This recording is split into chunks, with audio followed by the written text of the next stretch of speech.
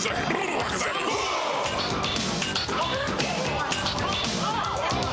you might pray to God, y'all, but I like Lucifer best of all. Don't keep changing, waiting. Don't keep changing, waiting. Sunday school is a place for fools. It's hot in hell, but the devil's cool. Don't keep changing, waiting. Don't keep changing, waiting. So don't just sit there, join the club. Sell your soul to Beelzebub. Hey everybody, it is I, Count Jackula, your favorite satanic streamer, here once again for Satanic Sunday. And how is everybody? I see Stacy's with us, Josh is with us, Timothy McSweeney, Victoria Novell, Cat Hermit. How are y'all? And the rest here on Satanic Sundays. Lucifer's Isle. I don't know. I couldn't figure out what would be Gilligan. I guess Dante would be Gilligan, you know, like Elizabeth went to her first horror convention. Elijah went to their first horror convention. Excellent. Which one was it? Texas Frightmare or one of the others?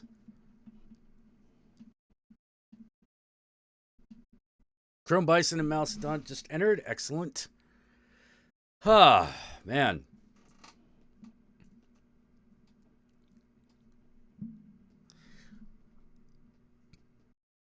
Last week was a bit of an emotional roller coaster, says Timothy McSweeney. Oh man, what happened? Yeah. Elijah Wolfenstein says Frightmare. Okay, great. Texas Frightmare. Great. Yeah, did you see Joe, Bob, and Darcy there? I know they were there this weekend.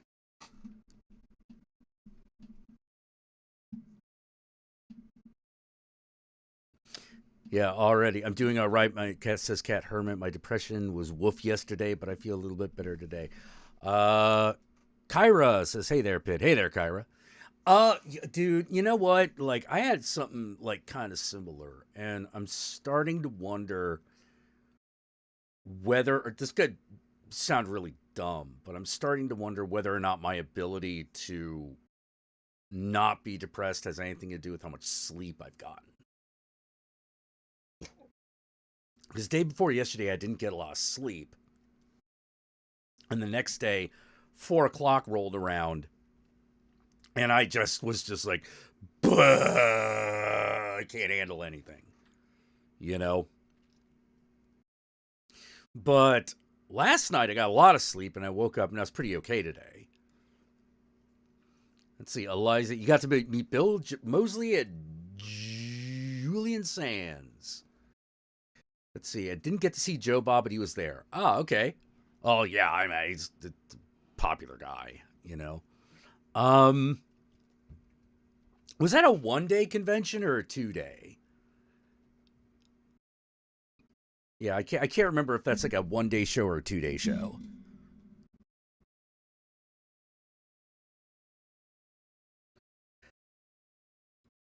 Yeah, I think the amount of sleep you get also has an effect. And I was actually really thinking about like what it means to self-care, because I never really understood that. I never really understood what that meant.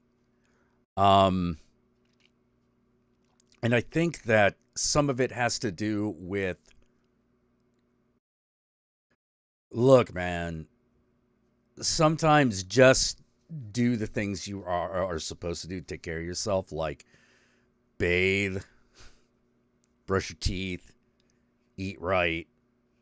And that's it. You know, just everything else is just extra. Let's see. Town Eccentric said, I had depression-induced anxiety last night where I ended up randomly crying about the fact that I'll never see Freddie Mercury live. I think I need my meds fixed. Yeah, that sounds a little odd. You know.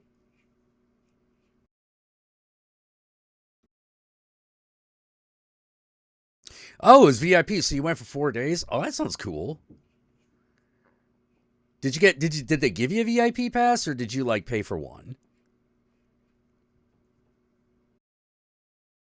Yeah, blame Yogi. You guys were up late. Yeah, we were up pretty late, doing random shit.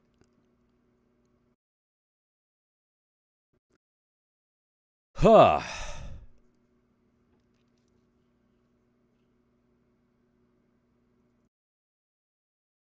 Yeah, I was like, yeah, I've been starting to think like I gotta start taking better care of myself. A depression-induced insomnia. Okay. Oh God, yeah, I've had that. You were given one to pay for the second, says Elijah Jaw. Okay.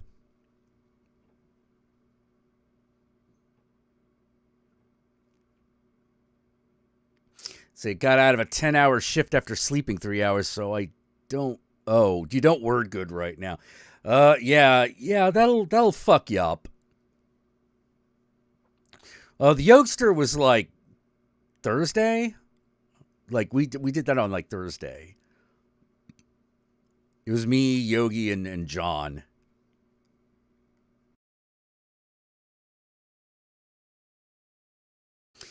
We were talking about like all kinds of random crap. And hey, Dragon DW, how you doing?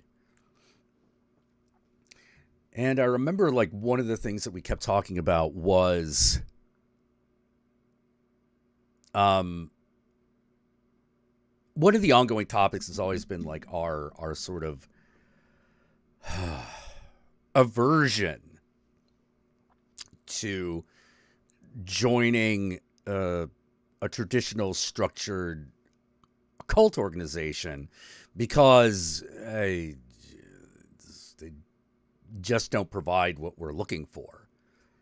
You know, you get right down to it, you know. It's one of those things where like I don't it's like one of the problems that I have with Catholicism, Christianity in general, which is like there are these rituals, but what's the point? Like what are we actually doing? You know, there doesn't seem to be a clear answer. You know, um,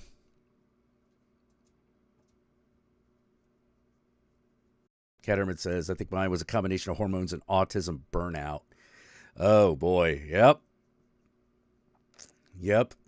Yeah, so like one of the big problems I have is like I don't understand what the purpose of some of the rituals are because like to me they're empty. You know, they're just things that you do. And I'm like, okay, well what's the meaning of this? Like what's the basic idea? And usually people just tell you to just do the exercise and I'm like, no, there's a reason you're doing this. Like there's a reason you do it this way. And what is it that is supposed to happen? You know, are you supposed to hear a voice? Are you supposed to understand something about the nature of humanity? Are you, you know, like what's a ritual is a series of activities using symbols, and those symbols need to mean something if it's gonna fucking do anything. So if you just tell me like, okay, just put this over here, I'm like, okay, but I don't know what that is. Like I have no connection to this symbol. Like I'm speaking English, but you just gave me something in Pashtani or something, you know, like I can't read it. You know, if no one actually translates, I can't even get to the surface level of understanding of what that is. And so at that point, I wonder whether that exists, if anything beyond that does exist. Because when it does, people don't tend to hide it. It tends to hide itself.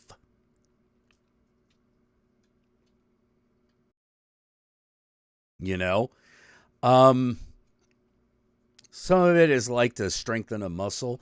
Well, yeah. But like, is it is the point at that point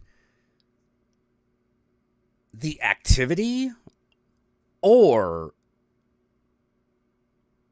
are the symbols important? Because this is one of the things I actually kind of like about Buddhism. Because like with Buddhism, the activity is the important bit. You know, it sounds weird because like when you think of like Buddhism, you don't think of things being very active, but meditation is actually an activity. It's actually a thing that you do. And that's the important bit. The point of sweeping clear the temple every day is to get yourself in a rhythm. Is to get yourself in a rhythm where you can rely upon a time in which you can meditate and easily get into a trance state. That's simple. Like, that's simple. But when you tell me that the ritual is important, when I'm asking for an explanation for what a word means, I'm like, all right, now this is sounding like horse shit. There is nothing you can say that will destroy the mystery, because it's not physics. Physics is different. Once it's a lot of occultism is basically mental exercises. Focus, imagination, sometimes self-hypnosis, being able to control one's view of the world. And I don't... do I have a good experience with opening sigils? I have a good experience with sigils in general. Yeah, meditation can be a very physical experience. Yeah. Yeah, so it's like I see the value of all of that stuff. I see the value in I even see the value in like some of the psychodrama. There's some shit going on, and sometimes you need something to get you in a right state of mind in order to deal with it. Like that. That's cool to me, but my problem with a lot of the initiate graded like kind of shit is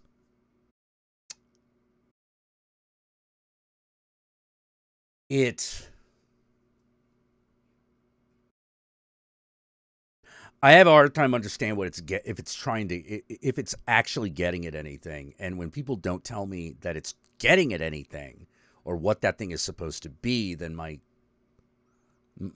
instinct is to say, well, this is just full of shit then. Because there's nothing,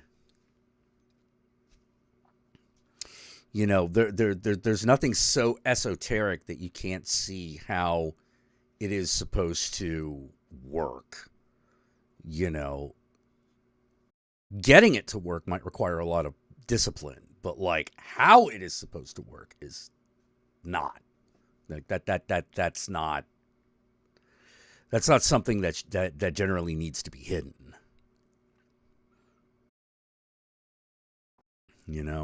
One of my problems with the with Catholicism, Christianity in general, is that I have a lot of questions as to why the symbolism is important.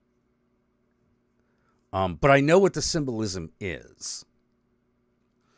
You drink the blood and eat the flesh of the undying God, of the God of rebirth, and are thus reborn through consuming his flesh, his body, his whatever.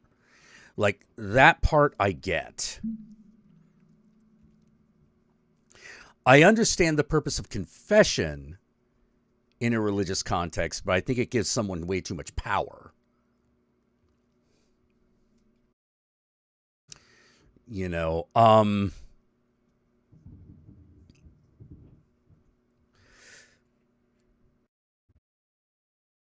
I also think that if like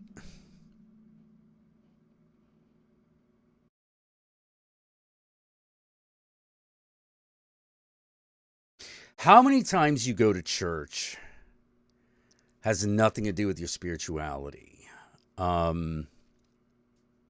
I don't think. to me, it is.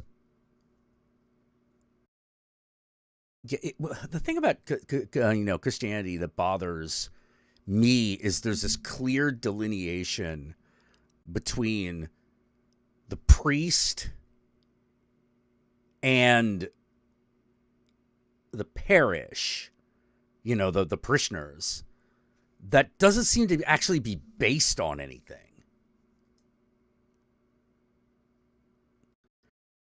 It is literally just whoever is the most charismatic.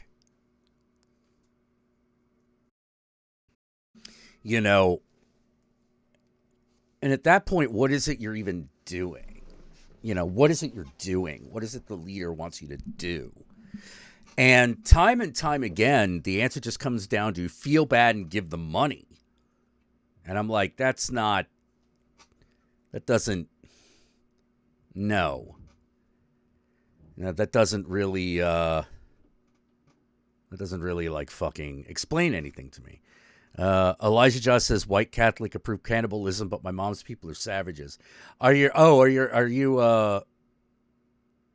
Elijah, are you First Nation or Mexican or your mom rather?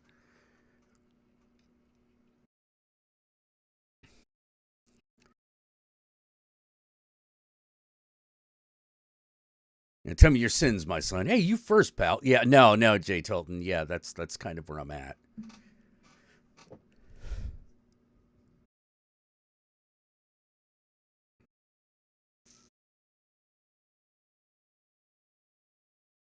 First Nation and Mexican. Okay. What nation? Which one nation specifically? Uh,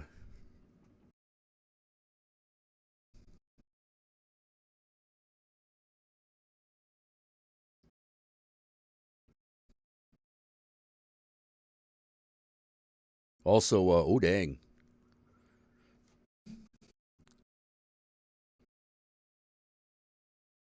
School get some fry bread, eh?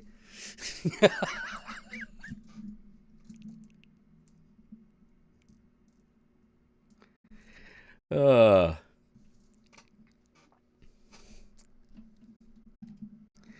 Town Eccentric says, I don't know if I want to give that kind of leverage to someone I suspect might be a pedophile. Yeah, exactly. Because the whole secrecy is what allows that to germinate, to propagate, to happen. Apache. Oh, okay, cool. Oh man, I don't think I've ever actually met someone who's actually a member of the Apache Nation. Yeah, it's that, but also trying to enforce submission to God. Yeah. Ultimately, basically, submission to the priest and the powers that be, through submission to God. It's kind of messed up. It's the thing I don't like about it, which I'm like, well, this is just about obedience. This is about control and obedience, and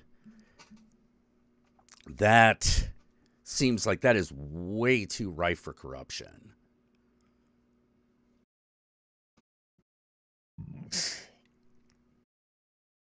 It's far in small numbers. Gotcha.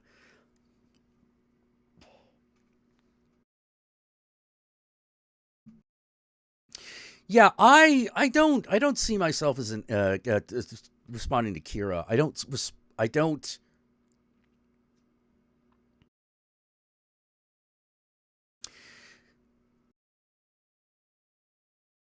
Yeah, I'm not as totemic. I'm not as animal totem.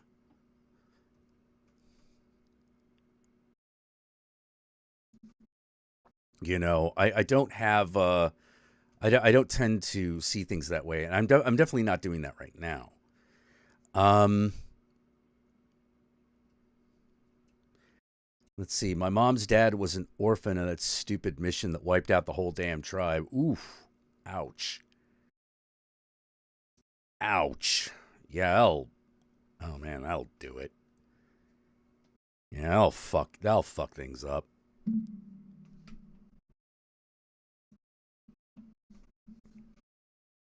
Yikes. Trying to see, like, what is... Trying to see that...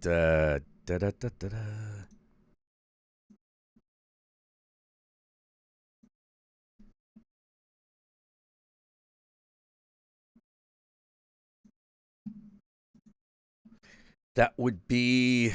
Oh, okay, I see. Your icon is Deadpool.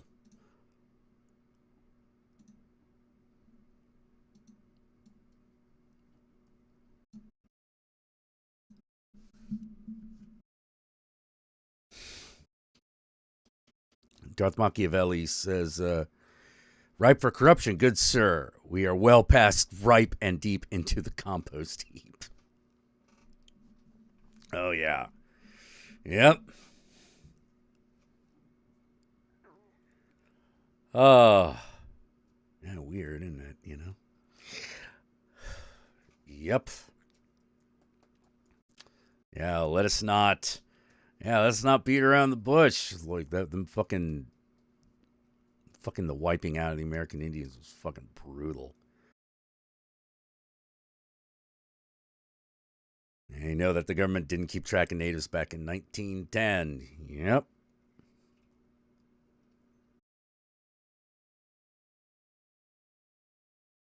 Yeah. I don't know that much about like uh animal spiritualism because like I don't that's not the thing I primarily deal with.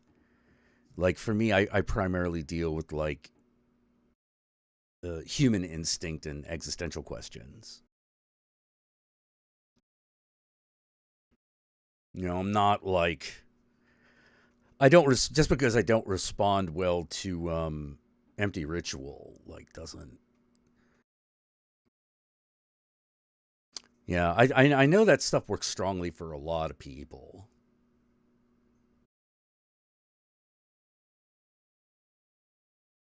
Man,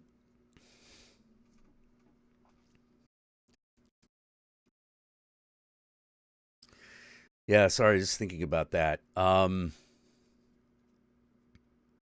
mom's mom was told that they were Hispanic to have her family forget the traditions. Oh man.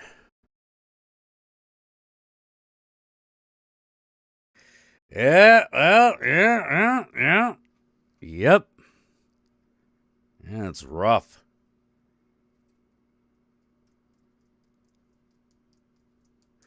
Let's see. Part of what made me unpopular at school is I believe in animism, so it interests you on that level. Okay.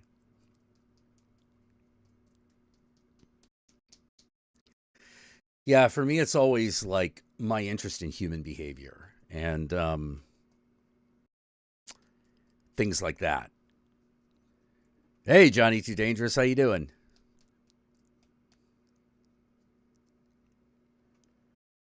Let's see. Right now we're working on top chat. Let's go live chat. It'll probably be a little bit better. There we go. Hey, your mom's mom was told that they were Hispanic and to have her family forget their traditions. Oof. Ouch.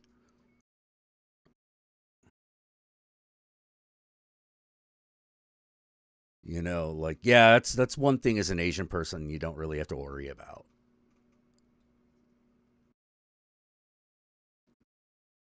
Traditions were kept. Some of them were let go en masse, you know, but a lot of them were kept. Like a lot of the important ones were kept because the really important days when you're Asian tend to stay really important.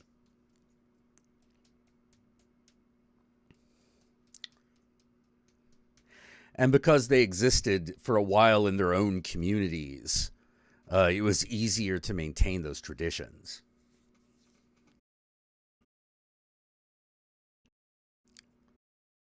See, my family takes an agnostic approach, except for my dad. My mom lost her faith in the church. Didn't have money to pay for the pastor. I know, right? You're just like, oh, motherfucker. You're just going to take off? Oh, fuck you. This was about money after all. Yeah, it sucks when that shit like hits you right in the fucking face. You know, which it does with frequency, particularly if you're not white. It'll happen. It'll hit you in the face. You know, makes you wonder why anyone cares. One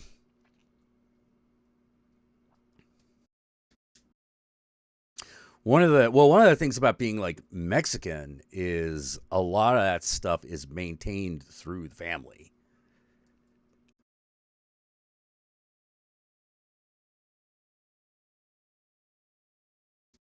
She was 7? Oh, jeez.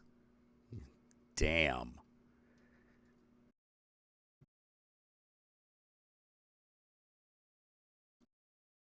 Well, 66 now. Oh, man. That is fucked. Yeah, so like the pastor just took off. It's like, well, I'm out of here. Fuck this community.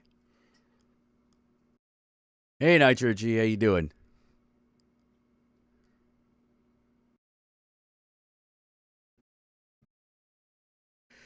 Yeah, you don't have enough of the holy power, green power tickets. Therefore, God has abandoned you. Yeah, that's fucked.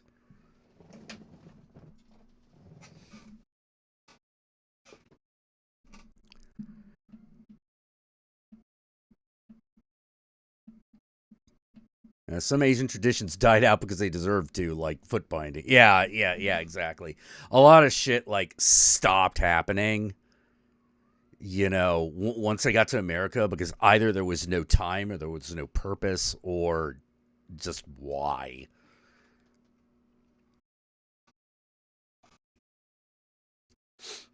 You know, but things like, you know, the Chinese New Year, important festival days and things like that, those tended to be kept.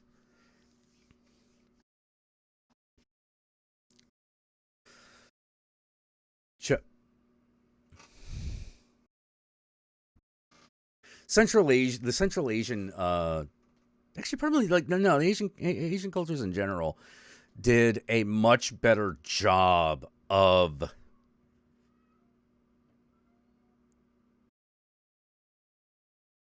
I don't know what to call it other than they did they did this weird thing where Christianity, when it came over, was like almost completely compartmentalized.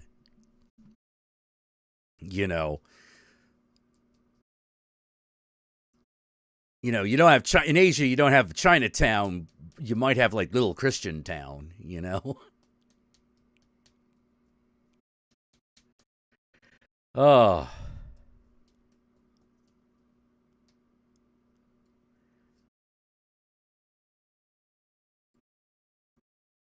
And instead, the pastor went to the needs of a lady in furs. Of course it did. Of course it did. Of course it did. Oh, yeah, those foot binding pictures are gnarly, man. Yep. Fucked up.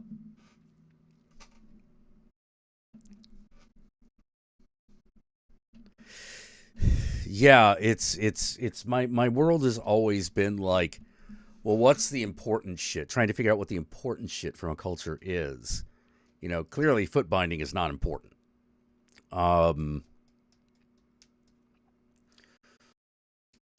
You know, because you can claim anything as a tradition. You know, because we do. We do.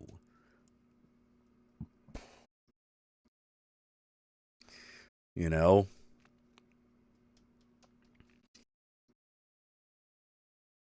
I know it's Asian American Pacific Islander Heritage Month. I don't know what AS shit means, to be totally honest. I try. I try. I try. But, like, I'm just always like, yeah, it's a month of what again? You know, like, I always feel weird about that. Like, even when it applies to me, when it's like, oh, yeah, I should feel. I'm like, no. You know, so it's a part of me that just doesn't give a shit, you know? I often forget that it's fucking Christmas. You know, if I wasn't constantly being reminded about Christmas every day from like the end of September onwards, I would probably totally forget about the holiday. It's not that I don't celebrate Christmas. It's that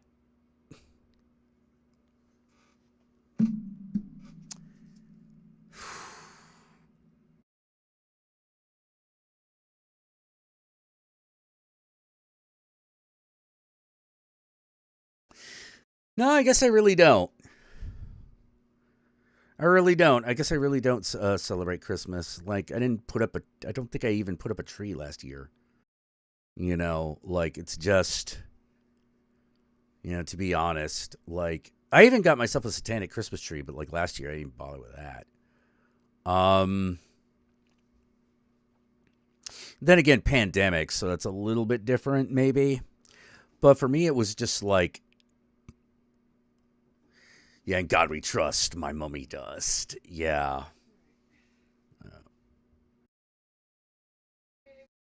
Hey, what's up? You have a sandwich for me, or oh, apparently there's sandwich.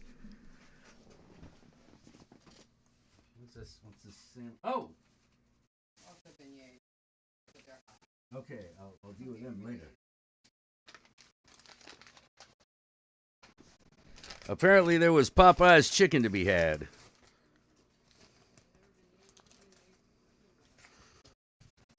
Oh, look at that. Bun and fried chicken.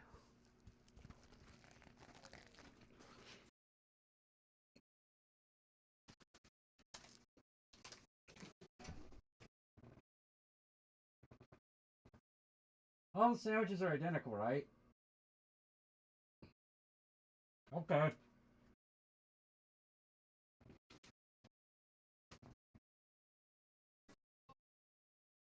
Hmm. Right. You gave me mine, right? Okay, great.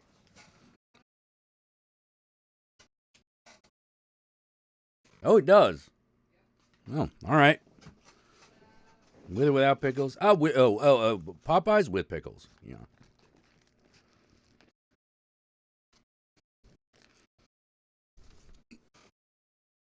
Mm-hmm. Mm-hmm.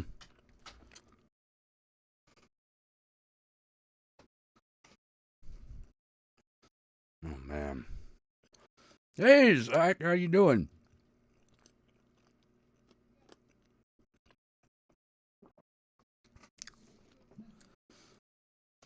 Well, Grave Digger Jones, nice to see you again.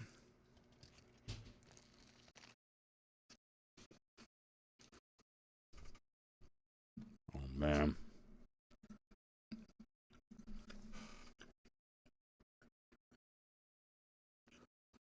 Woo!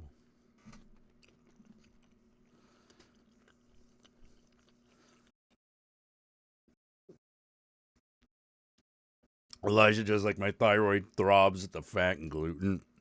Dude, gluten's delicious.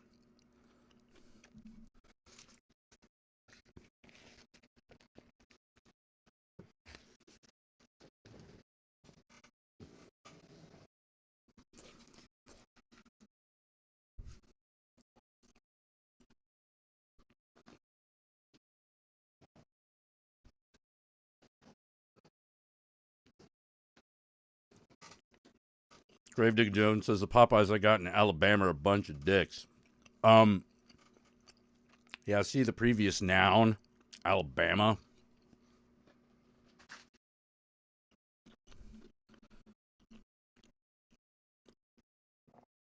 Oh man.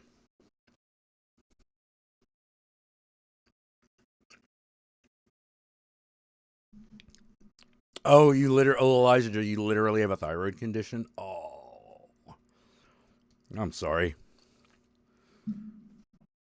Sorry that I'm eating this juicy chicken sandwich in front of you. Oh.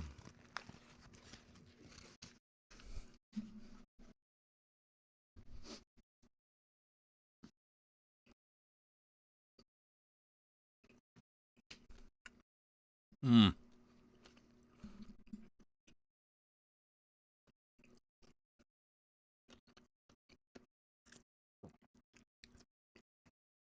Florida wants to pass a bill that allows people to get a gun without a permit or safety training. Wait, can't they already?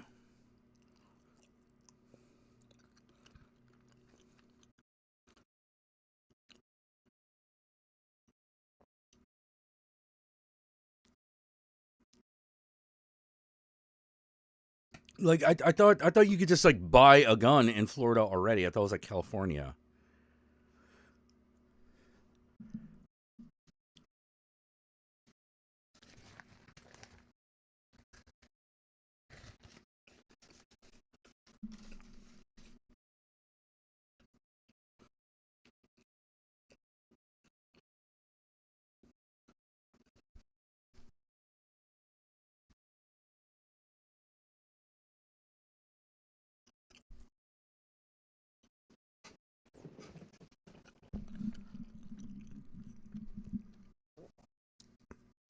The thyroid is making white blood cells to attack foreign bodies. It's also attacking the main tissues. Ugh. Doesn't California have strict gun laws? Well, it's not open carry. Like, we're not open carry, but like, it's not that hard to buy and own a firearm here.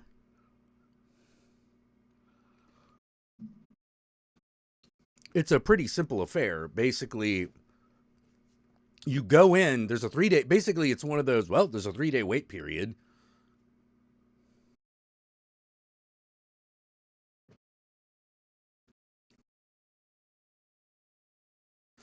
But that's about it.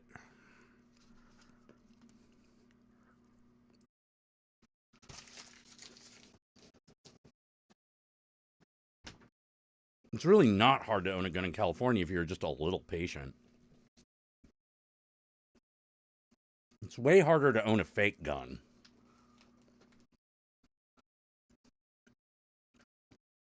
It's called constitutional carry because you can have a concealed weapon without a permit. What?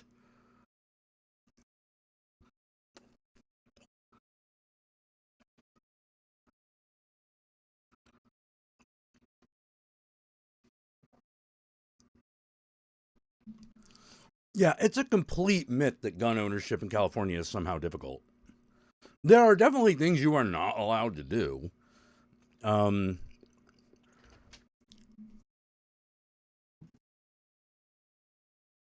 but once you walk into a gun store in California, most of those things have already been dealt with.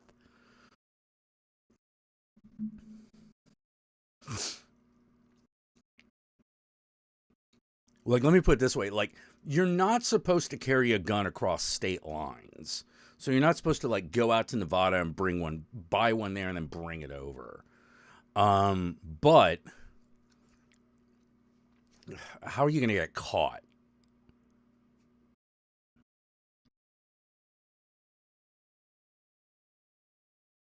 You make your own gun in California? Well, yeah, yeah. They haven't made those ghost gun laws yet.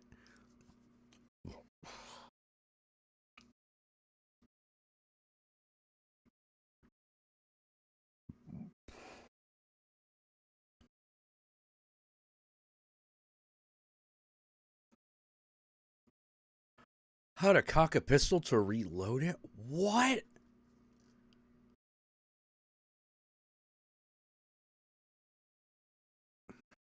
God.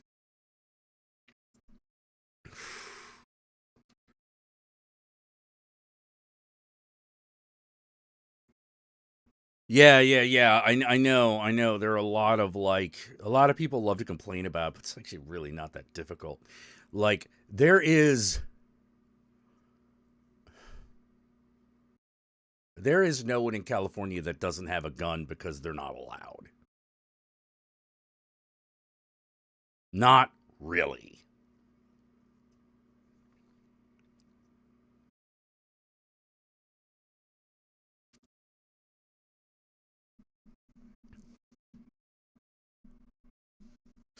It's one of those. I'm sure there might actually be laws, but like, who cares? Getting a gun is not hard.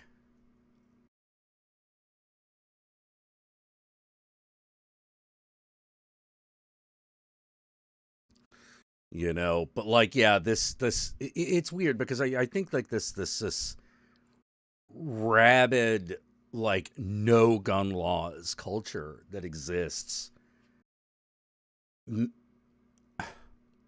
It's for some reason, I think politicians are trying to solve problems that don't exist.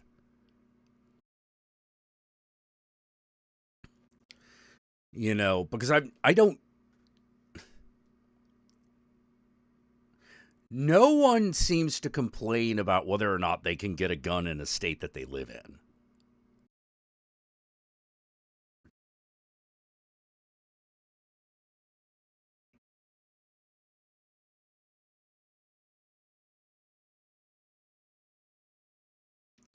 That's just.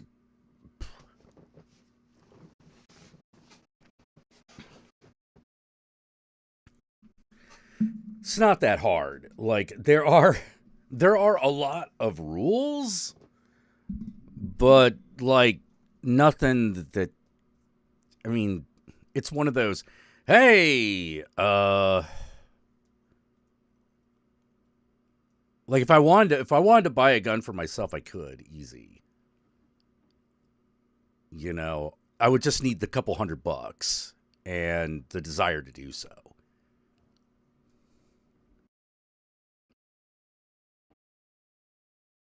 You know,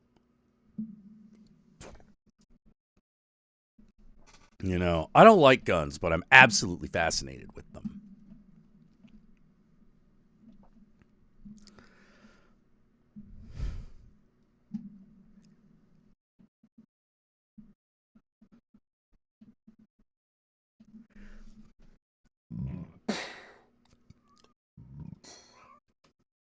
Excuse me.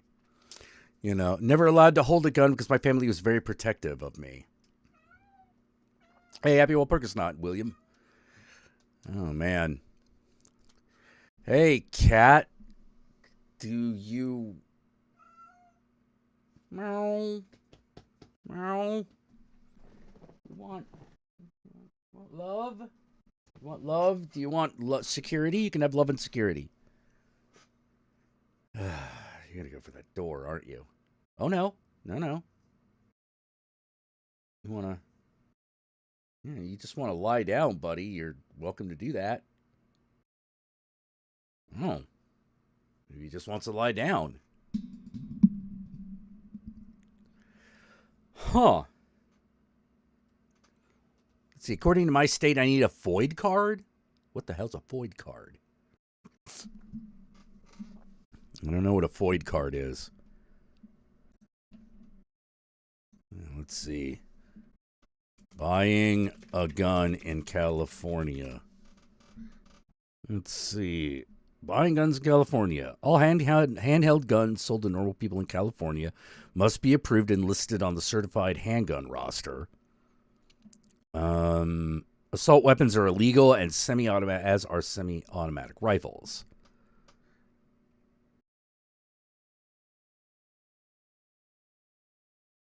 What means a... Yeah. So basically, if you go to a gun shop, most of the problems that you would have with the law are already dealt with.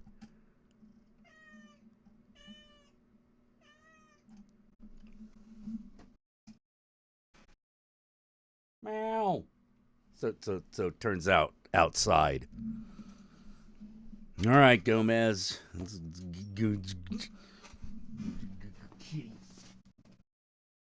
Oh, kitty. No, not yet. Not yet. Cat. Whoa! All right. Oh.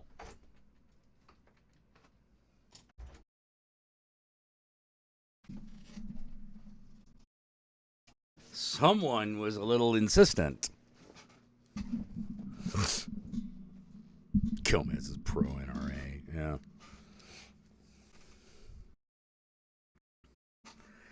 Oh, boy. Let's see. Yeah.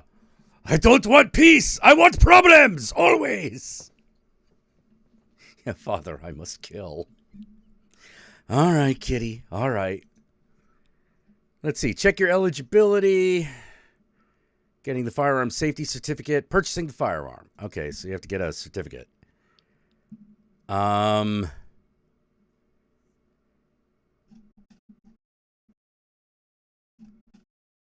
Study guide and instructional video. Go to a gun shop, the safety center. Pay $25 for a written exam. Buy the gun. Register with the ATF. And yeah, that's it. Wait 10 days. You have to wait 10 days. Okay.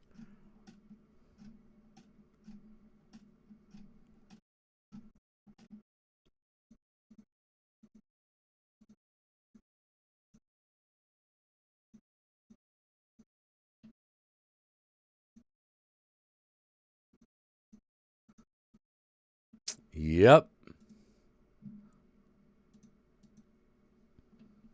Oh man, seems like some people really are like me and really don't like Gone with the Wind. Yeah, I'm not a big fan of Gone with the Wind either. Just, fuck that movie. Fuck that movie. Fuck that book. Fuck that story.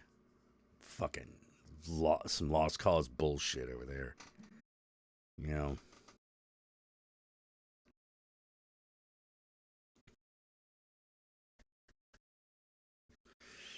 know. I just. Yeah. Basically, it's like, hey, why do you hate Gone with the Wind? This is fucking racist. Some racist shit. Can't take it. Gonna fucking kill people.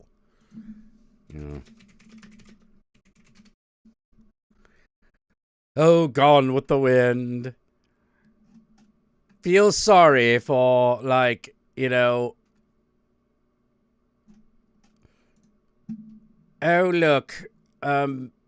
it's Scarlett O'Hara, bitch queen. You fucking,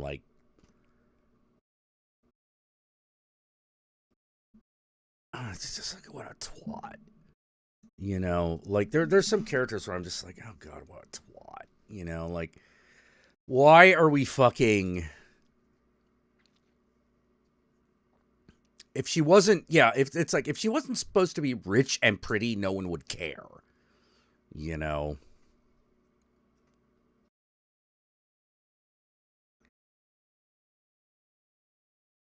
I tried watching it as a teen. You remember? Yeah, but wait, aren't they the Confederates? Yeah. Yeah.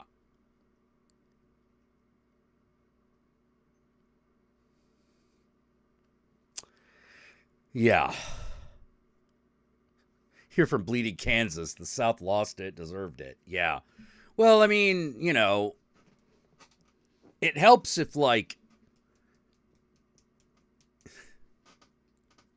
if you want to win a war, it helps to be better than the other army. It does. That tends to be a thing.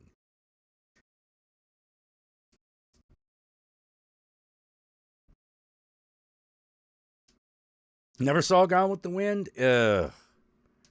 It's one of those classic Hollywood fucking movies that you look at these days and you're just sort of like, oh my god, fuck you. It basically comes down to wait, the South was racist as shit, and this is trying to make it look like it wasn't? We're doing a story about the Civil War. We're making and the character we're supposed to sympathize with is the daughter of a plantation owner? What?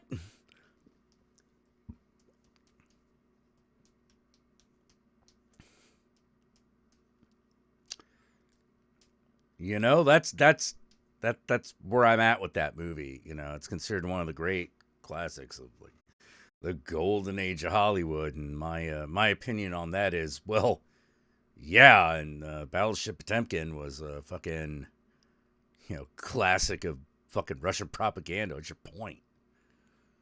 Leni Riefenstahl established the format of the of the documentary, but her movies are a little hard to find because we kind of destroyed them all when we fucking defeated the Nazis. Book is way worse. I'm not surprised. I'm not surprised. Logan's Run. Oh, that's a movie.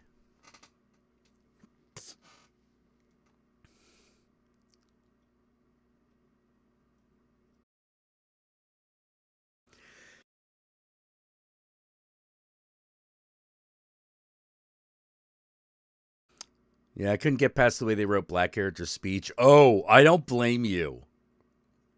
I don't blame you. That makes like fucking Uncle Remus or Song of the South look like, dude, that shit's like way progressive in comparison. And it's like 25 years later, so I'd be surprised if it didn't.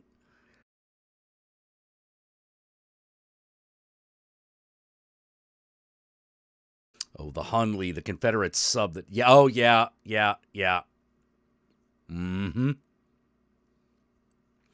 Was Cold Mountain supposed to be like Gone with the Wind? I don't know. I haven't watched that. I haven't watched Cold Mountain.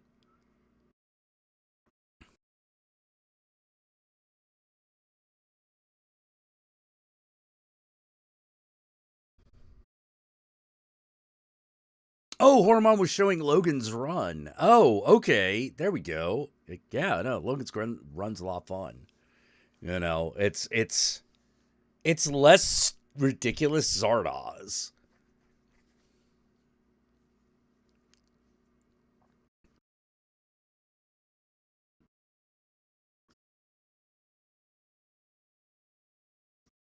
Can we start a petition for Warner Brothers to release a Blu-ray of The Devils? Why do we need I thought Shout Factory did that. Let's see. The Devils Blu-ray. The Devil's Blu-ray Special Edition. Okay. Okay, no, that's a DVD. The Devil's Blu-ray.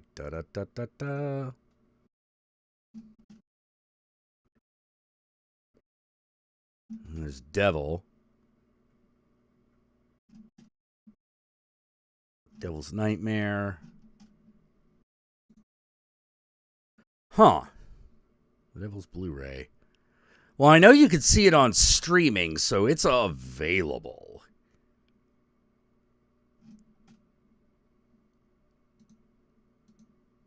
Yeah, The Devil's streaming.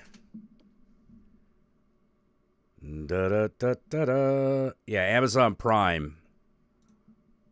Let's see, is it... No, not now.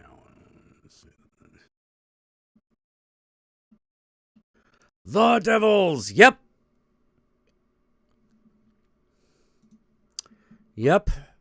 It's included with a Shudder subscription. Yeah, that's what I thought. It is definitely available in a way that matters.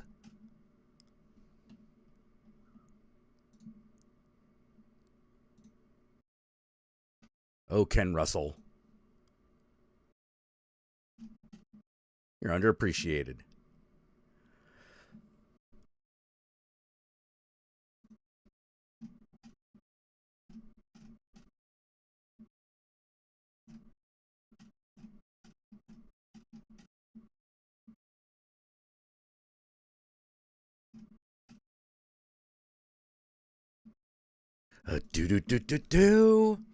Yeah, I know. They're making. He's going to make Kung Fu Hustle 2. Anyone heard any updates about Big Shark? What? Big Shark? That sounds like a movie. Big Shark. Film. Directed by Tommy Wiseau. Oh, no. Oh no.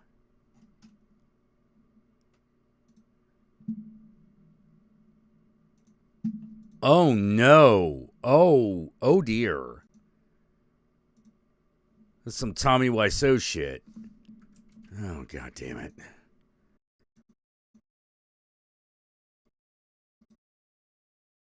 Let's see.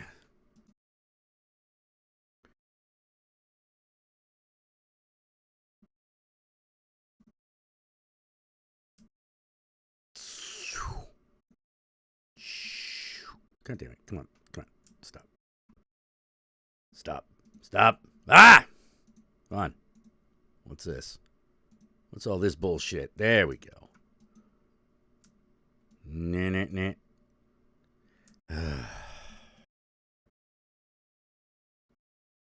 All right, everybody. Let's tuck in. Let the pain commence.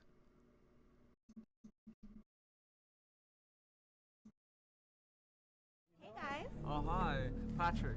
Benny. This is Tim and Georgie. Yeah, we're having a few beers, chilling, just having a good night. You are a jerk. Oh, what? Whoa. Come on. Whoa! This is for my best friend. Dick. What did you do? Are you okay? What did you do? Come on, Tim. Your car is this way. It's over this way. How's your face feel? Feels good. Water, look at that.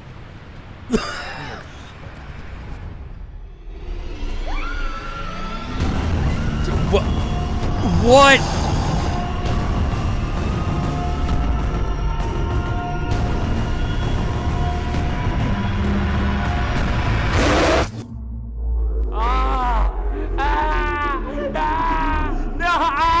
What is it?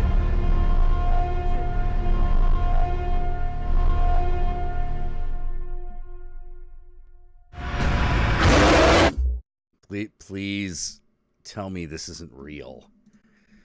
All right. BigSharkMovie.com.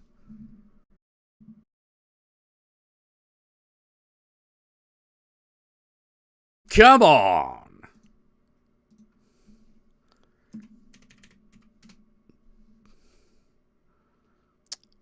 Is Tommy Wiseau? Oh, it might not be real.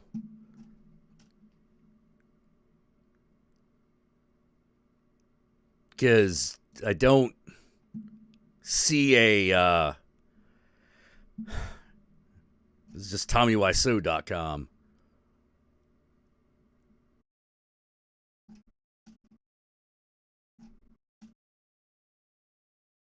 Tommy Wiseau collection. What do we got here?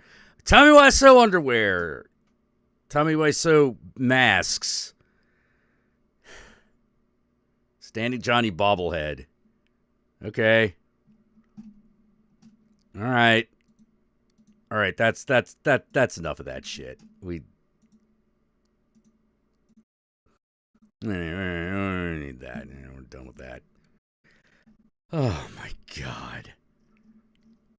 Why? That's one of those things I look at and I'm like, why? Why?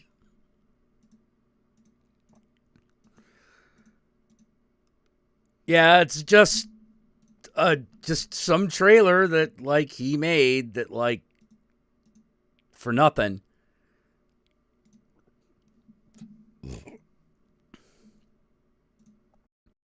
Let's see, is there 3 firefighters will save New Orleans from a shark attack. Okay.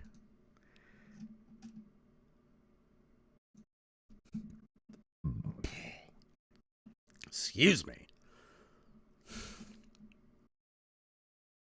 Big Shark is a 2022 American horror film.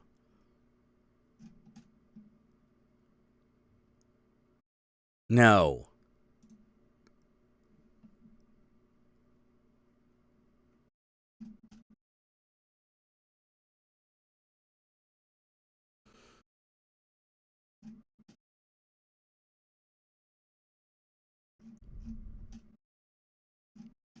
What is this, however? Cold Moon? Hang on. Let's check that out.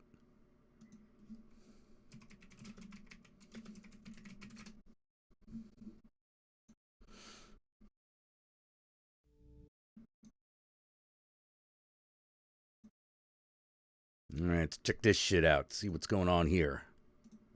Hey, Mr. Geiger. Hi, sweetheart. Margaret left on her wheel right after lunch. I just thought she'd be back by now. She can't have gotten very far on a bike. We will find her. Now, you know that you've been behind on your payments for 8 months, right? Today's not a real good day to talk about that. Evelyn Larkin is going to lose the farm right soon, and I want to make sure that land comes to the bank. Where is Margaret? We can't find Margaret. Jay, come here! Now!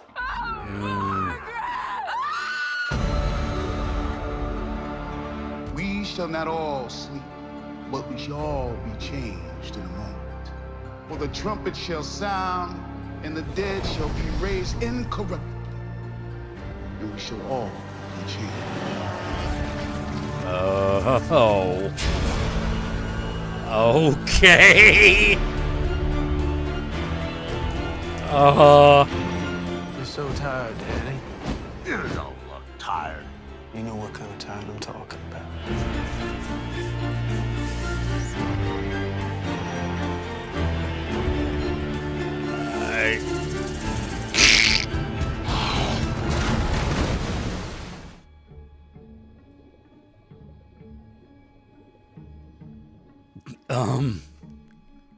Okay, sorry, never mind. That looks pretty.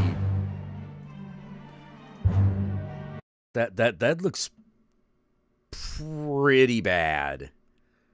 That looks pretty fucking bad.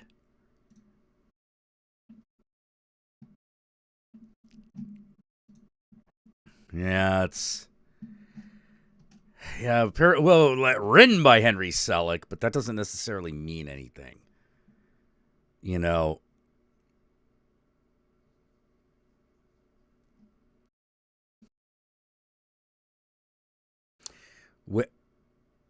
Wait a minute. Hold on. You gotta be kidding me. Hold on. No, there's no way. This is. No.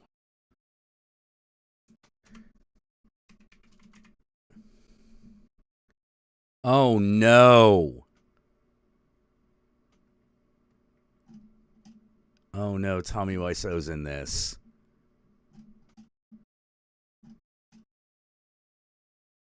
Oh, no. Okay. Yeah, that's not filling me with confidence.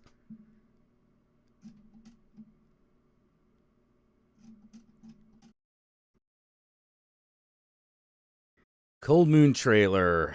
Tommy Wiseau and Christopher Lloyd. I mean, Christopher Lloyd's good, but good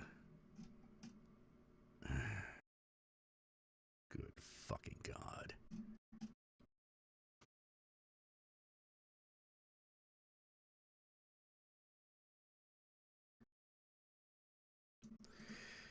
Yeah, I worry because, like, I worry that we're once again entering an age of crap. You know, like, we had, like, a good, nice, long run with all these great, like, cult movies. And now, like, I fear the fucking bottom feeders are swarming again.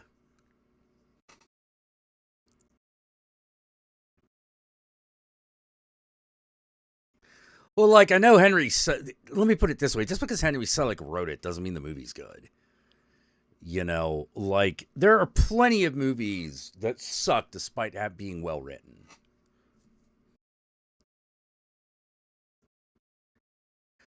Whew.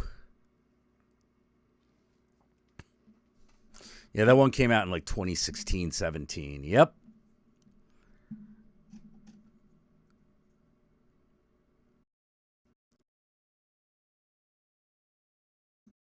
Yeah, well, fuck shitty movies. Like, let's what's good? You know? What's good? What's really good? Hatching is supposed to be good. I'm looking forward to that.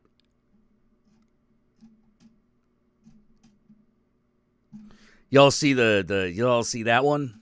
The trailer for that one, Hatching.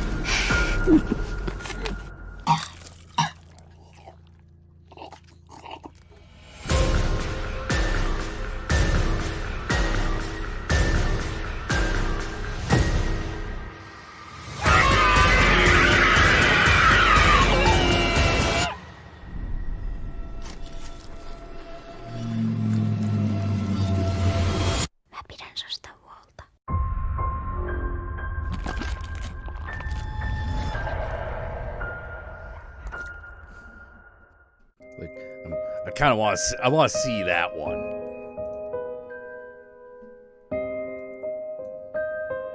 That one looks real good.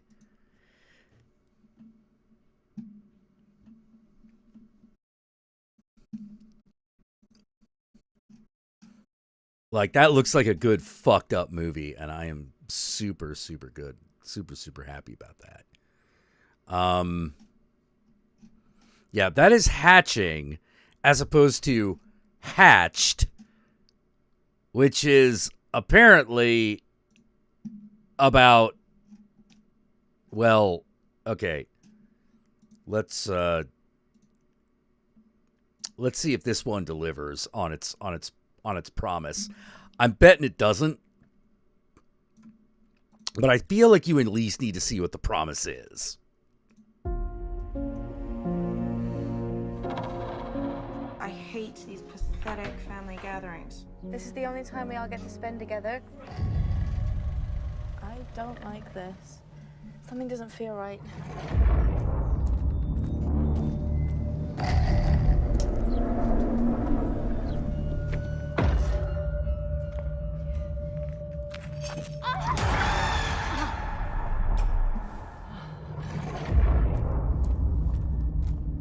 Where's Daddy, Mark? It got Daddy. What do you mean? The monster. Please. Please.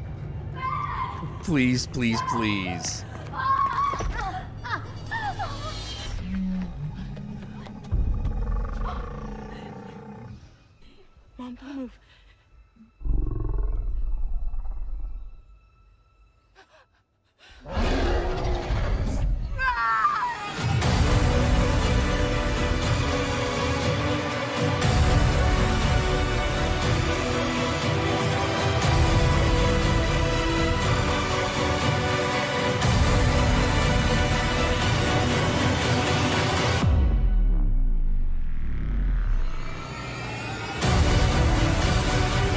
Oh my god. That looks like shit. That looks like complete fucking shit. Oh, beautiful. It's just beautiful. Just beautiful. Oh wait, this is actually... It's an Asian film? This might be a real movie.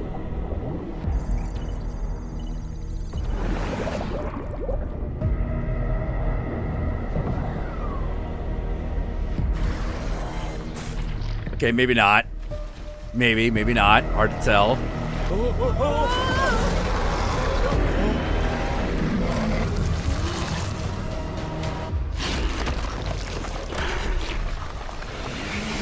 The shark is on land!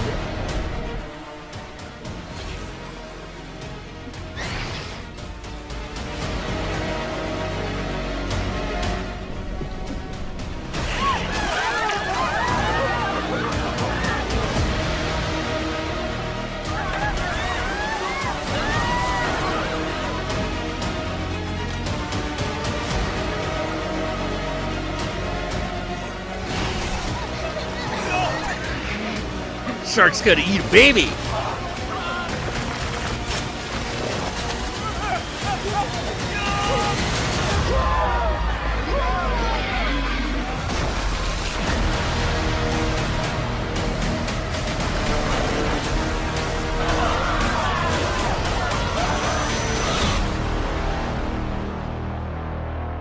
Fucking made this one. Fucking made this one. Some fucking some people.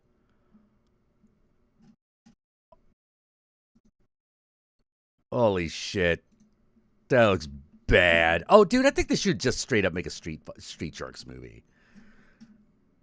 I mean, there's so little like fucking going on that it'd be so easy to write the story.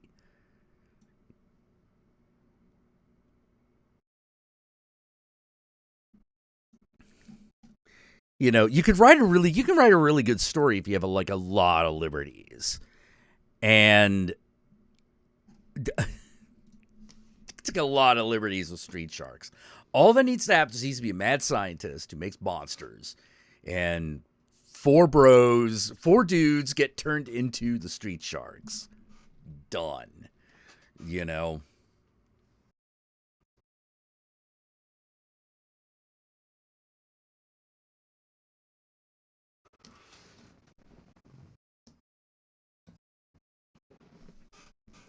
Yeah, does it have Toby? I don't know. Yeah. Jawsome. They bite. They fight the street frogs. Oh, I would totally want, dude. I would totally want Vin Diesel to be one of the street frogs, because that's either one of the Street Sharks or the Battletoads for that matter, because that's all about family, you know. And that will fucking rule.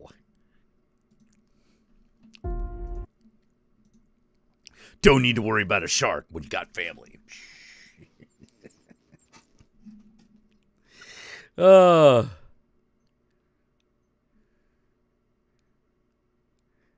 there are a lot of movies with the title like related to the word hatched that came out or are coming out.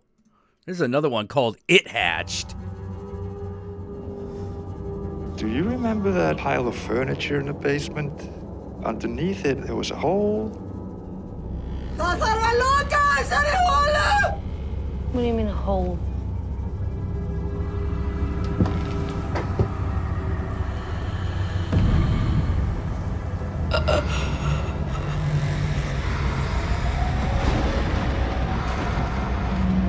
Fuck?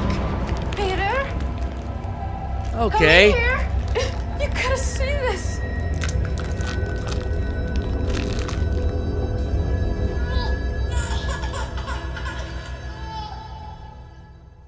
Myra? What's going on? We should have kids a long time ago. You know, to save love, to save relationship, Merkilegt hvað þau eru ljúf og hjálpar vana eitthvað. Blessu börnin. Honey, are you okay?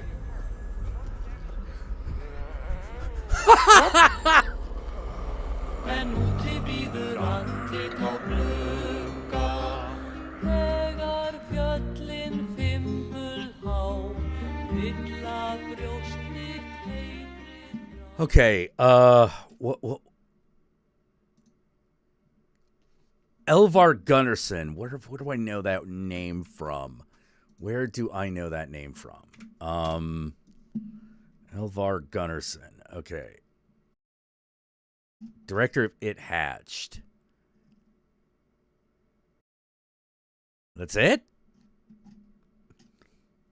Huh.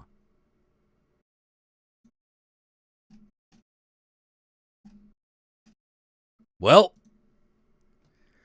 okay, that's another Hatchin movie. Yeah, that's right, Cybercat Zach. What?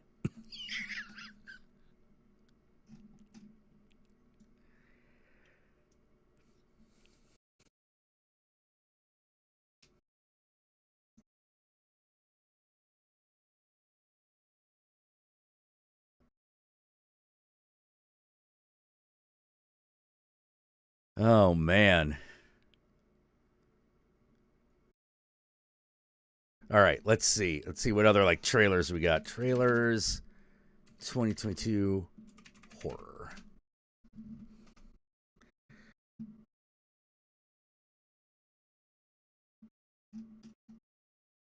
All right, here are the best upcoming horror movie trailers.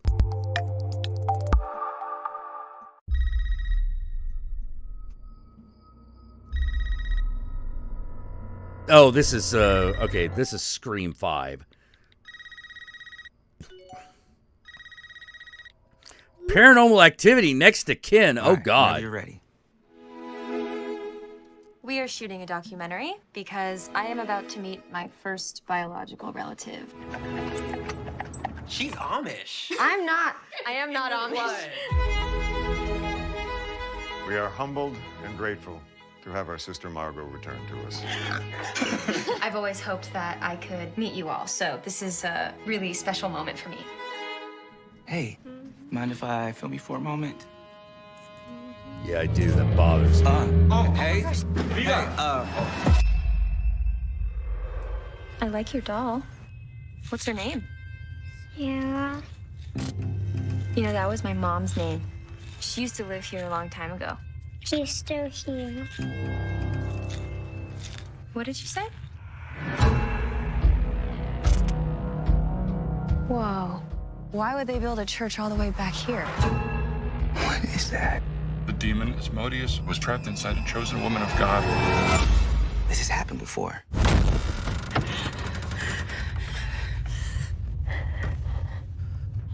What the hell? What? It's from my mom? You can't have me and my baby?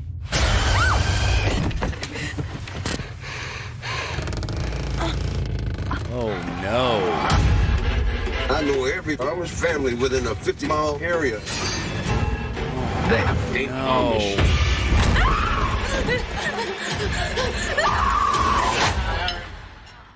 Man, there's bullshit coming down the pipeline as well. Oh, no. Here we go again.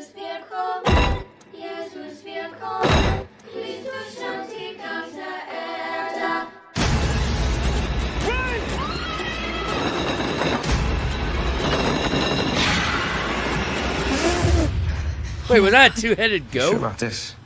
I have to know. Well, I gotta see that. Yeah, it's like a two-headed something. Okay. Oh my God. You sure about this? I have to know.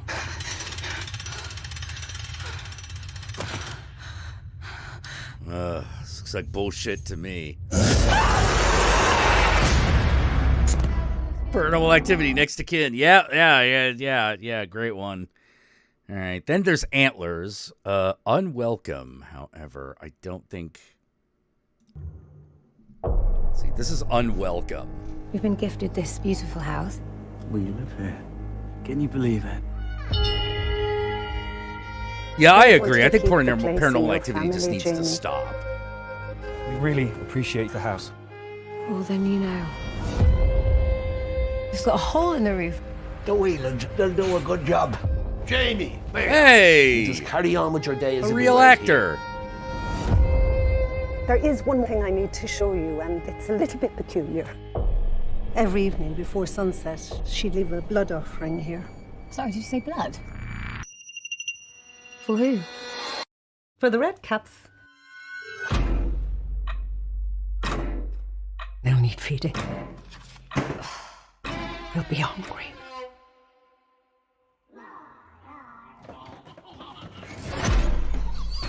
Can I get in my own house, please? You own it, dear. How many times have the English come to this country and told us what's theirs is now theirs?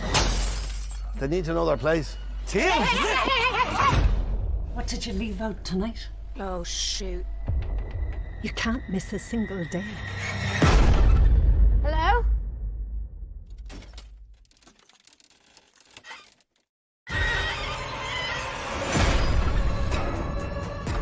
Is anyone there? I can't be scared. Not in my own house. Don't leave your missus alone with the lads. Help me!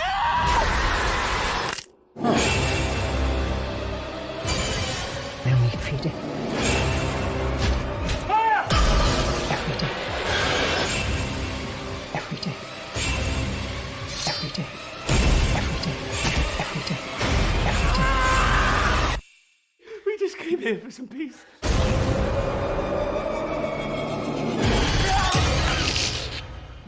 This actually might be fun. Like that actually might be a fun Michael, I've known you since you were a child. Oh, this is Morbius. Yeah. I'll be home in the morning. Where are you going? I'm staying over at Susie's tonight.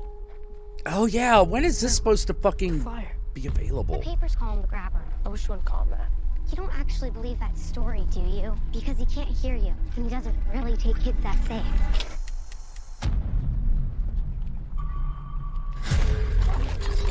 Oh, you goof. Well, isn't that just peachy keen? You need some help? You see that? Would you hit me? No, kid, don't get next to them. That's fucking I'm a part-time magician. Are those black balloons in there? Would you like to see a magic That's trick? fucking dude. God damn it. He's in Moon Knight as well. One of our students, Finney Blake, was abducted. What if I could help the police find Finney?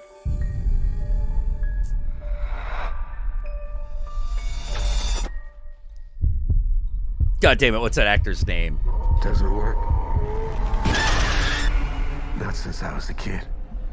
I'll scream. I'll scratch your face. This face? Daddy, I had a dream about him. What happened in your dream? He was taken. By a man with black balloons? Yes. We never released those details.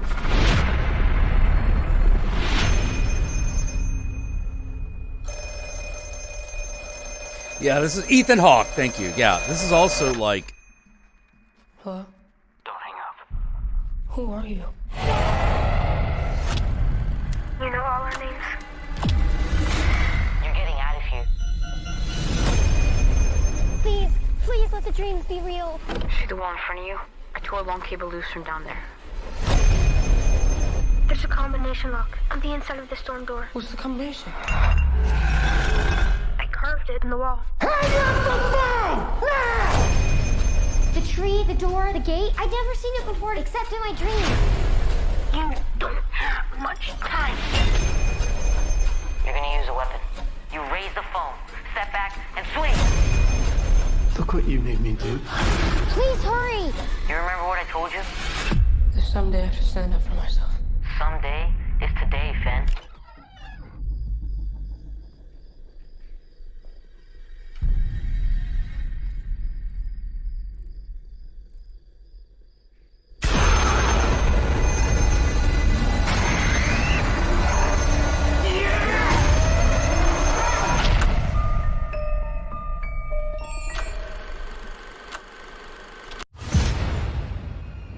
Wait. February 4th? Wait, hold on. Black Phone release date. Come on. June 24th. Okay, yeah, so they obviously moved it.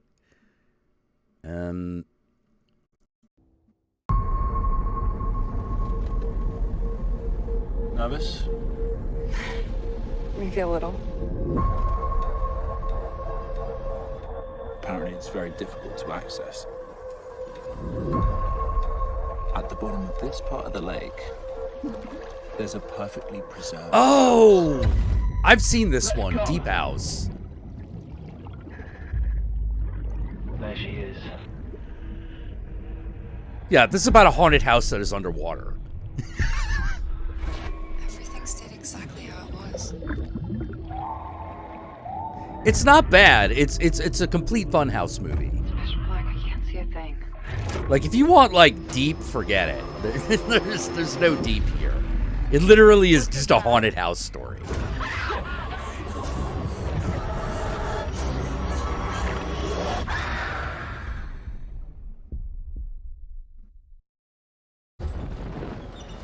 With that said, it's a good one. Oh, okay, yeah, this is Last Night in Soho, and the one after that is Halloween Kills, so yeah. Yeah, we don't need to see that. Let's see, what else we got? Good Morning, Pete Davidson and Megan Fox? Oh, God.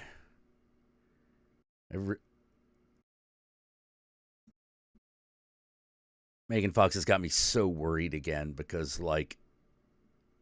This is my impersonation of Draco Malfoy looking for drugs. Where's the pot, Potter? Anyone know the number to 911? Yo, what was that one? Like Game of Thrones or something. I'm trying to get on one of those shows. Oh, yeah, I can see that. This is serious shit. My name is London Clash. I'm an actor on this show called Good Bad People. This is Apple. We've been dating for a year. I can't stop thinking about her.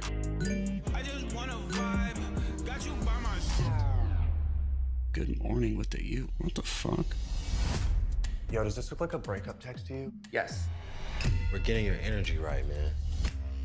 Oh, shit. You're an idiot. I hope you find your girlfriend.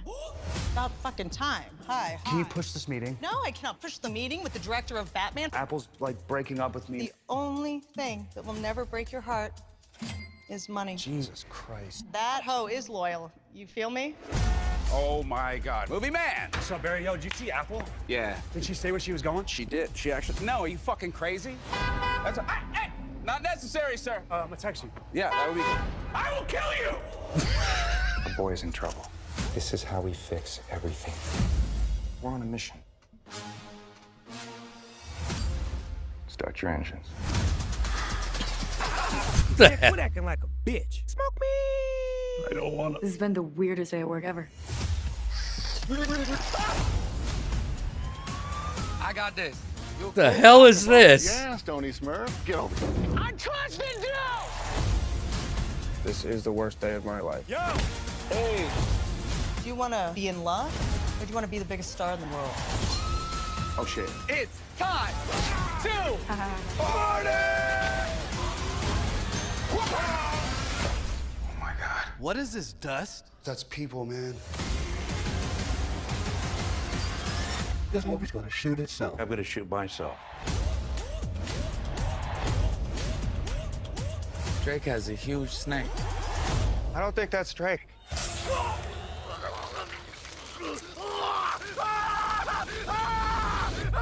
Guys, please. The fuck? All right, got my attention on that one.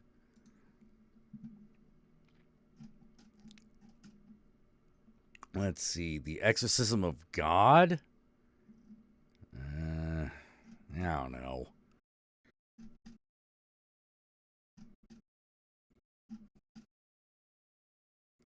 Choose or Die was pretty good.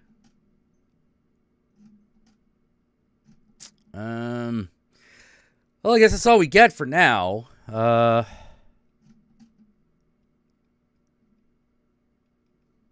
New movie trailers. I see Cthulhu, but I feel like that's going to be a complete fucking lie.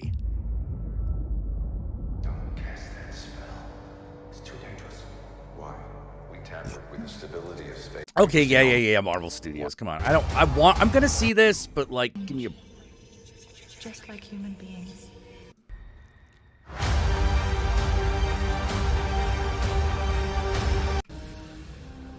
Right. Yeah, we found a new how high, I know. Come along, children. Our new home awaits. Oh, Raised by Wolves 2? That's not technically a movie. There is a signal. Maybe this is paradise. I'm going to see that you reach your full potential. Today's forecast calls for... Alright, Sonic the Hedgehog Right. No, of course. 2. Hey.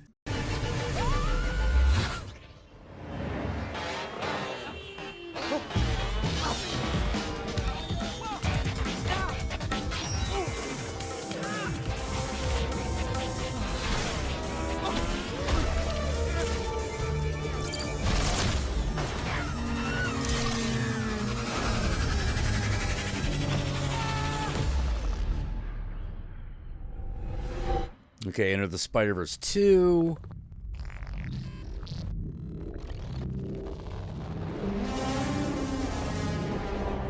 If you're watching this, then you know by now a huge problem is heading our way. An emergency meeting is being called at our usual place immediately. 3 bagels. Fuck? I've made a shocking discovery. I need you to get me in touch with NASA immediately. Oh no, this is that Moon fucking movie, isn't it? Without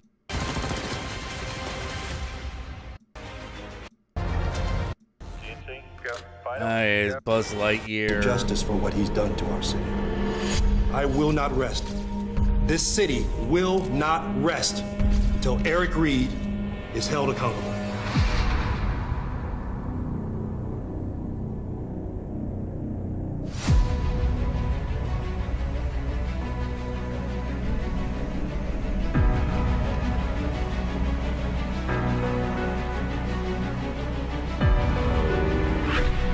Okay.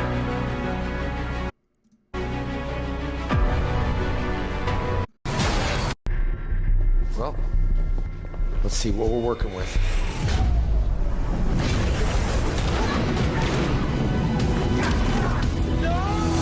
Okay, I think I got out of sync here. What we're working with. Oh, maybe not.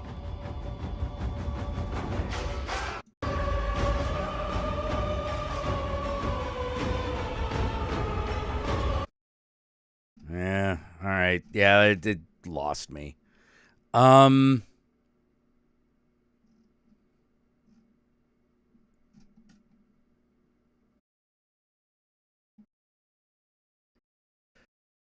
da da da da da. Yeah, it looks like this year's gonna be a real mixed bag. You know, there's gonna be some good ones, there's gonna be some bad ones.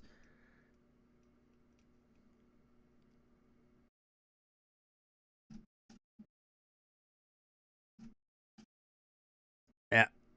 All right. That can fuck off.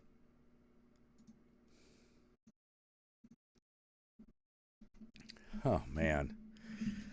Oh god. Like I do you really hate them that much, Catherine? You're like it's I can't take Emmerich films. I can't take them. They're just too stupid. You know, like they're just I don't know how else to say it. Like, my problem with Roland Emmerich films is that they're just too stupid. You know?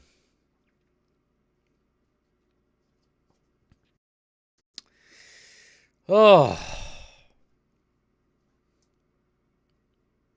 You know, they're so stupid that you just find yourself going, yeah, okay.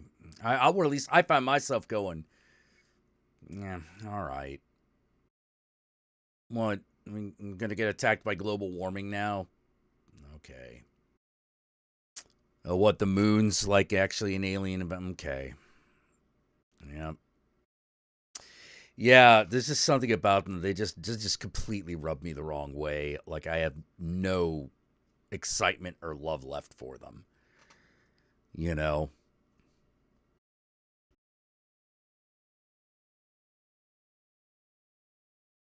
Anonymous is great. It makes every Shakespearean professor and actor I knew lose their goddamn shit. Oh, God, Anonymous. Oh, my fucking God. Like,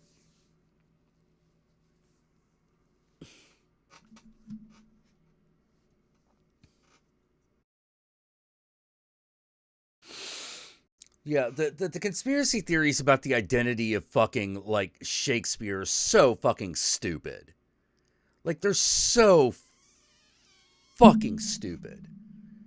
You know, like, wouldn't it make more sense to just have someone say, like, yeah, he probably had a writing partner that was a ghostwriter. That's probably how he got so much shit done. You know?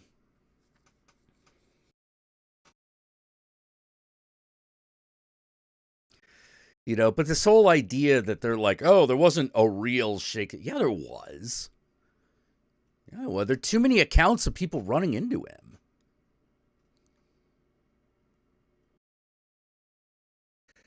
Behold the Tudor rose. It's not a real flower. Oh God. Oh, God. Oh, God.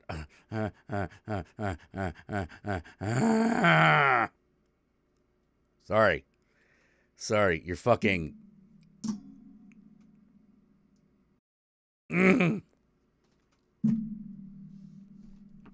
Oh.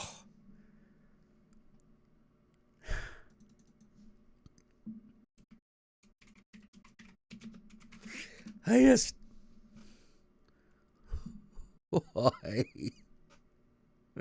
Why? Why, Roland Emmerich? Oh, God.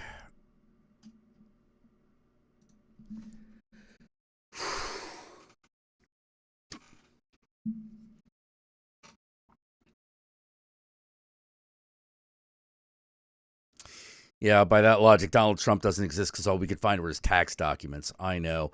Why are we talking about Roland Emmerich? Hey, Yogi, how you doing? You want to come in and talk? Because right now I'm thinking about Roland Emmerich, and that's really sad. Yeah, it's upsetting me. I really hate his movies. I really don't care for the way he does anything. Yeah, save us from Roland Emmerich, Yogi. You are our only hope.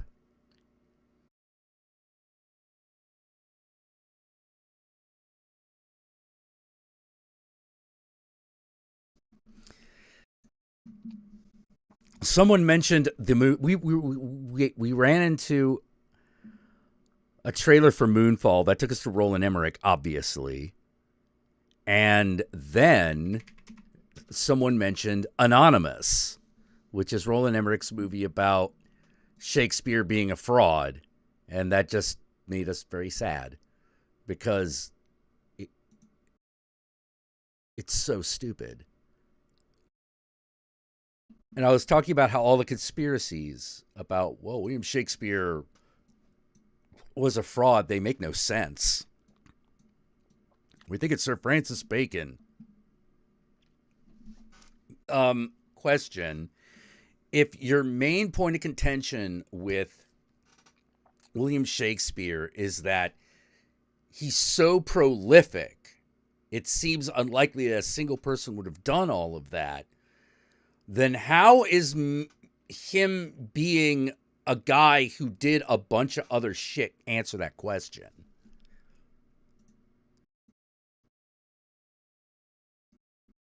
Like, Sir Francis Bacon was not like a dude that didn't do anything.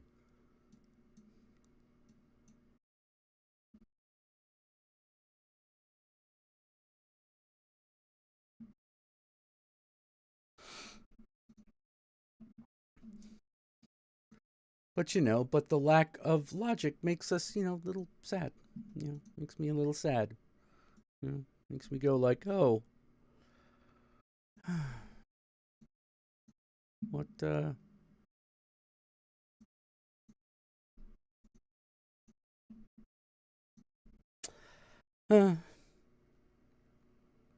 Okay, so...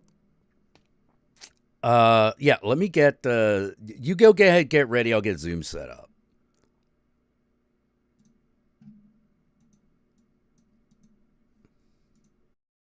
Come on. Come on. Yeah, and okay. All right. So we got that. We're having some technical difficulties. I don't know why.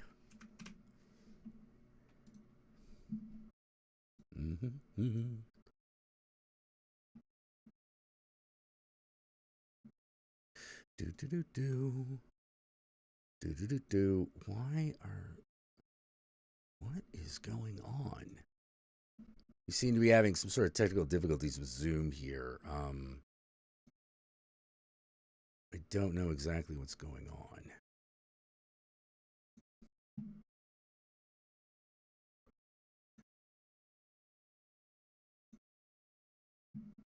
Okay.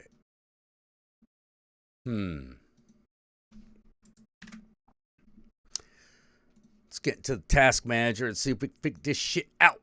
Oh! There are 2 instances of Zoom running. That'd probably be it. That would probably be a problem. Come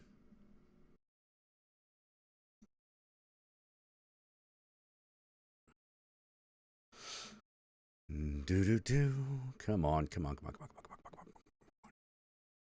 We have background processes, but like, who cares? What is the one that's causing the holdup?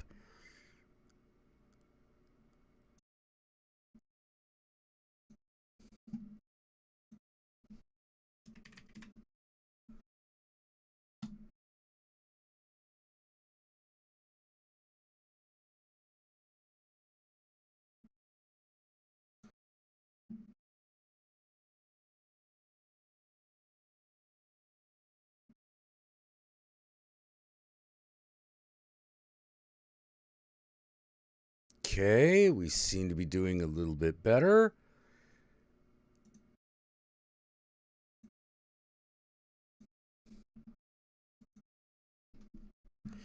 Da-da-da-da-da.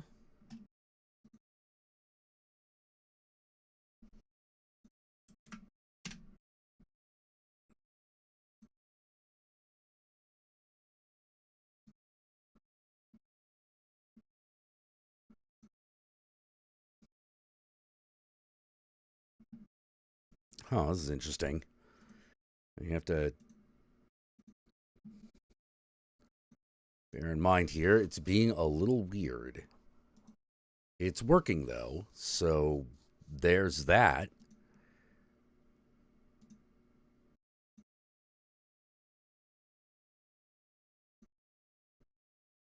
Okay. Maybe I need to restart virtual camera. Maybe that's the...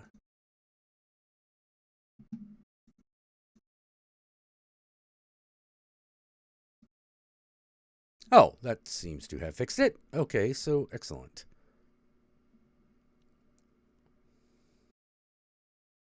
Boop. Bonk. Dank.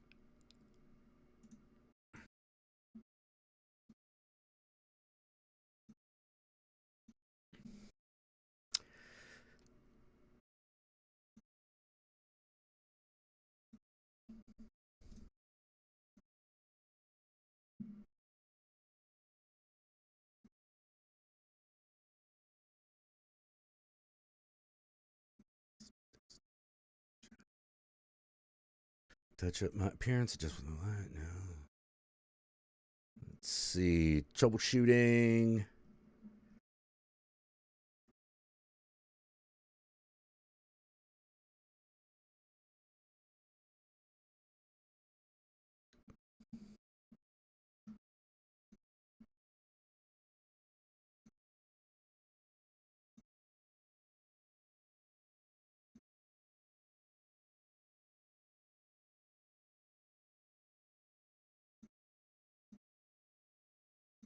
Okay.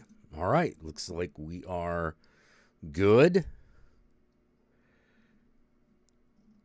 Sorry about that. Sorry that took a minute. I probably why get a drink real quick while we wait for Yogi and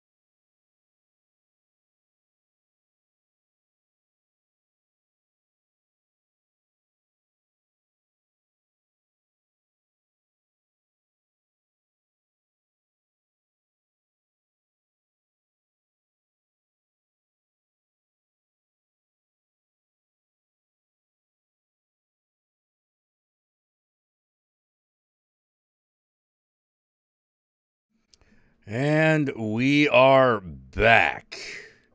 Yeah. How you doing, man?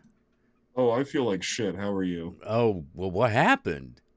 Oh, so the pollen count has been so high and so bad that my allergies Rochambeaued me, and so now I have a sinus infection. Oh. I had a minor sinus infection earlier, too. I could tell because all the teeth on the left side of my face hurt. Ain't that fun? I may also potentially have tonsil stones, but we're not talking about that. We're just ignoring that. Whoa, really? Yeah, potentially. Well, because I've never had my tonsils removed. Yeah, but like tonsil stones are like if you open your mouth up, do you see them? I say possibly because like in the expediting of the mucus, the small masses have been there, and I'm like, I feel like I know what that is. Oh, it's one of those things where like I feel like I know what that is. I also feel like I can't deal with that at the moment, so we're just gonna right. I was like, well, like oh man, so like you're, ugh. It's okay. I'm all hopped up on painkillers and marijuana. It's fine. Oh man, I'm so sorry. It happens. It happens. But yeah. Jack, don't ever talk about Roland Emmerich again. Just text me. It's okay.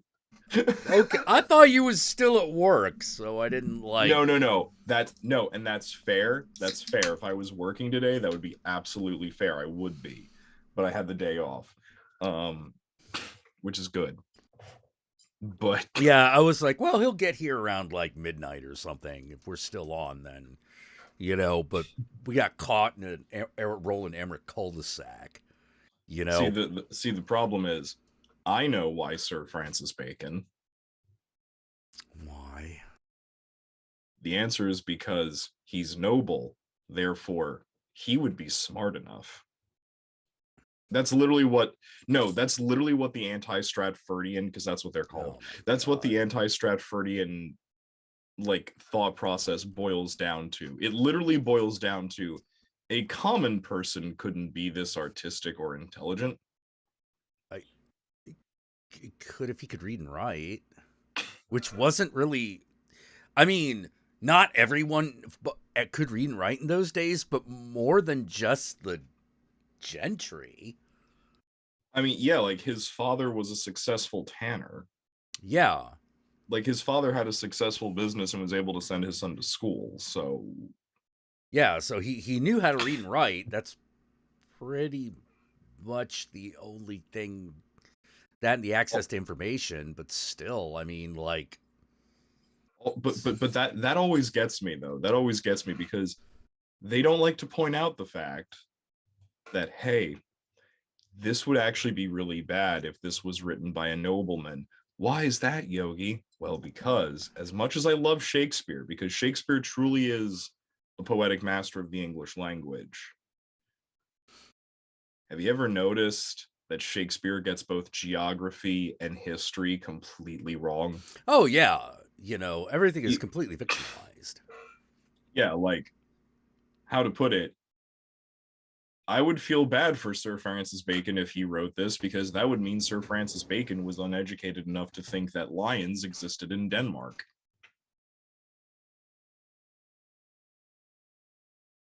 And he would not have been. That would have been known. that would have been known to Sir Francis. Yeah. Oh man, like the presence of lions in Europe is weird. Because it's one of those things where it's like, well, did they exist? Well, yeah, kind of at one point. But then they kind of, didn't. And there is a distinctive point where it like kind of stops. And it's odd because it feels like what happened is a bunch of Greek and Roman people took lions with them west, and then they kind of didn't last. You know, they're like, let's take our lions with us. They'll be fine. And they're like, dude, motherfucker, it's cold and wet out here. It fucking sucks. Like, you know? Like, and here's the thing. Like, we know how long it's been since lions existed in Europe because one of the Roman emperors who was fighting the Teutons tried to throw a lion at them across the Danube, and the Germanic tribes thought it was a very sick and demented wolf. They'd never seen one before. And so they killed it. Yeah, they're just like, all right. I'm dead now, I guess. You know, oh, that was easy, you know? So lions have not existed in mainland Europe since at least before the Roman Empire. yeah, it's been a hot minute. That's why all of the coats of arms that use lions in them, if you look at them, they look kind of stupid. Yeah. They don't look quite right, you know. They look like derp lions, you know, they're all yeah. But then again, so does everything look like that. You know? Yeah, but because apparently when like the only form of painting you really got going is tapestry, you know, doesn't not real good for those fine details. You know? This is true, but even like if we look at like illuminated manuscripts and shit, like how can I put it?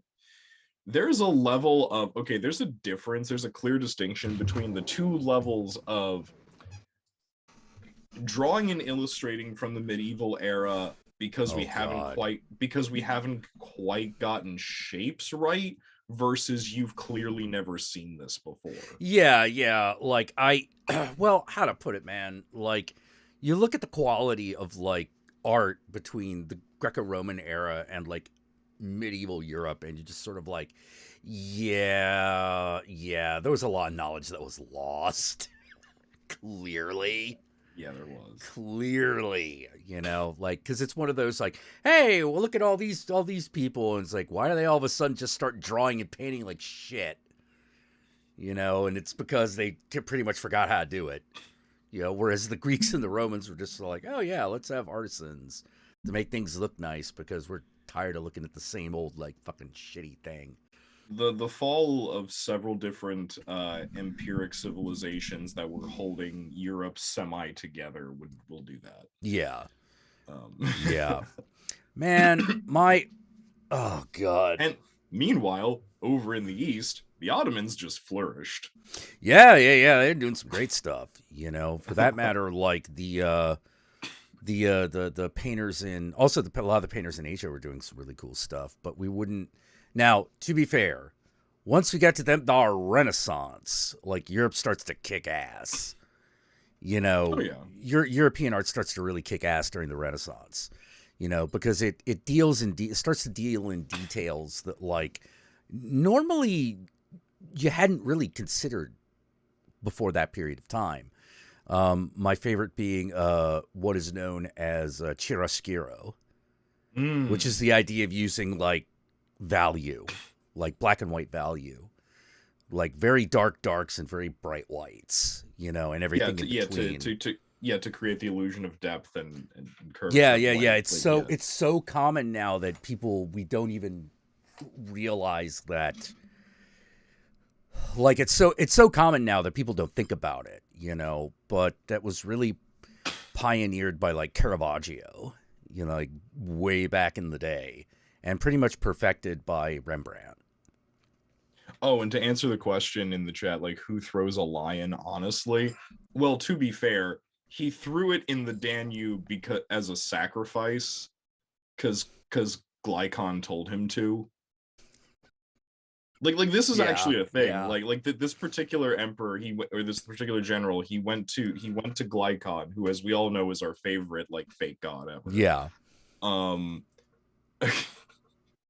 And you know, and fucking like Alexander of Tarsus, like sitting there like with like the snake puppet and everything, and he told him like, and he was very, you know, because oracles are always very vague to cover their ass.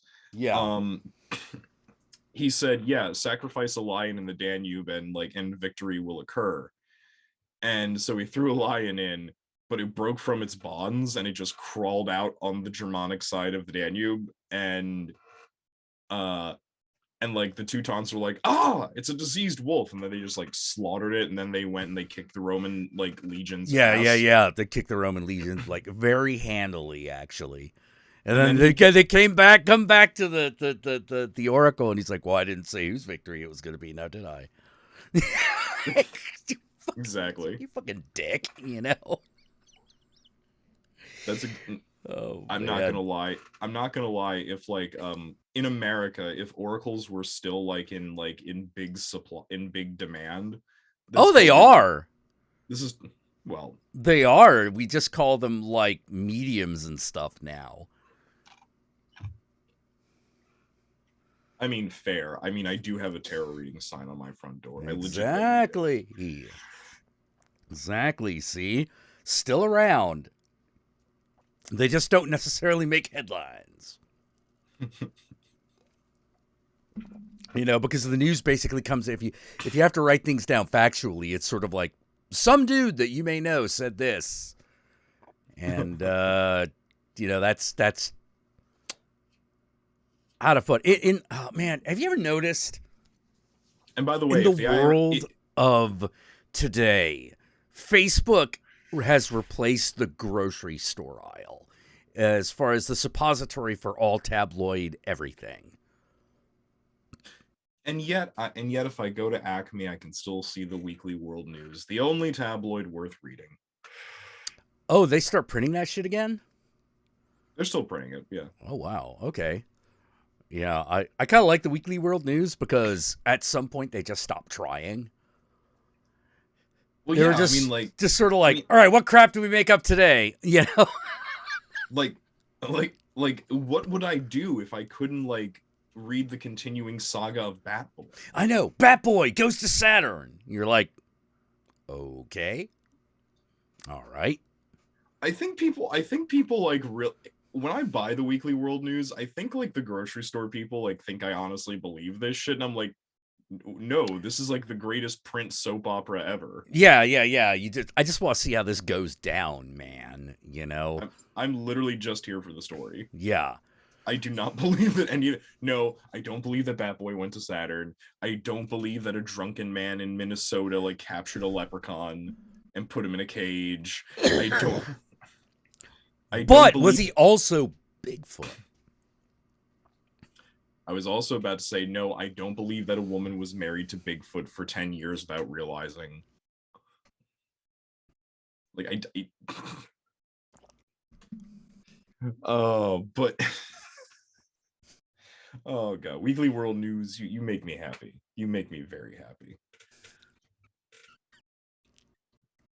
I love that documentary series about the guy who's like trying to track down the origin of this Bigfoot story he once heard.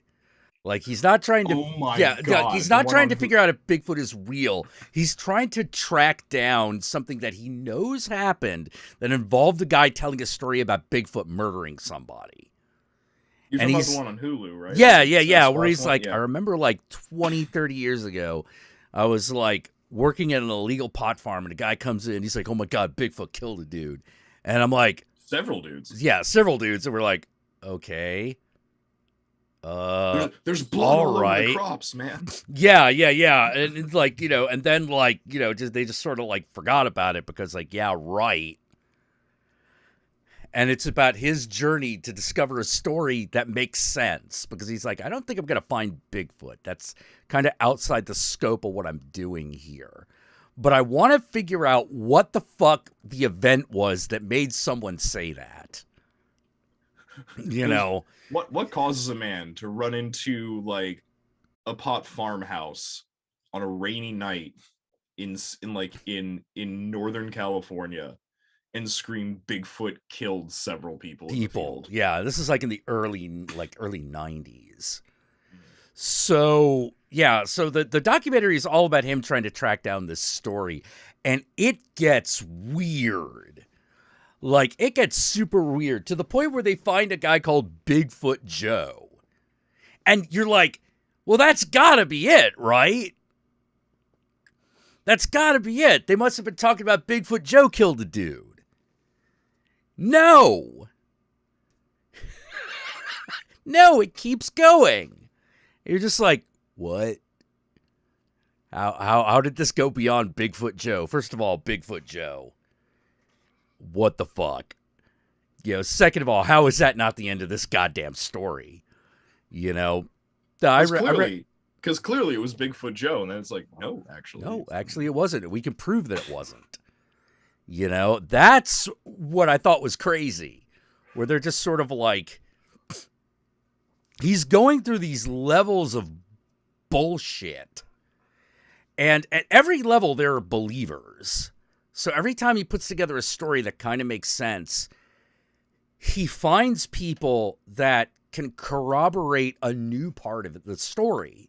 So he can put the puzzle together. And then it starts getting to the point where people are afraid to talk to him. And it's one of those, what's going on? What do they know? Because they're acting like scared. And By the way, I would just like to point out for everyone viewing at home, we are not in any way disparaging the Algonquin Native American beliefs around like the weird hairy tribe of creatures that live in the forest. That's not what we're doing. We're talking about white man bullshit. White man bullshit. Oh yeah, this is definitely like white man bullshit, Bigfoot kind of stuff. And man, it's a wild ride. And it goes full circle. And at the end the guy's like, if I found the truth, I don't know, but at least I have a story that now makes sense. Yeah. And it involves vice, treachery, and murder most foul. It's pretty good. Did drug dealers kill a guy? That's like part of the story. There's also racism involved. Yeah, there's also a lot of, there is definitely some racism involved in this shit. Like, I actually really like that documentary because it's just, you start watching it and you're like, I got to get to the end of this thing. What the hell? You believe me, you sit down and you start to watch it. We're not going to really, really spoil it for anybody, but like, you sit down and you start to watch it and you're like, I have no idea where this is going. And you don't. Yeah, you don't. Like the entire time it confused Jack, and Jack guesses the ending of virtually every movie he watches.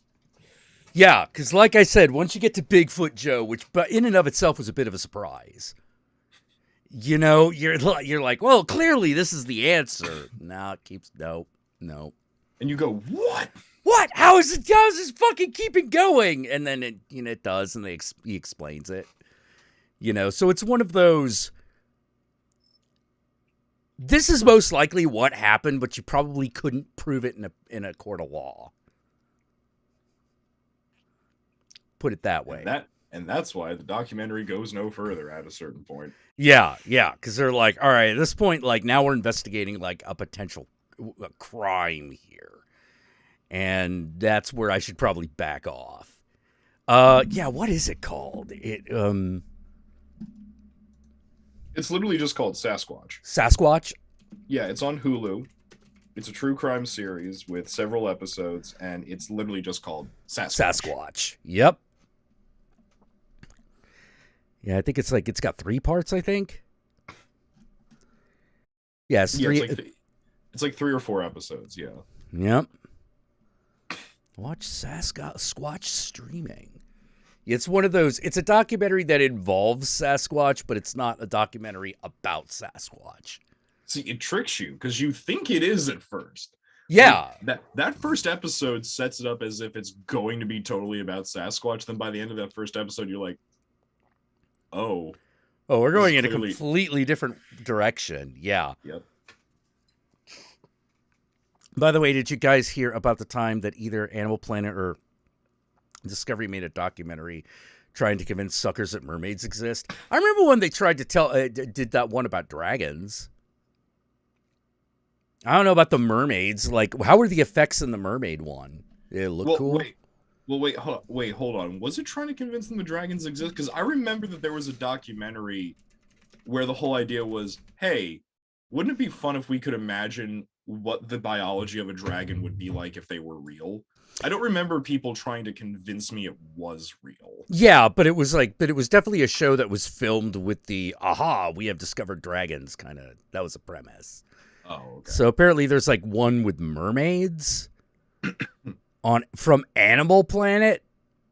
Because I'll be honest with you, I like the idea of trying to figure out what the biology of mythical creatures would be. Well, yeah, because that's kind of fun, you know? You know, that's fun. That's fun to do.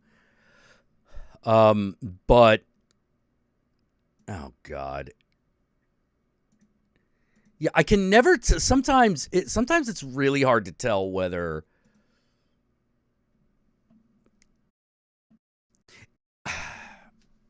Sometimes it's really hard to tell whether or not it's supposed to be a put on. They're trying to do it earnestly or whether it's a put on. Mermaids, the new evidence. Oh God, like unusual creature caught. Blah blah blah. Huh. Let's see. Do mermaids exist? Fox News. Discover what? No. No. We're in the ozone now, people. You know, we're now in bullshit territory. No. The minute that it has Fox News attached to it, we don't look at it. Yeah. Just how I only punish people with that Tucker Carlson anti-Romani interview as punishment. Well, like, whenever I see one of these types of things, like, I'm not saying it's aliens, but aliens, my response is always that Leonard Nimoy bit from the early Simpsons. It's like, this is a story of a truth. Actually, no. It's made up. It's all lies. And in the end, isn't that the real truth? The answer is no.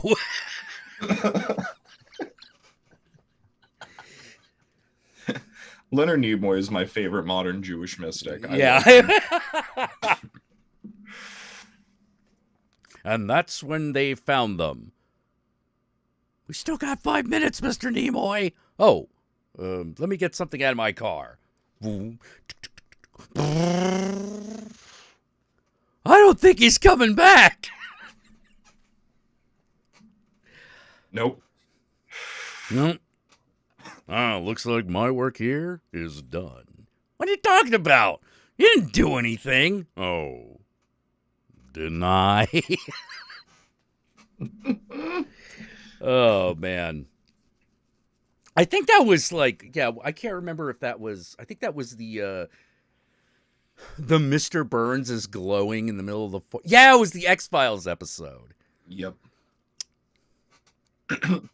Yeah, Mulder and Scully, FBI. You know. Personally, I love the Angel of Springfield episode. It's one of my favorites. Oh yeah, say goodbye to the end of high prices.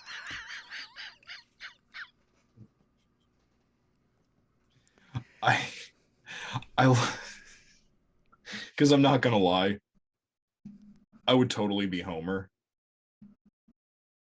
Well, I forget what he does in that episode. Oh, how he like rips it out from the ground, puts it in his garage, covers it in Christmas lights, and then charges people to see it. Yeah, no, that's exactly what I would do. I would take a holy artifact and I would turn it into a scam. That's exactly what I would do. Oh man. And if any of you out there judge me, I don't give a shit. I'd have money. Homer and Angel, the winged corpse. Oh my God. Yep. Come on, Homer. I just want a quick look-see. Pay you back. A buck, eh? That gives me an idea. Fucking malls, 50 man. cents, please. Fucking shopping centers and shit. See the angel. It's my angel.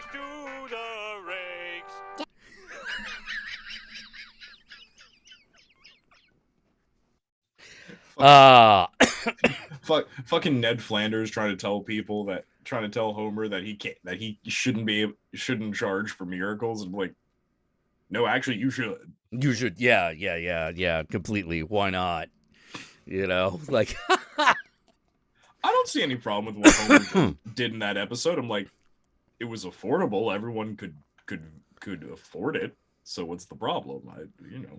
Chrome Bison, the one where Nimoy beams up after saying didn't do it, was the monorail episode. Oh, okay. Monorail. Nimoy, Simpsons. The answer is no.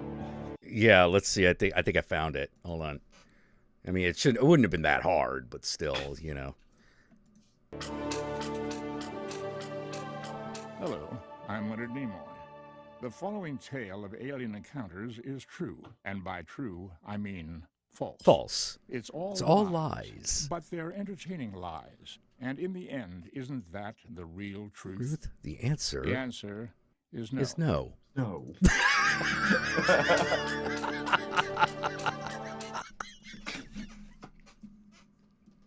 Still 5 minutes, Mr. Nimoy. Boy. Oh, I'll just get something out of my car.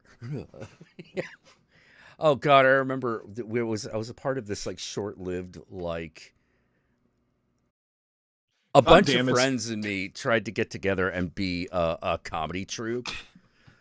We did not get fantastically far, but we did write. There was one member of the troupe did write this one sketch that, for some reason, there were two sketches. They were both Star Trek related, and we were quite fond of them. The first one was Leonard Nimoy Takes a Dump. Like, the whole idea was they were going to dress me up like Leonard Nimoy. And by Leonard Nimoy, I mean Spock. They're going to dress me up like Spock, and I was going to be signing autographs, and then I was going to have to get up and go somewhere. But then it kind of turns into that, like, that Rick and Morty thing where the guy, like, gets up in the middle of the commercial and just starts walking. Oh my God, this is still the commercial.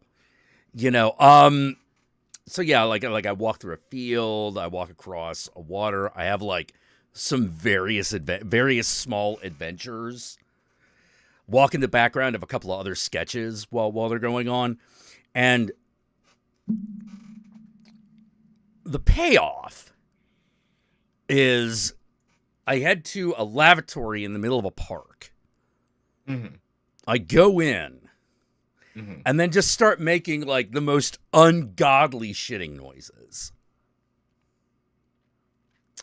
This goes on for like a minute, like 30 seconds to a minute. And then it stops. We cut to me inside and I go, and I open up a newspaper and it starts up again. Okay, so we do that, and then the point is throughout the act, anytime we can put a bathroom in the sketch, we do, and Leonard Nimoy's inside of it. That's the joke. The other one... Tell me you're influenced by Monty Python without telling me. Oh, it's definitely... It was, yeah, I know, right? The other one that was my favorite was It's a Fake. Which was it was gonna be like this week on Deep Space Nine, it's a fake, and we were just gonna remake that scene, 10 seconds of that scene, and so that as we were moving from sketch to sketch, we could have a guy in a Romulan outfit say that line over, but each time he's referring to something different. It's a lake! It's a rake! It's a fake! It was just going to keep going on. How much did we film of this? Not a single frame. Which is not a, shame, really. a single frame. We were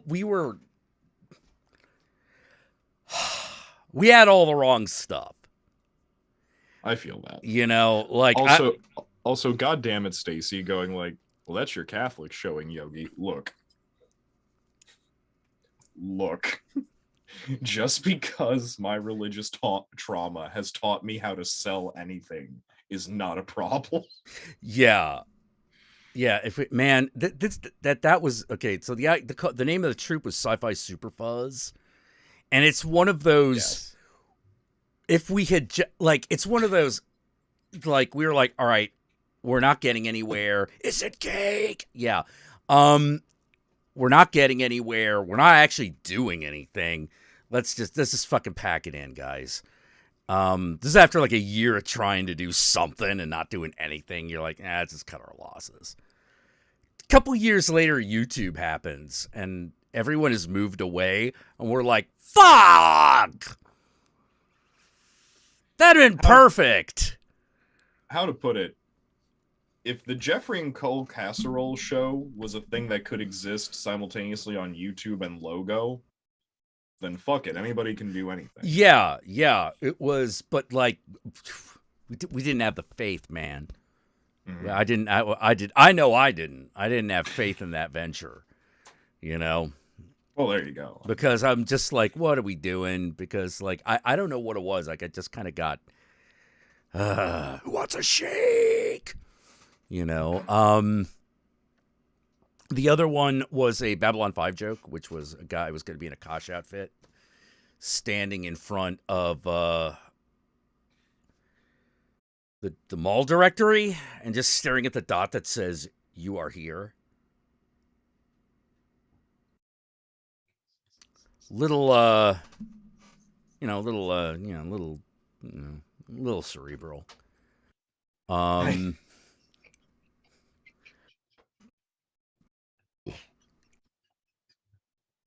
I hate you. I love that. I love that so much. Oh God, what was? Oh yeah, the Dalek stripper routine. Like, we were not sure how we could pull that off though, but like that was definitely a sketch we wrote. Oh wait! Dude dressed up as Indiana Jones. Guy comes out of frame. Why did it have to be snakes? Yeah. Mm-hmm. It's a steak. Oh man, that's one we didn't think of. That would have been great. Yeah, but the idea was that it was supposed to be like a running gag. Like, anytime we could fit that character in and do that, we would. You know, it's how to put it. It's the it's essentially like, it would essentially have been the Game Grumps Palpatine joke. That's exactly what it would have been. Yeah, exactly. Like, Palpatine, we have all this like week old meat. It's gonna go bad if we don't use it. What are we gonna do? Stew it. Palpatine, my table leg fell off. Glue it.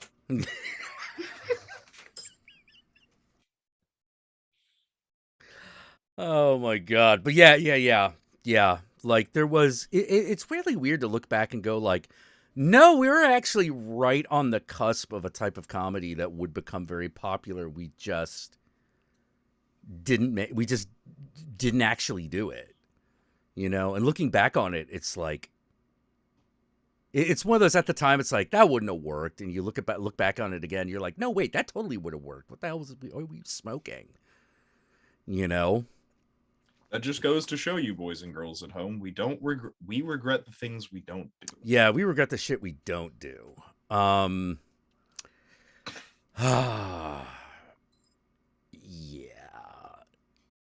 from our mistakes and do better. Yeah. Learn from mistakes and do better, you know? That's all I've got to say. I've also got a, man, you know what I hate about big projects? And this is the thing that's like, I'm really dealing with, and it's killing me. There comes to be a point when you're very, very, very, when you're closing in on an important moment, and that's when you burn out. That's when you start burning out. You know, that's when you start going, no. You know, you don't want to finish it. You don't want to get to the end. You don't want to do any of that, all that really important shit that you probably need to do in order to actually have that thing that we call success. You have to work through that, man. You have to. Yeah, you have to work through it and hopefully not suck. Well, the failing to do it is the suck. I mean, yeah. You know, that's definitely the biggest. That's the one lesson I definitely learned from doing video content, which is the only true suck is not trying. Now, don't get me wrong. There are other forms of suck that involve trying. But ultimately, the failure you're really worried about is the not doing it. Yeah, because like how to put it, if you fail at something that you've tried to do, you can go like how to put it, especially if you're neurotic like us. Yeah. You will go, but ultimately you'll end up at a point of just going, well, I tried a thing. Yeah. I tried to accomplish what no man else did. Well, it was so weird to like, this was the weirdest part of like, of the video thing. Really did come down to all the people that wanted to try to do it that didn't. Until the bar got so low. Well, first of all, there was a bar. In the early days of YouTube, there's no bar. It's just like, yeah, whatever works, works. But everyone wanted to take the cheap, easy way out. So you start doing shitty content that everyone's doing, which is absolutely the wrong thing to do. Absolutely the fucking wrong thing to do. Don't do that. If you're like, oh, maybe I should do like daily vlog. Don't do that. Don't do that. Stop. You know, it's not worth it. You know, it is not worth it to put hours and hours of your day into something you don't give a shit about. Especially when it's for entertainment purposes. That will just end up costing you. That will cost you an emotional labor that you will never fucking get back. Very true. You know, and I was doing that with my own video work, so that's kind of why I stepped away from it. You know, that feeling of like, when I couldn't answer the question for myself why I was doing this, I was like, I probably need to step away. You know, because first of all, I'm asking that question too often. It's not good. It's not good. No, it's not good. And rather than having the, like, you think about it, and then that question goes away and you go back to it without thinking about it, like, it kind of stops you. And not so great. Yeah, we don't, you don't want that. No, not at all. Like, I didn't want my, this was not really part of the calculation, but it is something I did worry about, which is I did worry about the idea of doing this making me hate movies again. You know, I don't think that would have happened, but it was something I was a little concerned about. It was a worry that came into my head occasionally. Because when I do start doing things, I don't know how to say it, but like when I start doing something for a job that I am not naturally inclined to, everything starts to all the wheels start to fall off. You know, yeah, and I don't like the fact that I'm like that, but I've kind of had to I'm having to kind of come to terms with the fact that no, man, sometimes just taking care of yourself is all you can do in a day. It's not. Is that fair? No. No, it's really not fair. You know, like, it isn't. But, like, there you are. That's the thing. Can we reflect on the fact that, like, how fucked our internal monologues created by social standards are, that that we feel bad about taking time to take care of ourselves. Yes. Right. Like, we shouldn't feel bad about that, because you should take care of yourself. Yeah. That should be a priority. Yeah. Like, and how to put it, like, if, like, the Maslowian hierarchy is to be believed, then, well, yeah, of course your art is suffering if your basic needs aren't being met. Like, yeah, because your whole fucking body is telling you, fuck that, we need a sandwich. Why are you ignoring us? You know? Exactly. Oh, and speaking of societal bullshit, I can't show you my membership card because it's in my wallet, and that's, like, downstairs, and I'm not getting up. Right. But I am a member now. Oh, of the union? The IWW specifically. Ah, the International Workers. What's the other W? The Industrial Workers of the World. Okay. I am now the point of contact between my store and the union. So always look for the union label. I'm very happy about that. I'm just like, yes. And now the organizing shall begin. Yeah, like, definitely one of the things that, I don't know how to put it, it's gonna happen. Which is, I don't know if Amazon is gonna unionize, but they're gonna have to start giving people more benefits. You know, some improvement has to fucking happen, and it's got to be noticeable. You know, like, they can't just continue to throw crumbs. They actually have to give them something real. You know, and I think that they will, because at the end of the day, America's moving in this really, really, really weird direction where it's trying to automate everything, and it is finding the limitations of that. My favorite example being the self-driving car. They're not working on that to make the self-driving car. Don't get me wrong, they're trying to make the self-driving car. But the real reason everyone's pushing money into it is they're trying to figure out what they can build that actually will work. And also, eventually, they're trying to, like, you know, get rid of truck drivers. But, yeah, they want to. There's just one problem. Robots make terrible drivers. They really do. They're really bad. You know, it's one of those things where, hey, you know how you can tell the difference between a house and a car? A computer can't. The computer has to think about it a lot. And because it's a fractal randomizer, there's a chance it's going to get it wrong for no good reason. Because the computer doesn't use reason. It just uses math.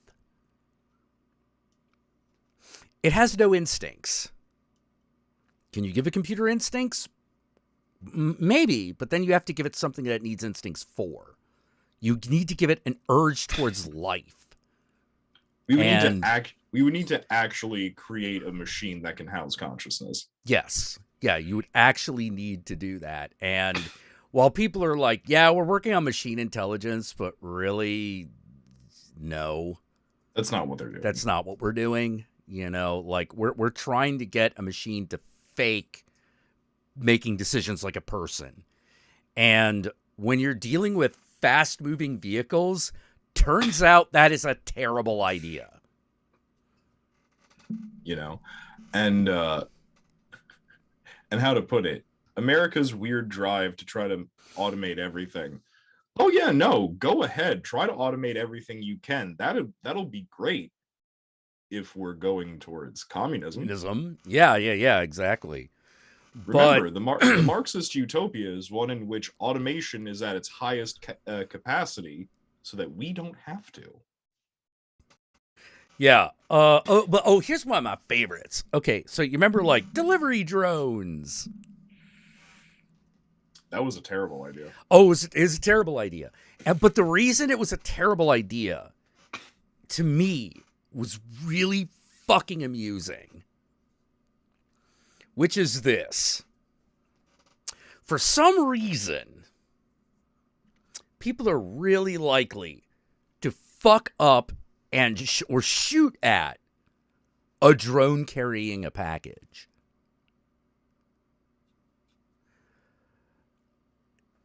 If it's just a drone with a camera, you have to care about whether or not you're on camera. But if it's got a box, all of a sudden, this mischievous part of the human psyche engages. And you're like, I wonder what's in that box. I want it. Let's find out. Let's shoot that drone Let's shoot that drone down and then see what's in the box. You know? Yeah, we don't use delivery drones. I don't know why. It's not like it'd be real easy to just fucking roll up on that shit and steal from it. I'm not gonna lie, that's literally why I was hoping delivery drones would be a thing, because I wanted to steal shit. Yeah, I know, right? I legitimately wanted to steal shit. Yep, like it would be like, well, people were asking me like in the cyberpunk future, like, would drones just deliver everything? And I'm like, no, they'd be delivered by people, because like people can't be trusted to leave an unguarded package alone. Like a human registers as a guard because they can go, no, you know, you must now deal with the other human. But if it's a robot, who gives a fuck? Not to mention all the time the robot just like, you know, falls over. He's like, bloop. You know, like, well, that's it. You know, also, hey, John, how you doing? Hey, John. Buddy? You know, or it's like, I mean, like, think about it. Like, I actually had this, like, idea. It's like, okay, so if they're delivery drones and they're, like, surface-based, here's what we're going to do. We're going to find a place that's somewhat out of the way, but that they almost all cross through. And then we're going to, like, make sure there's, like, all kinds of mud and shit in that way. And then every week, hopefully it'll be out of the way enough that every week we could just go out there and see how many drones we've caught. You know, just, like, literally leave a trap out in the middle of who the fuck knows where. Also, John, exactly. Look, you call it delivery drones. We call it skeet shooting with prizes. Yes, that's exactly what we were talking about. Yeah. Yeah, see, John is right there. He's sort of like, pull, free TV. It's a little busted now, but hey! I mean, hell, just because I'm a leftist don't mean I don't know how to shoot. My daddy taught me how to shoot a shotgun when I was 10. Yeah. You know? Yeah, and what will happen? What happens with these delivery drones if people start throwing other drones at them? Oh, attack the delivery drone with the drone. Yes. Yeah, people would totally do that. That would totally happen. Like, that would happen at least as often as your mail getting stolen. Also, yes, Mao Zedong. Oh, look, a flying pinata. Shoot it. Shoot it. Yeah. You know, like, the area right around a fucking deployment station, an Amazon deployment station, that would be pandemonium. You know, because I gotta be honest, they're always in these kind of poor areas. And so when they leave, you just sort of like, people going, Like, if you see the box, you're going to want the box. And then you're going to try to get the box, because why the fuck not? You know, what are they going to do? Send the cops after you? You know, Amazon's like, yeah, we got all these things that have been dropped on the ground. Cops could be like, yeah, we don't care. We're not collecting them. Fuck that. They're all broken. Probably have them broken anyway. Not if you have a team of men with a capture blanket. That's true. That was your stomach. Am I not? Yeah. Oh, did you hear that? I did. As a matter of fact. Yeah. Oh dear. Oh dear. But yeah, it was. Drone fight. You know, like, oh man. That's the thing about human beings. I'm like, the one thing you can count people on, as far as people are concerned, is that they will continue to be people. You know, you're like, better nature, worse nature, doesn't fucking matter. As long as it's like, yeah, people would do that, then people will. You know, for the most part. That's definitely where you want to fucking put it. And how to put it, percentages may vary depending upon the state of humanity, but there will be someone who will do it. Someone will do it. It's like, why does everyone still lock their doors despite the fact that the lock doesn't really do much? You know, it's because it's to get the person who is going to do it to somewhere else. Oh yeah. You know, that's the whole idea behind, like, a metric fuck ton of security. And almost all computer security is based around that concept. I have several deadbolts on both my front and back door. You know who doesn't have that? My neighbors. Exactly. I don't have to outrun the bear. I just have to outrun you. Exactly. You know, that's what a lot of security in the private sector is based on. Also, because since you brought up, like, talking about like the automation of jobs and things, like, since we talked about how, like, brought up that, like, yeah, they're not actually working on machine intelligence and artificial intelligence, they're just trying to make it replicate human intellect, which it can't. It's having a lot of trouble. I really wish we were in fact working on artificial intelligence, because personally I think the event horizon of artificial intelligence will answer a very important question that I'll either be completely right or completely wrong about, but either way I'll be happy because it'll be answered. Which is okay, for instance, all right, if quantum consciousness is true, like, you know, like the scientific proposal of, like, what Hindus believe, essentially. Right. If quantum consciousness is true, or if consciousness is just an accidental byproduct of biological computation in the brain, I feel that the legitimate creation of artificial intelligence might answer this question. It might, actually. Yeah, and I think that's a very valuable answer to have. Yeah, although I'm going to tell you, I'm like, no, you got to understand what I think about, like, what machines would actually ask us, like what our interaction with machines actually would be. And a question that I think of that typifies my, like, how I feel it's going to go. Would we be gods with stupid devotees? No. Oh, okay. No, I don't know. Well, let me put it this way. We would definitely have stupid devotees. I don't know if we would be gods. I do know this. The questions that they would ask of us would be things like, why is chalk?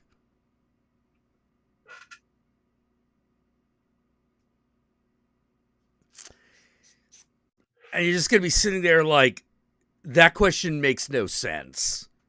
That does not even begin to make any sense. Like, I can't answer that question. I understand why it's asking that. Yeah, but like, it's going to be like, why is chalk? How is breakfast? And you're like, oh, breakfast is very tasty. What is tasty? I am asking you, how is breakfast? It is good. Good is a subjective statement. How is breakfast? How is bacon?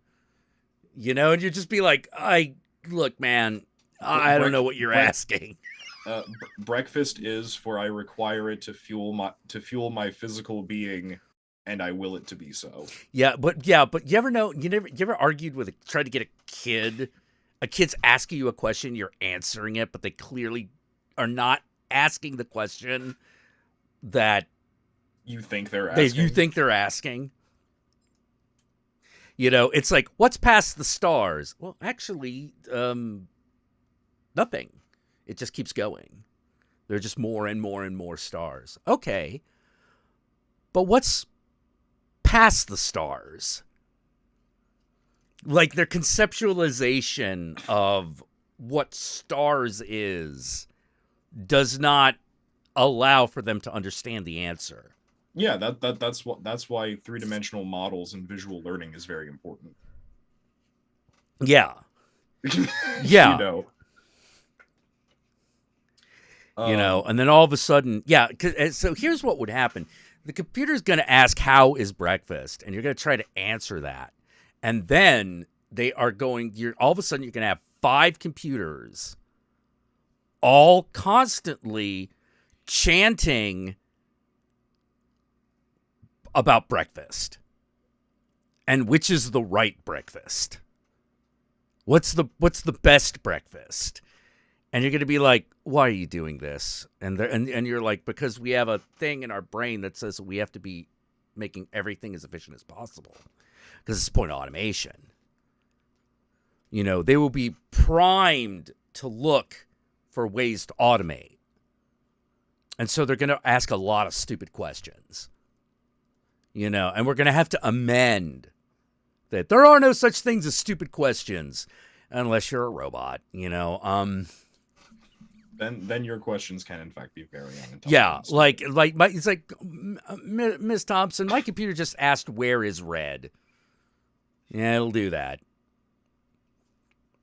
It can't understand, therefore it will do that. It doesn't get it. It doesn't get it. I think this is why I think we should actually be investing more in one.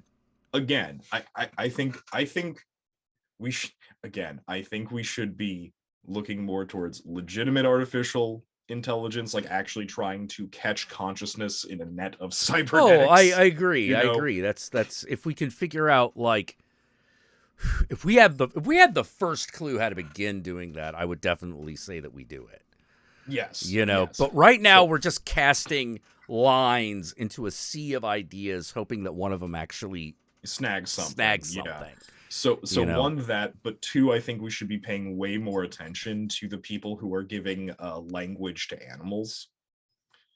Like one of my favorite social media that's a definable goal. Yeah, one of my favorite social media accounts is following a talking dog. Yep. I love that talking dog. Bunny the talking poodle is amazing. I love her. I also love some of the existential, that as her vocabulary grows, some of the existential fucking questions that she asks. Like, so there's Bunny, and the other poodle in the house, Otter. Now, Otter is young, and he is just learning to use the speak buttons. Yeah. You know, it's like the basic thing of they give the dog button keyboards, each button, like, makes a sound, and that sound is a word. You know what I mean? It's literally giving a text-to-speech device to a dog. Yeah. Yeah. You know? And apparently, like, this particular dog specifically has picked it up really quickly and has attempted to teach other dogs. Yes. You know, to varying degrees of success. Because not all dogs are as smart as Bunny is. But I do like, well, that's the thing though. That's the thing though, is that I'm fairly confident that like most dogs could learn how to do this. I think a lot of them could, but like there's, let me put it this way. The dog that can't find the cup, even if it's right in front of their face, you forget it. Oh yeah, no. You know? No. But then again, that is much like people. You have to curb your expectations based upon the individual. Yeah, it's much like every other conscious living being. But I think one of my favorite moments is when Bunny goes over, when Bunny's like she's just staring out the window for a little bit, and her owner asks her like, yeah, like, what, what's she thinking, Buns? What's she doing? And Bunny goes over to the keyboard and just hits bunny, dog, otter, dog, mom, human, dad, human. And then she goes, yes, that's right. Bunny is dog, otter is dog. Dad and mom, human. We family. Yes, we family. Yes, that's right, Bunny. Bunny, human, bunny, dog, mom, human. Yes. And then she just goes, why? Yeah. Yeah. She's like, you're like, no, you were born from another dog. Like, that's the part she's not getting. Yeah, no. You know? And her owner's just staring at her and going, oh crap, I don't know how to answer that. Yeah, like, how do you start that conversation? I don't. You know, it's like, I'm not trying to hide anything from you. I'm just trying to figure out how to explain it, you know, like. It was also very funny. Recently, Bunny and Otter had to stay with her parents, because like her and her husband were like going on a trip, so they had to leave the dogs, and they were fine with it. But Bunny did go up to them and with her keyboard and go, why this? Uh-oh.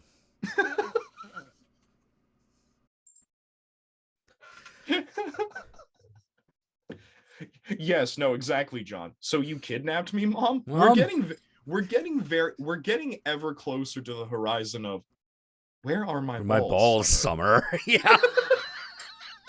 Yeah, I know, right? You know, pugs will be in the special ed class, undoubtedly. Pugs, they are not.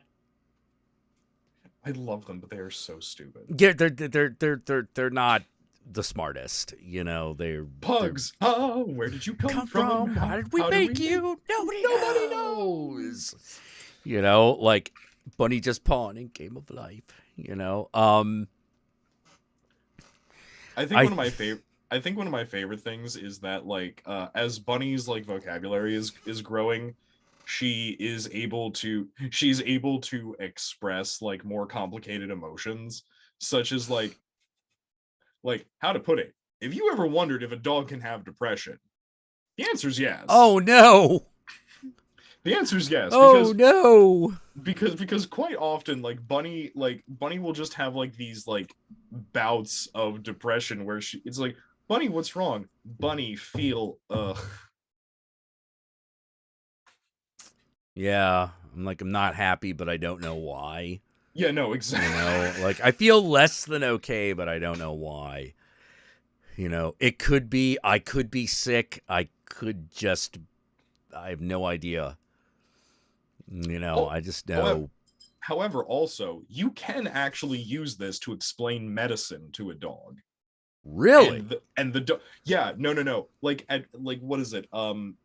So beyond the fact that Bunny has like an anxious disorder, which we all know can happen in dogs. Yeah. But the Chihuahua is proof enough. I shake and I shit. I shake and I bark and I shit. Yep. But oh, Chihuahuas, I love you, but you were definitely a mistake. But besides that, like Bunny has she has like a sensitive digestive tract, so like, and they figured out that like, oh no, she just needs like natural food, like actual like meat and things. Like they just don't give her the kibble anymore. They just make like actual food for her. Oh, okay. You know, which, well, that is what dogs are meant to eat. They are animals. Yeah. You know, but at first they were giving her like the vet had prescribed her like a medication to help with her stomach pain, and at first she didn't want it, but then like they used the keyboard and they expressly communicated this make Bunny belly happy. And when Bunny understood that, she went, oh, okay, then fuck yeah. Ah. And then she took it, and then an hour later, when the medication is supposed to activate, she went over to the keyboard and said, "Bunny, belly, happy, love you, mom." Aww. They also, oh man, they're actually doing like the, various studies on cats now, because they're like, do cats get emotionally attached to their owners? And the answer is yes. Yes. Yeah, they absolutely do. And it's like, why? Well, how do cats really see us? And the reality is they see us a lot like dogs do, which is they just assume we're somehow their parents. I mean, it'd be fair enough. I mean, yeah. They just somehow assume that the humans that raised them are their parents. To the point where they figured out that that's why cats meow. Because that's something normally only a kitten does. Yeah, they're imitating infants. Yeah. And if you leave them alone, they do get upset. They will get upset. Why are you not paying attention to me when I want the attention? Yeah. Oh my god, oh my god, John, your cat's 20 pounds. Holy shit. That thing's got to be a wrecking ball. Also, all you cat owners out there, Jack and John included, mm-hmm. I think we all have to agree that while individually cats of any breed may in fact be very needy. Oh yeah. As a whole. Oh yeah, definitely. As a whole, the Siamese cat is the most needy bitch on the planet. It is definitely one of the louder ones. Holy shit. Don't get me wrong, I love Siamese cats. Oh no, they're cool, but like when they beautiful. Start meowing, it's like, oh god. All right. What do you want? What do you want? Now here's the thing. It doesn't really matter because no Siamese cat is going to stop meowing until it's halfway through Cante Partiero. Like they're just opera singers. They just keep going. And you're like, all right. That's it. All right, he's just singing now. They're just singing now. That's it. Like don't get me wrong, like the Siamese, both the Siamese and the Abyssinian have very beautiful meows, like they're very lyrical. Oh yeah. They're very lyrical, but I think one of my favorite Siamese I ever met was a friend's cat whose meow was broken and she didn't realize. Aww. And here's the thing. I want you to think about like what the Siamese meow is supposed to sound like. I want you to have that sound thought in your head, right? This cat would come up to you with all the prim and all the thing that all Siamese have because they're like these highly dignified cats, and it would just go, eh.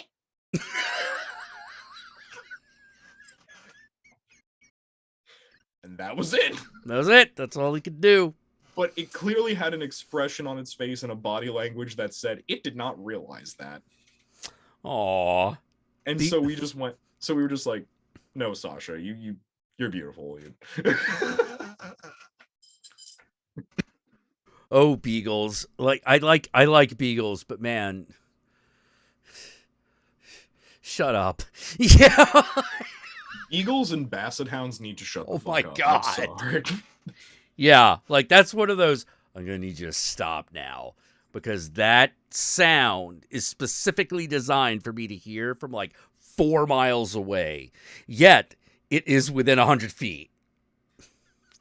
This is a bit of a problem. It's like, I get it. It's not your fault. We bred you to be hunting dogs. I get it. I get that it's not your fault. But Jesus Christ, please, I love you, but please stop. Stop telling me you found the food bowl. Yeah, I know you found it. It's right over there. I don't need to know that one. Look at me. I'm looking at you. Yeah, but he's like, but I found it. Yes, now fucking eat and shut the fuck up. Oh my god. Okay, so I gotta show you this one. This is a TikTok that became pretty popular.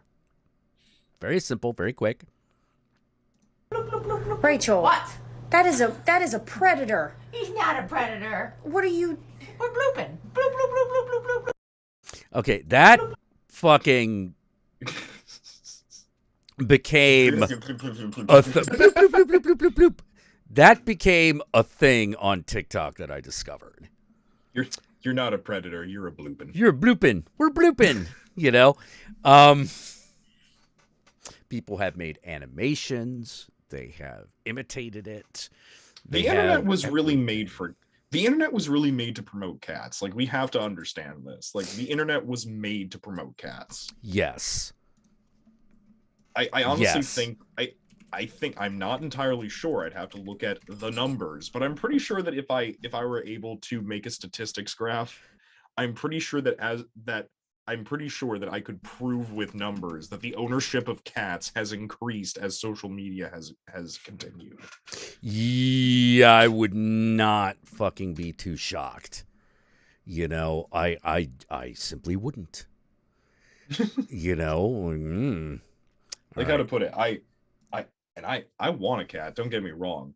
I need to get a little kitty because I need something fuzzy that will not die and will appreciate my existence. Yep. That's all I've realized. That's really all I need to like make my depression like somewhat bearable. Is I need therapy and I need a small fuzzy thing that appreciates that I'm alive. It can help. It can really help. You know, like I don't know how else to say it, but yeah. That is a.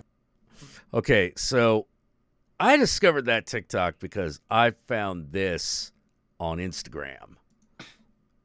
A predator. What are you? I love this puppeting. It's amazing. Rachel. What? That is a predator. He's not a predator. What are you? We're blooping. Bloop, bloop, bloop, bloop, bloop, bloop, bloop, bloop. Rachel. All right, that's just gonna keep going. Isn't it amazing how much body language can just be how much like emotion can be communicated just by simple like head tilt? Yes. Yeah, that's the artistry of puppeteering. You know, I actually really it's something I'm actually like really fascinated about. Like how things take on the appearance of life. Yeah, no, puppetry and theatrical miming are actually like really high art forms that I don't think is given enough appreciation in the West. No, it's not. Yeah, I don't know how else to put it other than like they are not revered art forms. They are. I find it really important to actually like, excuse me, consider the things that we behave as if they are alive or real, that we know are clearly not. That doesn't matter for a brief shining second. For a brief moment, we all think it's real. My favorite being shadow puppetry. Oh yes. Because like that creates like you see things, but they're so not real. You know, they're really not real at all. But no one looks at them and doesn't get it. You know, you don't look at that and go fake, you know. There's something about it, you know it is. You know it's not real, but it looks real. You know, like people don't, yeah, that's probably a good way of putting it. People don't look at a shadow puppetry show and go fake like they do with CGI. Well, because that's the thing, right? Is that the CGI is trying to convince you of its like uncanny reality. Yeah. Whereas all these other art forms, they're not trying to. They're just trying to sell the story. Yeah. Yeah, they're not trying to convince you that, for instance, that the actual like shadows are real people. They're trying to get you to believe in the tale that's unfolding. You know, because they've always been like shadow puppetry's almost always been used to tell like really like archetypal and mythical tales. Oh, I loved this part of that. It's so good. It's so good. You know, and I'm using this version because this is the one that actually ends the film. You know, and it's got some more detail. And these are all based on actual people. Yeah, this is all real shit. Yeah, each one of them was based on something real. Yeah. And I do believe he took the money off the dead man. I believe that. Oh, yeah. Why wouldn't you? Fucking white people. Yeah. Yeah, it's just so fucking cool. You know, but you never believe that those puppets are alive, and yet you don't doubt the veracity of the tale. You know, because them being like alive is not the point. Yeah, exactly. You know, you're not supposed to think that the shadows are alive. They're telling you something. They give the appearance of life, and you just buy it in a way that's something that would look way more realistic. You don't always. You know? I'm sorry. I'm listening to you. I'm also just getting caught up in this. Yeah, I know. It's so hard. It's so hard not to. There we go. There's the point that we're making. We're getting caught in the story. Yeah, and this is so well done. You know, and I know that there is like, I know that this is partially,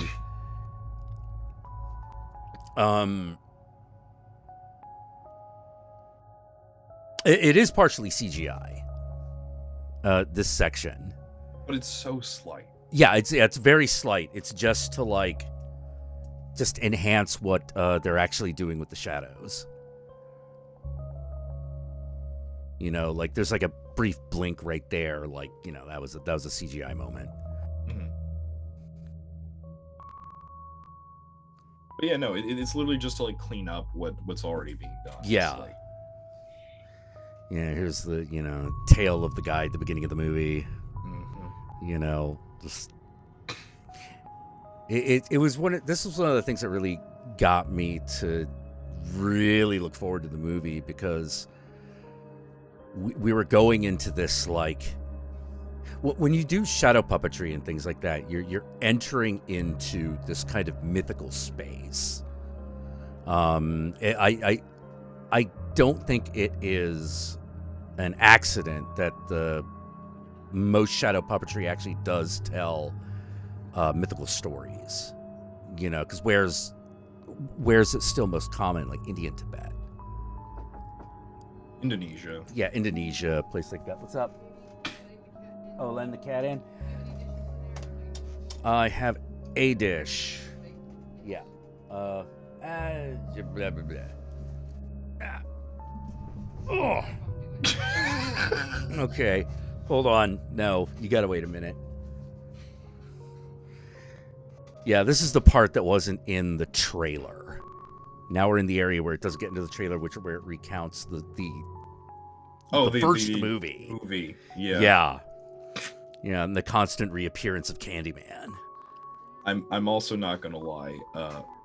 I completely agree with Rantasmo's his reaction to Tony Todd in the original movie. Be my victim. Okay. Yeah.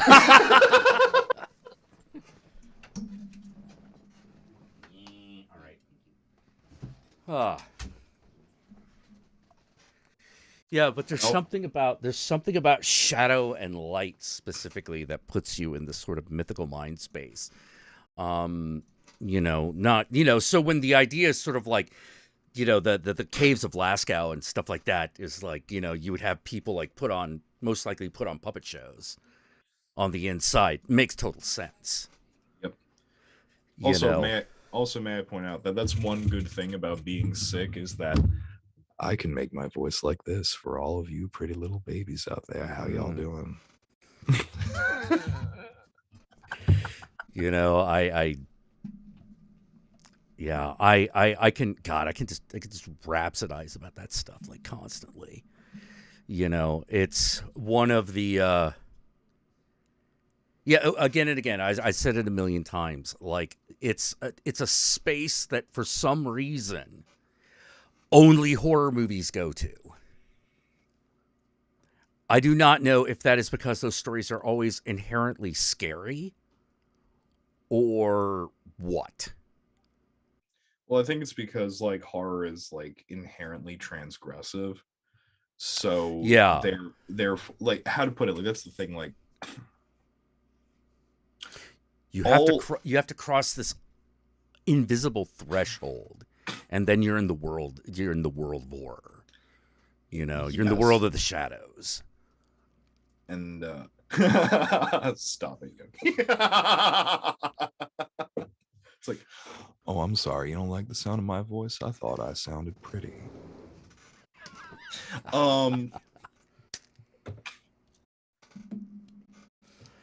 Don't worry, I won't do the corpse husband lines. We won't do that. But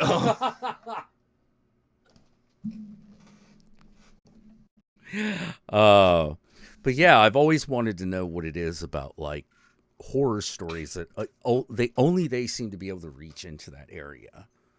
You know, only horror stories seem to really be able to remind you like what being a child is. You know, have to agree. and and it's one of those things that makes me go like the thing that is interesting about like what we largely consider children's entertainment is that they are all about almost all of them are about growing up. They are about entering the future.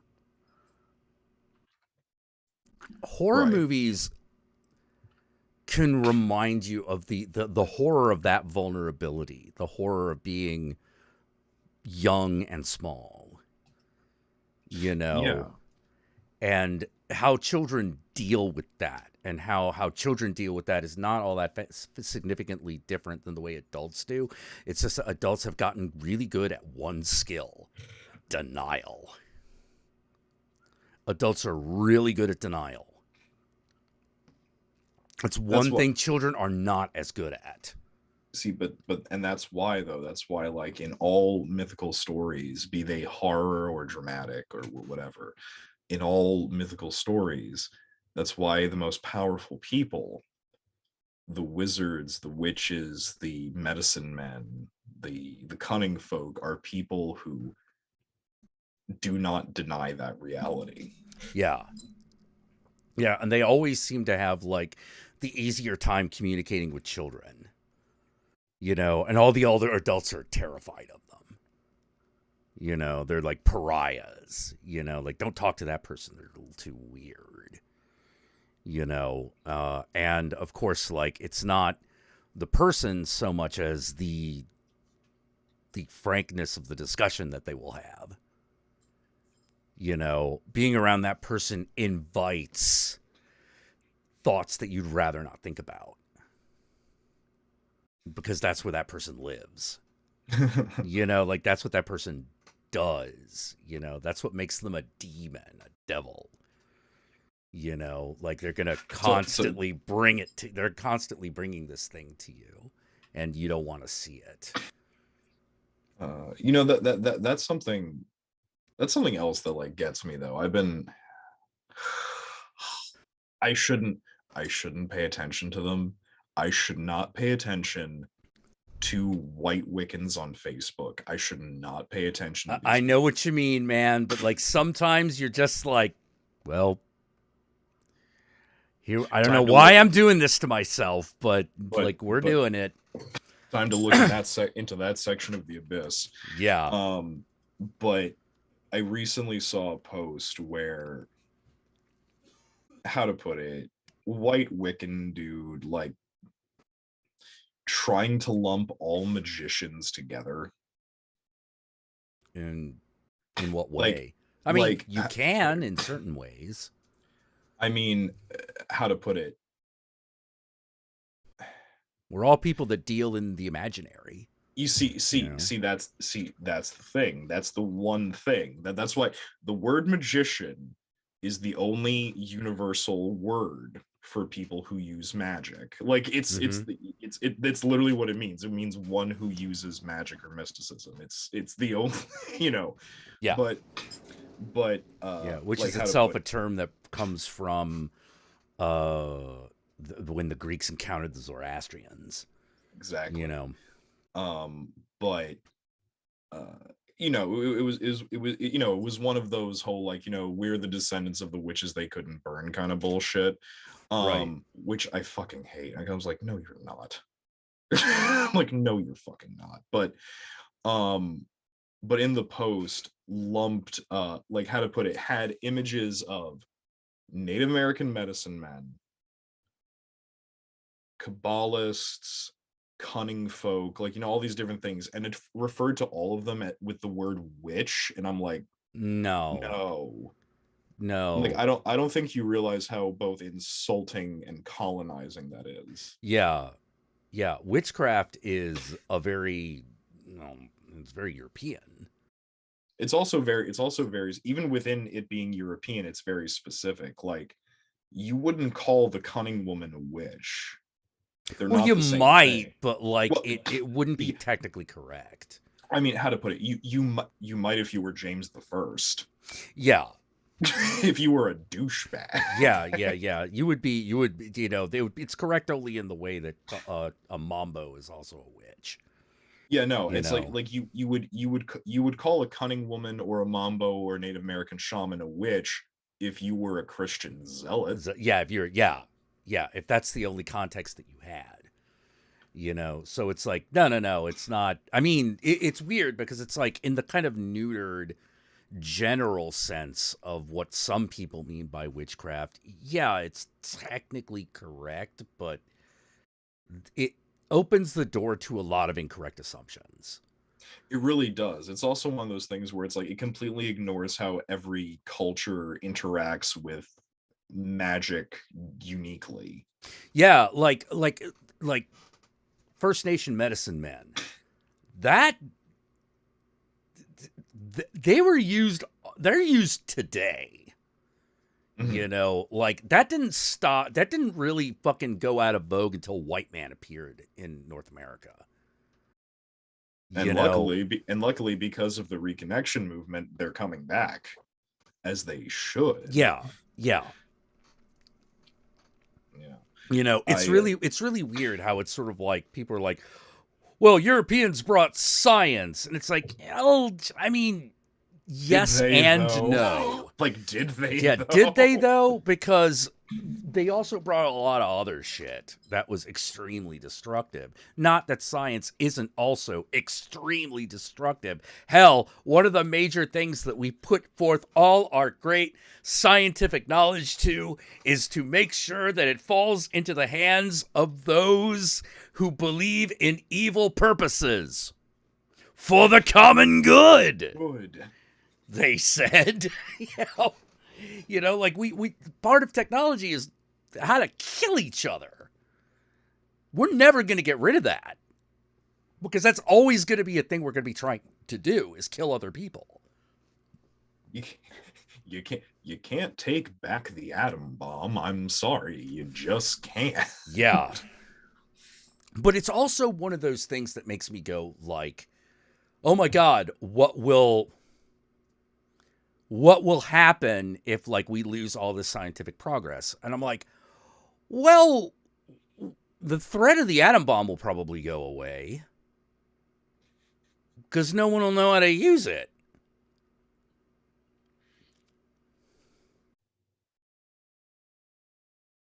Yeah. Oh, also, I think at some point, I think John wanted to come in and have a chat, I think. Oh, yeah. John, did you? I assume you do, because we know you. You're our friend. You're our friend. Oh, whoop. I just... Hold on.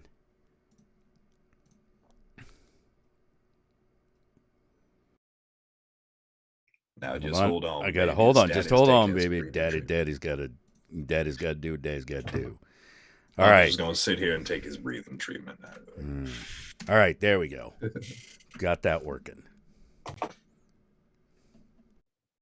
Yeah, that genie don't fit in the bottle. Don't fit in the bottle anymore. You know, you can only forget how to call it. Which is probably a good idea. Yeah. So when people are like, but we could lose all this knowledge, and I'm like, yeah, that would be bad, but I can see an upside to it. But then again, it's kind of my job to just basically go, yeah, don't worry. The things that you think are all that important aren't always that necessary. Don't get me wrong. If you like it, then preserve it, but understand that that's why you're doing it. It's because you like it. The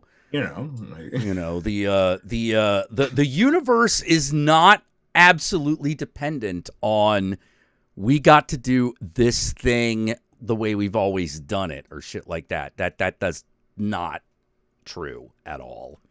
It just isn't. Look. Yeah. Ooh, I'm digging this look. Look. I'm digging this. I am. Just because the white man brought over fucking science or religious trauma doesn't mean that all white men need to catch the fucking blame, you two. God damn it. Like, I come here to sit down with fucking honeycombs. Honeycombs, you know that cereal from your fucking childhood that brought so much happiness and joy to your little heart as you were watching the Beetlejuice cartoon? You remember that? I remember that. Yeah, hey. I remember that. I sit down and I hear fucking white people, and I'm like, my people once again are being oppressed. I can't fucking believe it. Yeah. Well, I'll tell you what. I had to come on because I cannot live with this denigration and racial profiling anymore. Hey, man. Hey, let me put it this way. You know what's easy for me to do? What? Yeah, the Mongols raped and killed millions of people. Hey, totally did that. And how?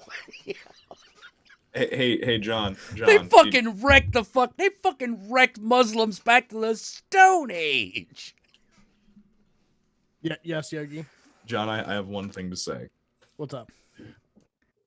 That hair color is real pretty. I like it. Thank you. Thanks. Thank you, Yogi. I love you, buddy. I love you too. Jack. Oh, yes. Son of a bitch. What happened? What was it? Why didn't you tell me that there was an Italian film?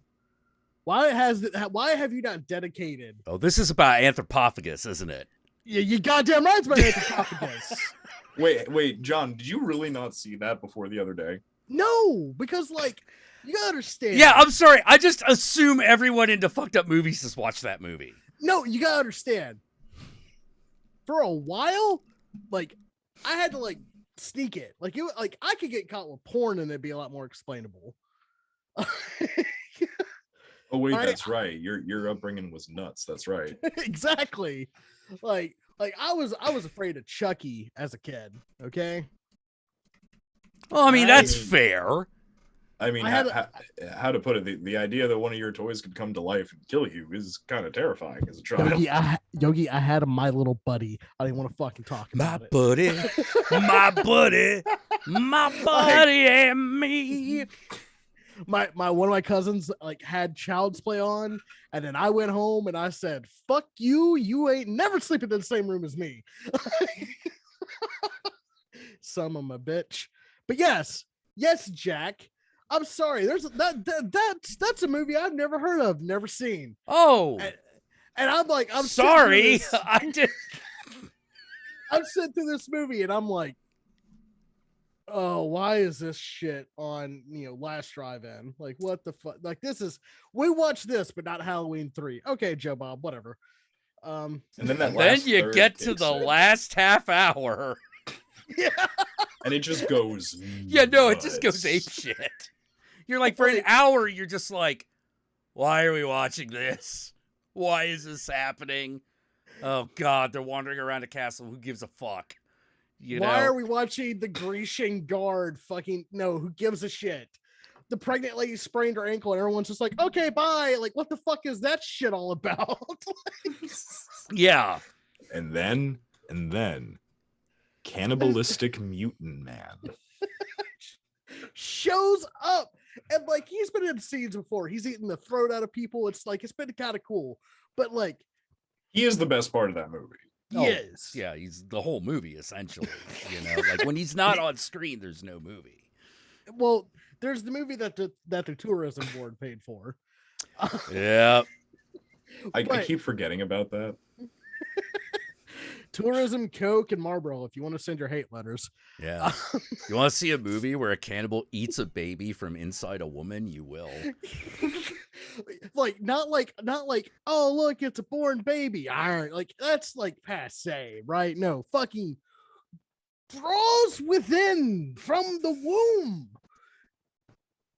and bites into it. I was like, pulls it out of her like the fucking like the center of a Tootsie Roll Pop and just devours it. And then of course that famous shot of just Mr. Anthropophagus, how many licks does it take to get to the center of a Tootsie Pop? The world now knows. The world may never know. So I know what you may be thinking, right? I know what you may be thinking.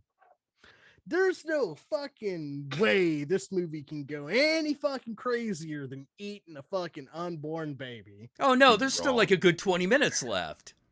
Yeah, it's like you're watching the fucking Return of the King. Like, yeah, like the hobbits met up and fucking like left. And now you're like, oh, okay, well the movie's. Oh shit, we have more movies happening. Okay, yeah, there's more story. Like 2 hours into Return of the King, there's still an hour left, and you're like, but wait, we already fucking Mount Doom just blew up. What the fuck do we have to do here?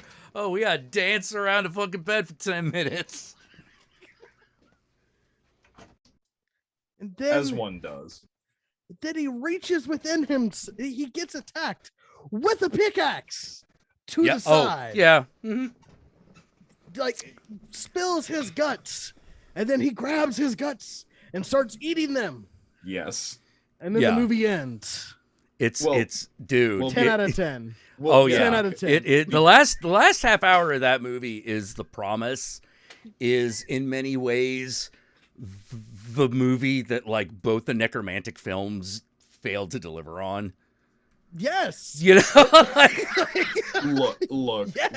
look, and as for him reaching into his own side and eating his own like feculence essentially. Mm-hmm. Look, if House by the Cemetery taught us anything, fuck Bob. Oh jeez. It's it's just keep eating that shit. It'll be fine. You can just preserve your life indefinitely this way. It's fine. Mm-hmm. Also, I have a question about House by the Cemetery. Oh sure, go for it. Which is yes, fuck Bob. We all love to hate Bob. Mm-hmm. Bob is useless. And we're happy he came back in the Beyond. We're all happy. Are we? Well, considering he turns to his sister and says, "Lousy lesbian." Yes, we are. Fair enough. You know, didn't think about that. Oh, Argento. You do weird shit. Oh yes. Actually, no, that wasn't Argento. That's Fulci. Fulci was Fulci. Yeah, Fulci's that's right. Beyond, That's House right. Beyond the Cemetery. Yes. He did the Gates of Hell trilogy and Beyond. Yeah. Different Italian director with a synth soundtrack. You know. It's like, what? A Fulci movie? Nothing bad will happen involving guts. What? A Dario Argento movie? Nothing will happen to an eyeball while I'm here. Yeah, and and that woman by that window, totally safe. Nothing's gonna happen. Fine. She's fine. You And, know. and the kids in this movie, gonna make it. Oh, they're totally gonna make it. You know, Fulci flick. Oh, of course the children are gonna make it. Why wouldn't they? The dog is not going to kill anybody.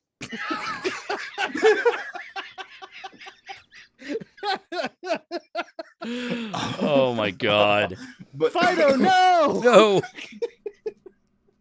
Oh god, remember in God, was it wasn't the one that was actually called Gates of Hell like the one in the hotel like around like the Book of Ebon and shit? The one Wasn't that the like, Beyond? Wait, that's City of the Living Dead, I think. No. Yeah, no. That is the Beyond. I'm thinking of the Beyond. I'm thinking. Okay, of the Beyond. No, you're both wrong. You're thinking of Four Rooms by Quentin Tarantino. Shut the fuck up. Shut the fuck up. Fuck you. But yeah, so you remember in the Beyond when the seeing eye dog just rips the blind lady's throat out for no reason? Oh yeah, it's just evil now. You know? It just is. It's like, why? Fuck you. I don't know what you're doing. Fuck you because evil. You know, like evil's happening. Shut the fuck up. That's just it. That's City of the Living Dead, people. Do you hear the synth organ in the background? You see how it's playing all the high notes? Someone's gotta die. Someone's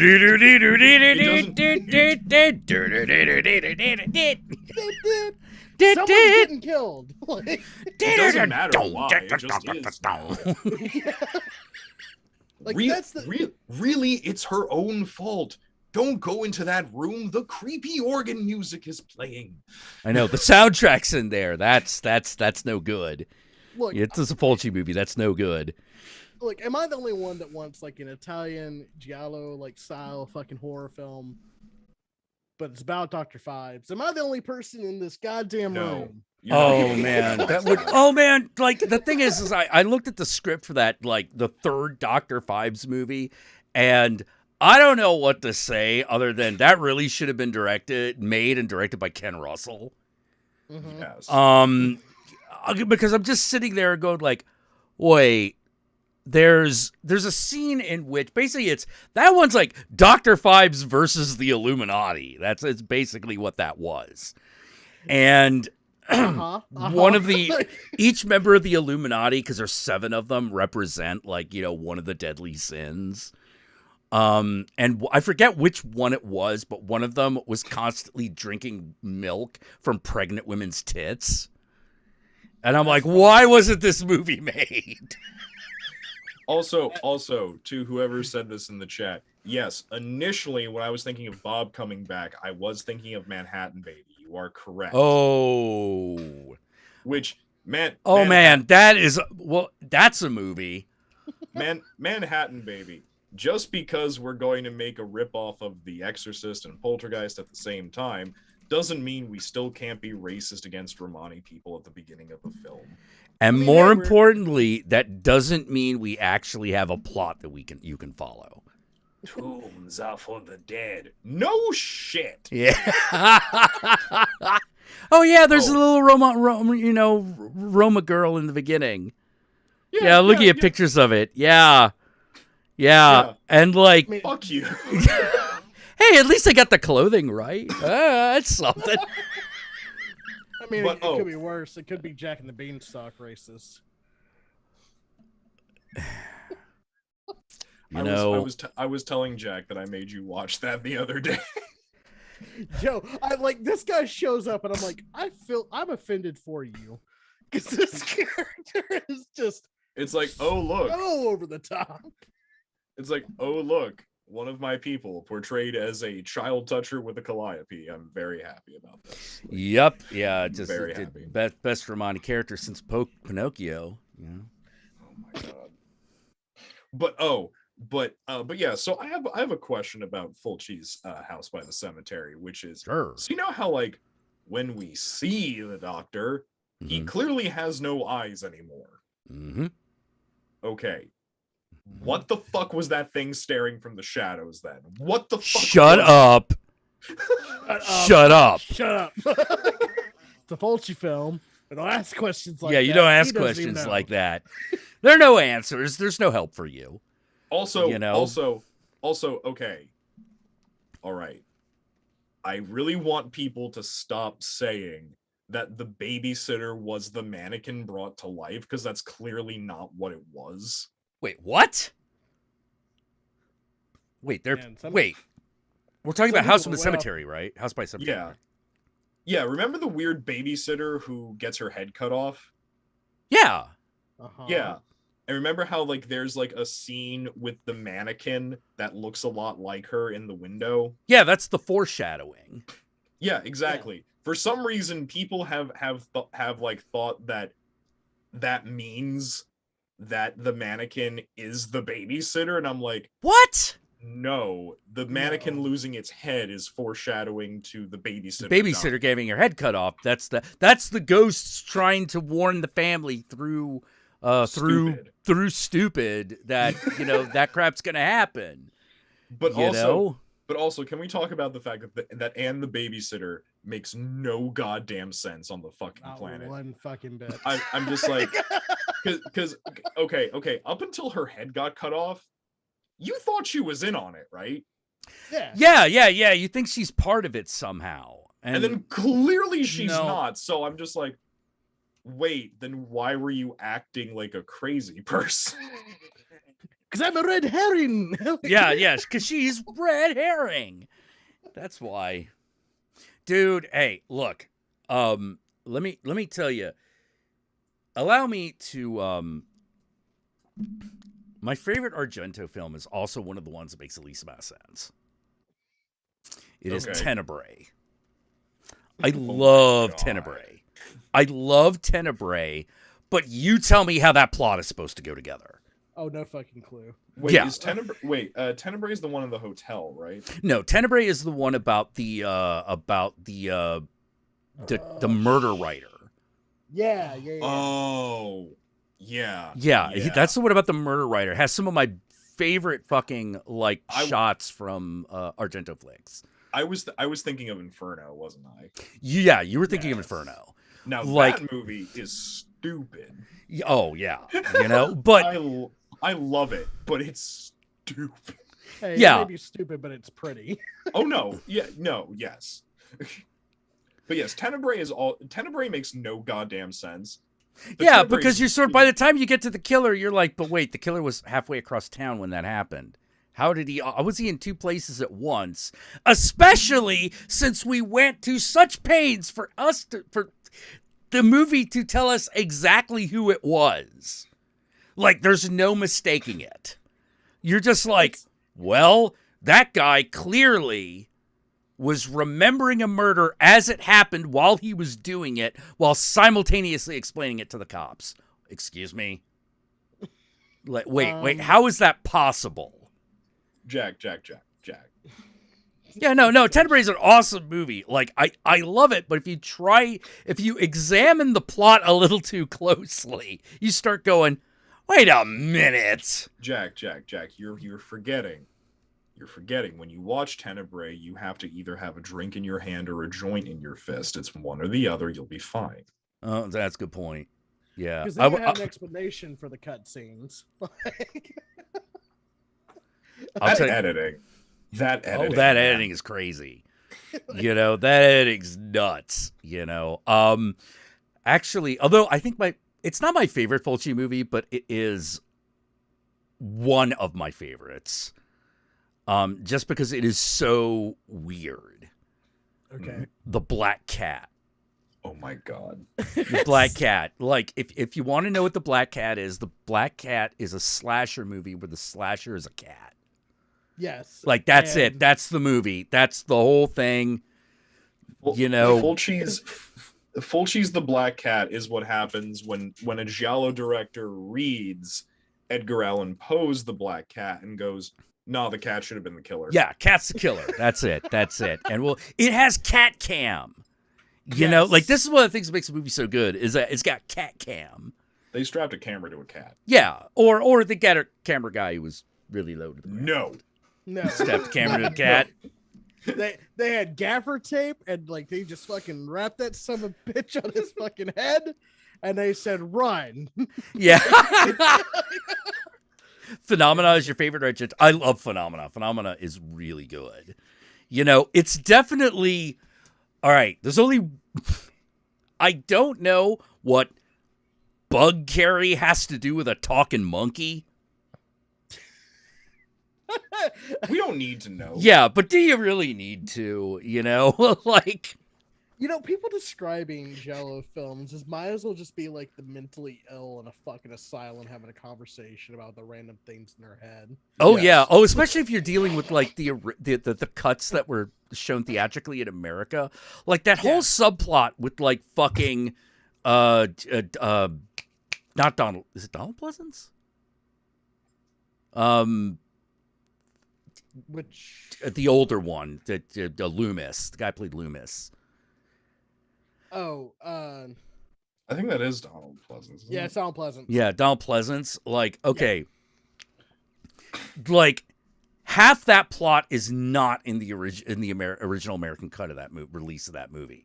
Now so you might like you might say, but that would make certain things not make a lot of sense. You're right. You are absolutely. You would be absolutely fucking correct, because apparently she just goes to a house in the middle of nowhere and there's a dead Donald Pleasance, and you're just like, okay, but why though?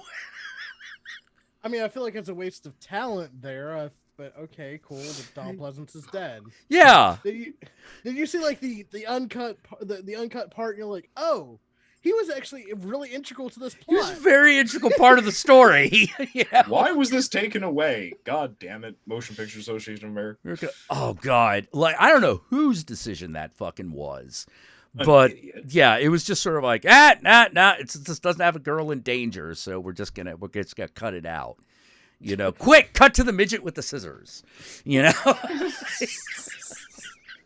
like some fucking fat ass like editor in the valley is like, fucking the girls, like we have Donald Pleasance eating up fucking screen time. We got Jennifer fucking Connelly. Nah, get that fat old bastard out of here. We just making this into a scared girl picture. Yeah, and then we're gonna have them with the scissors. More dwarves with scissors and titties, less Donald Pleasance. Yeah. Quick, I'm a pervert and need to see underage Jennifer Connelly right now. You know? Actually, I don't think she's actually technically underage in that. I think she's 18. Because that's the movie. She did she's 16. I think she's gone in that Yeah, one. she's pretty young in that. Like, and that's the movie she did like right after Labyrinth. Like she leaves the set of Labyrinth and does Phenomena. So the trip between like, you know, the Labyrinth and Requiem for a Dream is not nearly as like sudden as people think it is. No, correct. No. There is when people are like, oh, I think that these two things, and it's like, oh, really? They take y'all 5 minutes to fucking come up with that idea. Like, Jesus Christ, no. You didn't even look at the girl's IMDb page. I know. I'm like, you could very easily, and much more interestingly, just basically go through Jennifer Connelly's career from Labyrinth all the way to Requiem for a Dream and have a backstory to the girl in Requiem for a Dream that somewhat makes sense. And you'd be like, okay, so she gets kidnapped by David Bowie, and then she has bug powers, and then has this trauma, and then that trauma, this other one, and now she's just a fucking heroin addict. Yeah, that scans. Too bad. Yeah, that scans. That You know? Like shit, Oh. I'd be on heroin too. Yeah. Oh, can I also say that one of my favorite giallos is Don't Murder a Duckling. Oh, I love that movie because that movie makes no goddamn sense. Yeah, that one's pretty fucking nuts. It's one of those things of just like, so is there a reason we're in the old man witch's cave right now, or not really? The answer is not really, but yeah. By the way, Cat Hermit, you are correct. It did inspire Yes. Clock Tower. Okay. Like if you Yes. play Clock Tower, you're like, wait, this is just like 3 Dario Argento movies put together. You were correct. You would be right. Very correct. And it's like why are sharp colors a big part of that game? Tells you how you're about to die. Yep. Because they stole everything, you asshole. Oh yeah, they used every part of that goddamn buffalo. Fucking like, I don't know how to. Okay, here's my thing where I'm like, there actually is a video game that kind of like Clock Tower, the original Clock Tower. That's like Argento. Mm-hmm. There actually is a video game that's like a Fulci film. But not a lot of people have played it, although you've all heard about it. It's the original Splatterhouse. Yeah. Yeah, that works like a Fulci movie because you're just shit is happening, but there's no context for it. And at the end, you're just fighting a giant head. For some reason, you, Jason Voorhees, have to kill everything. Yeah, you knock off Jason Voorhees, have to kill all the monsters that are in this fucking house. That includes a giant head and hands that appear for no reason. Splatterhouse. Yeah, Thorgrim. Yeah. Yep. Mm-hmm. That was actually something that kind of upset me that they didn't keep in the remake. Because I was like, oh, this remake has a lot of potential, but you gotta really do it. You gotta just get your dick in there and just keep fucking that thing.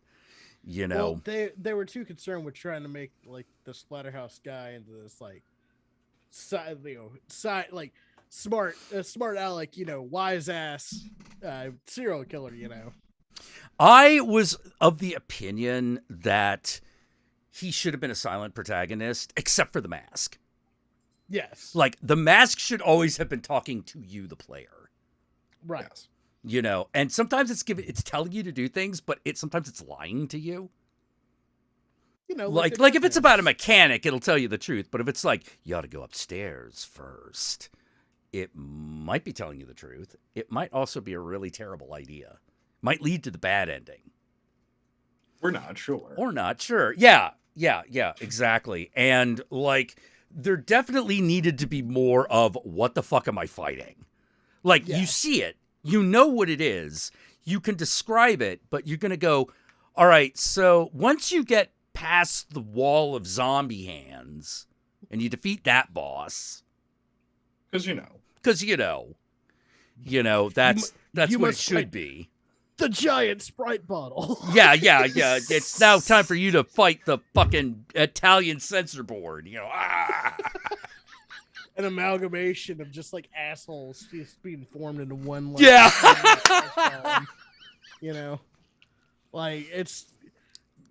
Does it make sense? No. Am I buying the product? Yes. Yeah. I liked the idea of doing another Splatterhouse game. It just didn't seem like it really delivered. Well, it was made during that time where fucking games were just terrible. So yeah, God, I sometimes think about the fact that video game players have been fucking overabundantly blessed. Because goddamn, there were some stinkers that we had to live through. Oh yeah. Since 2015, there's always been at least 3 video games in a year that have been really fucking great. Right. Before that, it gets a little rockier. It was very hit or miss. Yeah. You'd have one, and that one game is a GameCube exclusive. Yeah, exactly. That'd be like, hey, Resident Evil 6. This is really good. But then someone's like, hey, how about Metroid That Other M? And you're like, this is terrible. Why did you do this sucks. to me? Why'd you do this to me? I'm sad. I am now sad. Why would you go out of your way to fill me with sorrow and hatred? Yeah, why would you fill me with sorrow and regret and that? Oh my God, that fucking horrible detour where everyone had to try to recreate the Wiimote. Holy fucking shit! I could not be happier that ended. Well, there's a reason why that fucking console died, and died hard. Yeah, it's because the only people that would make games for it were Nintendo, which is great, right? Everyone wants to play the new Mario and the fucking Mario Tennis, the Mario Golf, and the I want to do Mario Karts, Mario Kart, Super Smash Bros. Mario's brand new shiny vibrator, whatever new game they come out with. But after that, what else do you got? Well, we got these here carnival games that you can play, and we got this Call of Duty. Why? It doesn't really, exactly. It's I don't. But what else are you good for? Well, we're gonna be good for your exercising. Bowling. Oh, you're an old person console. Got it. Yeah, and like what else was going around during that time? Hey, PlayStation 3. Xbox 360. Xbox 360, a system that would have been okay if it didn't keep breaking. Oh, silence, PlayStation fanboy. Yeah. Oh, I didn't have a PlayStation 3. Oh, well. Like, I didn't even try on that one, you know? Like, it was like, oh, PlayStation 3. Oh, what? Okay, what do you got, PlayStation? Wow, these all look like they suck.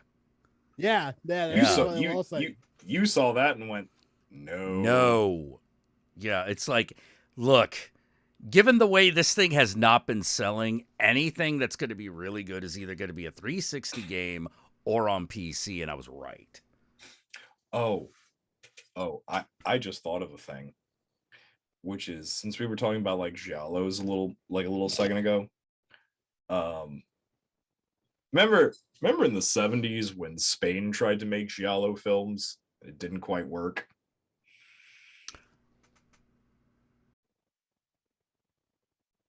With things like for instance, everyone remember Night of the Seagulls?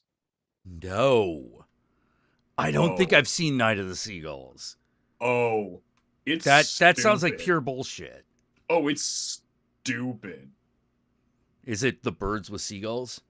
No. The seagulls have nothing to do with the All right. It's like the bird with the crystal plumage. Like there may be a bird, it may have crystal plumage, but what's that really got to do with the movie?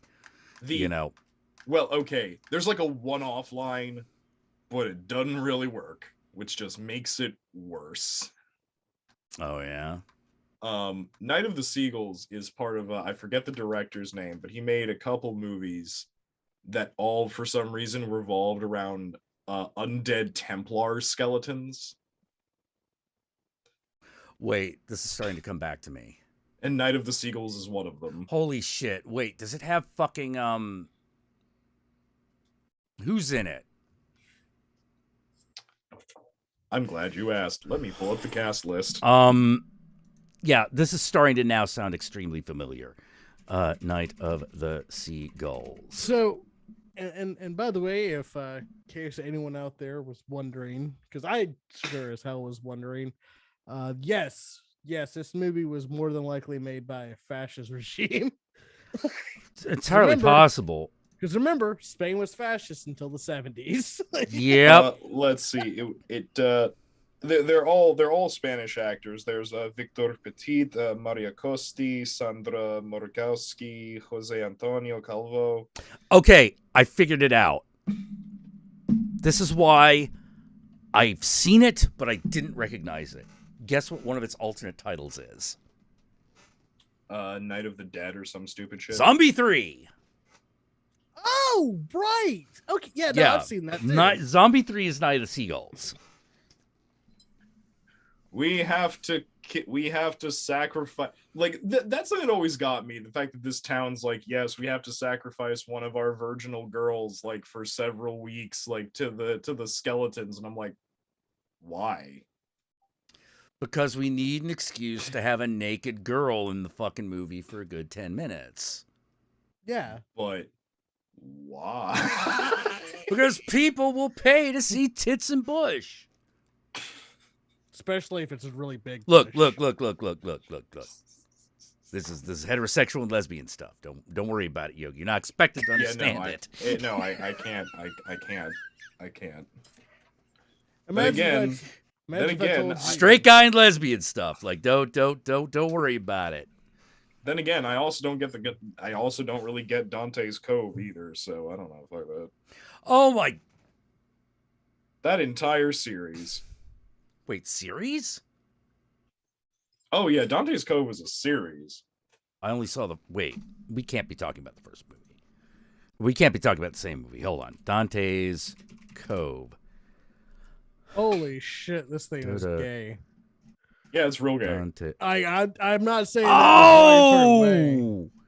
that okay, you're talking about. Okay, I didn't know what you were talking about. I'm talking about the gay witchcraft series. I was not. I was not. I was not. If I can remember the fucking title of the goddamn thing. There's another one with this like Dante's Island or something like that, or like Devil's Cove or something. And it's all about it's set in World War II, and it's two guys breaking into a Nazi like fucking base on a beach. You know, the reveal at the end is it's the night before D-Day, and there is a demon, a female demon chained up in a fucking tower. Of course there is. Yeah, because of course there is, you know. Also, yes, Thorgrim is right. Night of the Seagulls is one of the Blind Dead movies. That's what the series is called. The Blind Dead films. What? The Blind Dead films? Hello. You're welcome.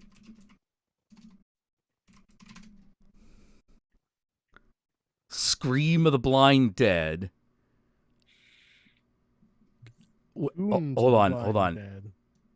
This is the Blind Dead films. Okay, let's see. All right. Let's see. Tombs of the Blind Dead, Return of the Blind Dead, and The Ghost Galleon. Oh, see, there's your first problem. All of which, by the way, have multiple alternative titles. For instance, Return of the Blind Dead is also called Return of the Evil Dead. The Ghost Galleon is also referred to as Horror of the Zombies. Oh, it's Horror of the Zombies. Okay. All right. See, this is the motherfucker about looking up these movies. There's 18 fucking titles these things had. Yes. That we've seen them, like, we may be talking about the exact same film, but like I saw it and it was called like Puppies and Kittens, and Yogi saw it, it was like the Devil's Anus. Remember when I did like fucking Invasion of the Bee Girls? Wait, this is something that's got one of those alternative titles. Man, this cuts my DVD collection in half. I'm a bee. I'm a bee. I think that was the best ending joke that could have had, honestly. Oh yeah, it was also the first one that just got banned outright. You know, because I was using unlicensed music, and I gotta admit, I was like, well, they're not wrong. You caught me. You caught me. You caught the tater. I did it. Yeah, fine. You can fucking.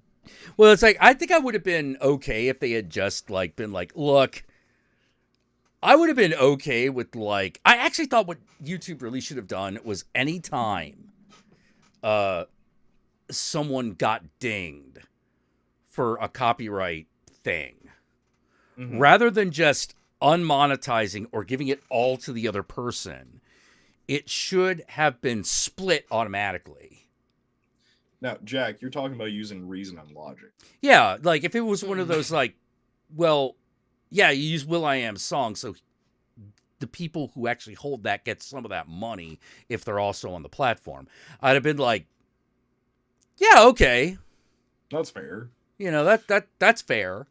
Oh, that shit ain't going to will.i.am. That shit's going to Universal. Well, even whoever. But no, they got to take all the revenue. And it's like, oh, come on, man. You know, you got to take my $20 that thing made. You got to be kidding me. You know. Oh. You mean that $20 it made us? yeah, exactly. You know. But John, you're absolutely what right. What inspired that I'm a bee bit? Did you hear that song? Like it's will.i.am and fucking Fergie going, I'm a bee, I'm a bee, I'm a bee. That was it. That was the whole fucking deal, man. And have you seen that video? All right, first of all, not a lot of bees in that video, I'm gonna tell you right now. There should be. There weren't. It's mainly about robots. And that's a problem. Yeah, it's a little weird. You know, didn't I Also, bust my John, nuts during that bit? I did. The part where I fucking actually nailed myself in the nuts and it hurt was when I tried to hump the mailbox. That was one of those stunts where I was like, really should have gotten a cup. Really should, like, because I don't regret the stunt, but I do regret the fucking pain. Hey man, we live and learn, you know, like we grow, we live, we learn. Yeah. But John, you're absolutely correct about like about a lot of these movies with like their fucking like weird ass multi-title bullshit. Like, example, have you seen Troll 3? I have. They made a Troll Yeah. 3. Yeah, Troll 3, also known, I believe, Ator and the Search for the Mighty Sword. No. Oh. No. You wish. Are you talking about the crawlers? The one with the weird plant things? Yeah. Oh. That shouldn't exist. No, it shouldn't. It's a bad film. Okay, so just to let you know, we're both right. Oh no, I know. But one Troll 3 is the Crawlers, and the other is Quest for the Mighty Sword. One of them is done by Fabrizio Laurenti, and the other one is done by Joe D'Amato. I never saw. Let's see. Did I see the Crawlers? Nuclear power plants, heroin, CPA, blah blah blah. Lizard plants killing lead positive plant plants and survive, causing them to kill and eat people.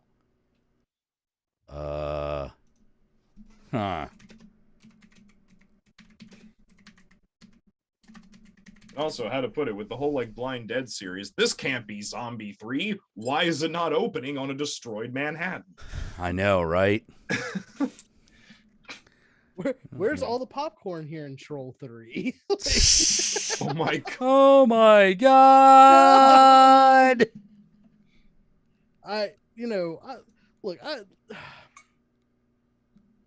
Okay, I'm gonna strap you down. You're gonna watch one film. It's gonna be Troll 2, or it's gonna be Trolls World Tour. Which one are you picking? Are you asking both of us independently, or? Yes. What would I rather watch? Troll 2. The one with oh my god, and you can't piss on hospitality in my house, I won't allow it. Yes. Right. Or Trolls World Tour. Troll 2, dude. I am not watching Trolls World Tour. Yeah, no, I like half made him watch the first Trolls movie, and he wanted to kill me. No. I brought DreamWorks. People almost didn't fucking get out of that alive. I brought DreamWorks into this man's house. Oh, that's your first fucking mistake. Oh yeah. Oh, it was. Look, Pixar will go through, like. I'll say one thing though, like, oh god, what's the name of that one, like the pedophile dragon movie? Tilly's Dragon. Tilly's Dragon. What the fuck was that? Yeah, no, that's a bad touch dragon movie. That's a bad touch dragon. Yeah, and to say nothing of the fact that like I don't remember anything that happened. I remember there was a dragon that had the voice of Buster Bunny. And that's it. This fucking fresh hell. Yeah, no, when Arthur Knowledge, Jack, and I and the whole house did acid together, we watched this. And then the Raggedy Ann and Andy movie. And I'm so glad that that's the order that we picked that in, because if the peak of the trip happened at Tilly's Dragon, that would have been real bad. That would have been a waste of acid. Yeah. Like, I would have been a waste of drugs. Oh yeah, no, totally. Like, I'm still pissed that instead of Tilly's Dragon, we didn't watch The Point. We should have. Yeah, we should have. But no! Some people had to watch Tilly's Dragon. Hey, that wasn't me, man. Yeah. That wasn't my... That's not what I brought to the cookout, man. I didn't. Yeah. All right. Look, what Yogi meant to say was, no, I don't think this movie's really for this crowd. But he was high, so it came out sounding like, yeah, Yeah. No, that's exactly what I meant. That being said, this coming October we should watch The Point. The Point's a good movie. I like The Point. Yeah, like that's a good one. I love the rock giant. I love him. He is absolutely my favorite part of that movie. You know, like there's a whole fucking land man. out there of us rock folk, little man. You know? And just remember, just because things don't have a point, don't mean they're pointless. Yeah, it's like basically they run into like rock giant Jerry Garcia in that movie, and it's kind of amazing. You know? I will always love Anthony's review of The Point because it's it's really good. Yeah. But I love when the pointed man comes out and he just goes, "Hello, Satan." Satan. Yeah. It's like I'm kind of scared. You should be, Bobby Brady. You should be. It sounds like one of those movies that I was forced to watch in like elementary school. You might have actually. I guarantee it's you, about though, the right age of movie for them to put in a school. I guarantee you, though, as a stoner adult, you'll be able to appreciate that movie in a whole new way. Oh, yeah, more than likely. Yeah. That whole movie is about being a hippie in the summer of love. It's really obvious. You know who does the sound? Do you know who does some of the soundtrack, John? Who? The Alan Watts Family Band. Mm-hmm.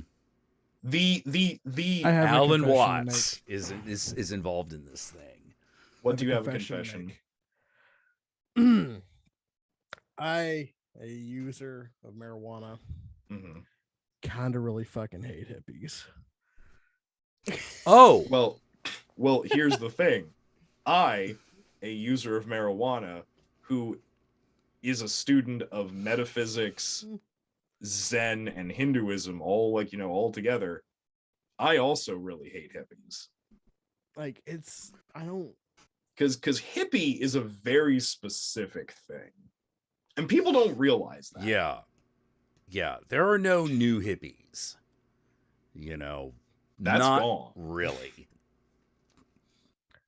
The closest you get are Trustafarians. We don't talk about that. Yeah. White boy, get them dreads out your hair. White people had dreads too. Shut the fuck up, Derek. I'm like, no, I'm keeping them. You know, do you think that that's appropriation? I have no idea. Maybe. Also, how to put it? You're Chinese. Yeah. Nobody really cares. You know. Like how to put it? I had dreads at one point. Well, no, let me be more specific. I had jeta at one point because I went through a several-year training period in like Shiva worship, which means I did not brush my hair. Did not cut it. And so they turned into jeta, which is what in Sanskrit the locks are called. Because people forget this, that Hindu holy men also have locks. What's worse, hippies or hipsters? For me personally, hipsters, Yes. because I actually had to deal with them. You know, like hippies I only had to deal with in this kind of like abstract. They're the same. Okay, they might be. No. They obsess over weird music, not because they like weird music, because they really enjoy it, because it is weird in of itself. They have taken to using designer drugs as a fucking personality quirk of themselves, and collecting old, outdated media, not because they want the media or they like the media, but because it's a status symbol to have the media. See, hipsters and hippies are the exact same thing. It's all a fucking act because you're inadequate and white. You don't know how to fucking deal with that shit. Man, I remember when hipsters meant Allen Ginsberg. Sorry. Yeah. What? Yeah. I remember when hipsters were called mods, you know? Yeah. You know, I remember when hipsters were called mods, and the word hipsters meant Allen Ginsberg. You know, and shit like Yeah, that. Like, yeah, people who the actually fucking beat did movement, things. you know? Yeah, people who actually did things. Yeah. Not like sit in a fucking record store and talk about how the fucking Smiths are the greatest fucking band of all time. Oh my Fuck the God. Smiths. They're useless. The Smiths are a terrible fucking band. Like we have like fucking Dead Kennedys, and you want to listen to like fucking Mondays. Shut the fuck up, all right? Shut the fuck up. It's just like, yeah, you go over there and listen to the Smiths. I'm gonna put this Depeche Mode record on. We're listening to Bauhaus over here. Shut the fuck up. Yeah. No, I'm gonna listen to Depeche Mode, and do you know why? Why? Because I'm gay and I like to fuck in clubs. Oh, dude. Yeah. Yeah, like if you're gay, like hell, you didn't even need to be gay specifically. You could just be depressed and want to fucking clubs.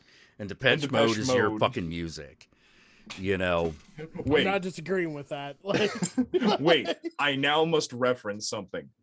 Oh, sweetie, look, isn't that the guy from Depeche Mode? What? Holy crap, it is. He's with a girl. It's like, oh yeah, that guy, totally super straight. I saw a thing all about it on the VH1. Oh, but what? What? But he's in Depeche Mode. No, straight. Depeche Mode. Oh my God, look. It's Senor Phantom. What the hell is he wearing? Are those really short pants or long shorts? Shorts. Yeah. Actually, one of the things I thought people stopped wearing those. I actually really appreciated all of the musical jokes more when I realized that the entire soundtrack was done by James Thirlwell. Yes. But yeah, like hippies and hipsters, there's no difference. Like, it's like when one of my parents bitch about the fact that like marijuana is still illegal. I can't fucking believe it. Yeah, because you voted the lame fucks. All the cool ones died in the street, and y'all didn't do a goddamn thing for them. You voted for the guys that voted for Nixon. Yeah, no. It's really weird to acknowledge that during like the countercultural movement of like the boomer generation, that like there were legitimate revolutionaries and communal livers trying definitely trying to actually change the consciousness of the country. And then there were people like my parents. Yes. Who did not do that. They did the drugs, but not the fucking, you know, or like or they did the drugs and the fucking, but not the politics, you know. But not the politics, and not like did nothing about the internalized misogyny or homophobia or anything. Yeah, like that was a fucking man, that was a mountain that was like impossible for the fucking boomer generation to climb almost. You know, even during like it's funny. So I know a lot of guys that were here, old guys that were here during the hippie era, whether or not they were hippies themselves. Some yes, some no. But one of the things I thought was really interesting is one of the things that they complain about is they were like, okay, you got to understand something about Summer of Love. Summer of Love was the beginning. They were like, that was the beginning of the end. Yeah. That was the beginning of the end. That was after that happened, it was all downhill. And the reason and their explanation for the reason was, yeah, that's when all the WASPs showed up. All the New Englanders showed up after that. And then everything went to shit. You know, like it was, all of it went to crap, and like no one wanted to party anymore because the scene slowly got taken over by these dipweeds. You know, like what would in the 80s be like the Buffy and Chet crowd. You know. Let me just say this right now. If you like one of the biggest like showcases of like how much the waspy boomer motherfuckers fucked up this entire thing y'all don't know who, like, you two do, I know that. But, like, just in general, y'all don't know who Marsha P. Johnson and Sylvia Riviera are. Shame on you. Yeah. Yeah. Yeah. Hey. My patron saints. Were they? Oh, I'm sorry, but were they look.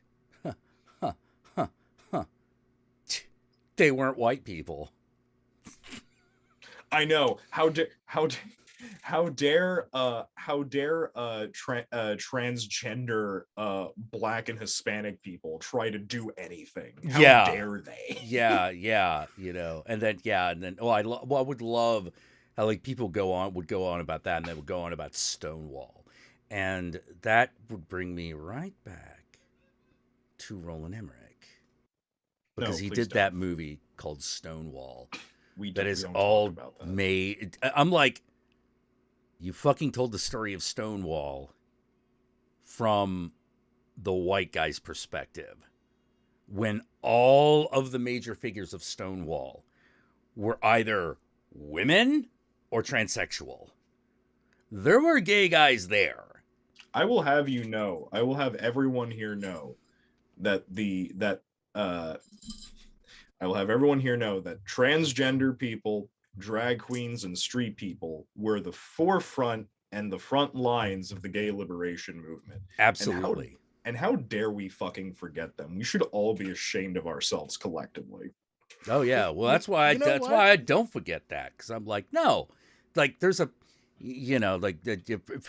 forgive the French, but I'm like, those people that we consider scumbags are actually really fucking important. And do you know, Sylvia Riviera's project, Star House, it still stands.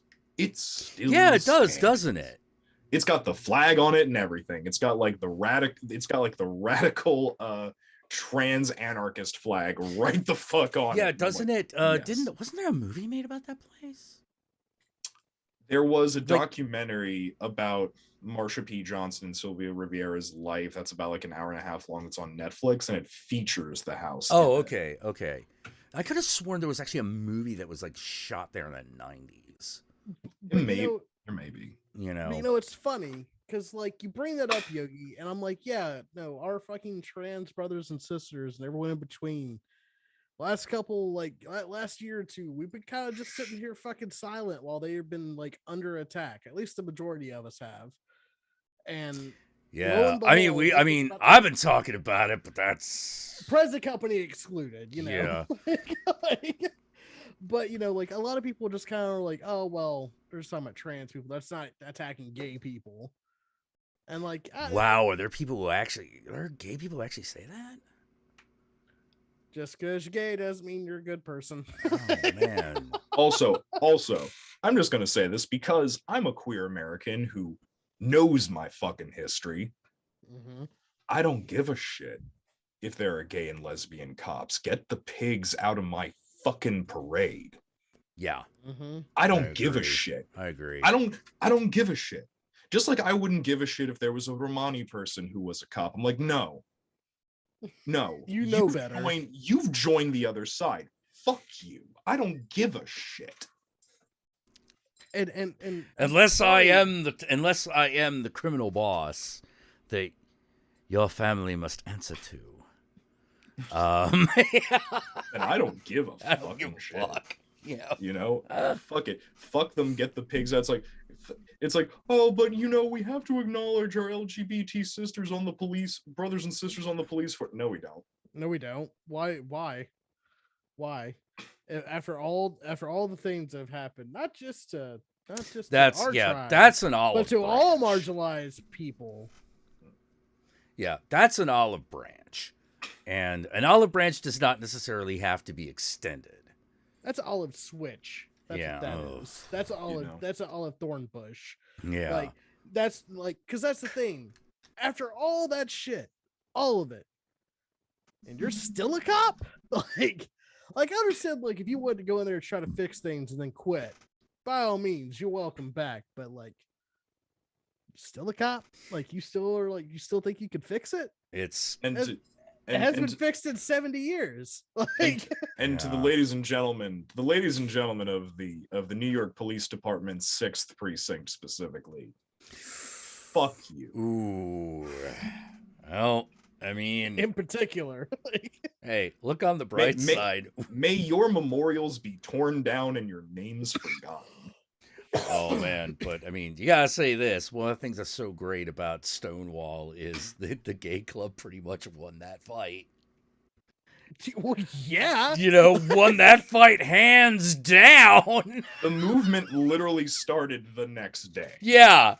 Yeah, the gay rights movement literally starts the next day after they won a fucking street fight against the cops. Oh, and don't forget, they were also going out there turning over cars and lighting shit on fire. Oh yeah, no, it was a riot. And why were they mad? Was it because it got raided? No, it's happened before. Is it because like cops are assholes? No, they already know that. It was Judy Garland's fucking funeral. Don't you come into my house. That was the limit, baby. That's the limit. Oh, I'm sorry. What did National Day? You fucking stepping on this National Day of mourning? Oh hell no! Like I'm about to take the bricks out of the Olympic Rainbow Road. Just beat the dog shit out of you. Yeah. That's kind of like when how like and God forbid when Dolly Parton eventually goes. Hey. Man. No. Knock on wood. I know. Knock on wood. If I mean this, if while we are all collectively processing that grief, if they try anything, we should kill them. Oh, it's blood. Like we should. It's like Dolly wouldn't want to. Dolly comes from Appalachian anarchists. Shut the fuck up. God, I'm really afraid that like Dolly Parton and Julie Newmar are gonna fucking die in the same week. Don't say that. Yeah. Don't put that out there. I'm serious. Touch something wooden right now. All right, you got it. You got it. Knock wood. Because I had one stuck in my head, and I was like, "Well, I could say this one out loud." Oh wait, no, I can't. That's almost a hate crime, because the person I thought of, her name started with a C, and I was like, "Oh, no. Maps may change that day." No, we don't play around with that. I'm lost. We don't. Oh no! Whoa! Yeah, no. We don't ever. We don't play around with that. Don't ever fuck around with that shit. If I could turn back time, I'd teach you how to ski. That will be the marching song of a new generation. That's all I have to dude. say. Like yeah, no, like that's gonna be like that. There's gonna be like there will be blood moment right there, you know, like. All it's gonna take is one really bad social media post from some oh dude, young Republican that's exactly what is gonna fucking happen. Hey, they're gonna say some shit, and then it's just gonna be that's it. It's like we're done. It's like wow, that's a really nice red snapback cap you're wearing there. You know what? You know what would go well with that? Blood. Yeah. Like they're gonna be like that's just gonna be the end of it, you know. That would be the day that all the sex workers that work in DC just start fucking. That's gonna be a riot right there, because like no, you're right. Like some idiot is gonna try to say something. You know, they are gonna say something, and they're gonna offend like basically gay everybody. And that is going to like that day you were either a Cher fan or you just shut up and stay home. Like that don't anything. You know, you just be like, oh yeah, like turn on the news and just be like, and LA's on fire. Oh, good thing I'm in the house. Good thing I'm out here. I will literally wear a black veil to work, and if anyone says shit to me, they're getting punched in the teeth. Yeah, I'm pretty sure Cher dying is one of the gay seven seals cracking. You know, like, and lo and behold, they rode a white horse. Right? Yeah, lo and behold, one rode a white horse. White horse coated in sequins. The black stiletto pumps of doom are knocking. Oh, dude. Oh man. If only it was, oh man. See, now it's starting to sound kind of cool. I know. Right? So yeah, you gotta be careful. I'll be right back. I gotta get something. Yeah, who says that has to be the Christian rapture? Why can't it be the gay rapture?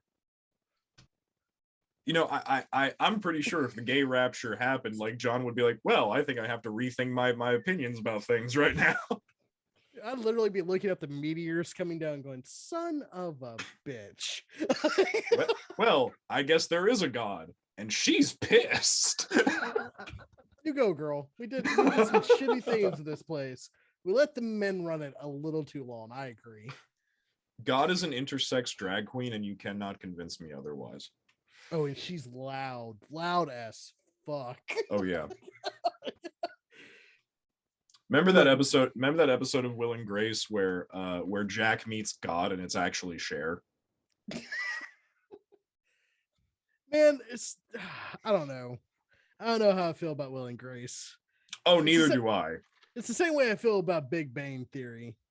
Or it's like you okay, no, do you know how I feel about Will and Grace? And I think you might agree with me. No, that entire show should have just been Jack and Karen and no one else. Yes. Will and Grace themselves are terrible. They should not be the main characters of this show. Yeah, it was like, for me, it was, this would work better if it was like a girl and her catty gay friend show. Mm-hmm. Like, this would be great. Why do we have to hide it behind these like fucking milk white toast motherfuckers? You know, also the whole like weird thing of like towards the end of the show, Will going, it doesn't matter if I have a man as long as I have you. And I'm like, oh, you made the gay man straight without saying it. Okay.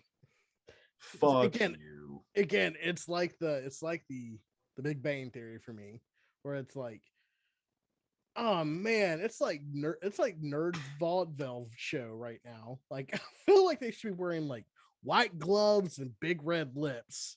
Because oh god, and let's not forget the anti-Indian racism. I know, right? Like, holy shit, that show is racist as fuck. And like they made him into like his fucking like sexual predator in the later seasons. Yeah, and the whole, you know, and the whole thing like relating with him and alcohol, and I'm just like, oh, you're doing the Punjabi stereotypes. Oh, yeah, you're awful people. Whoever wrote this, you're awful. I don't like, the thing is like, it started out all right, and then it just went on, much like every other fucking network show, went on for way too fucking long.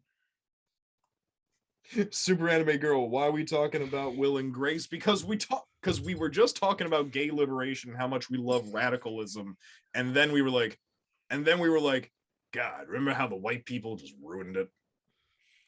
Well, look. Okay, no. Let me be more specific. God, remember how isn't it funny how like the waspy assimilationist motherfuckers ruin everything? Why is Ellen considered a gay icon? You know, that's a very good question. I lived through it, and I don't know. Sorry, it's getting a little bit of that, like, in the back of my throat. I feel. Mm. That's the reason why you make sure you swallow and then drink a glass of water.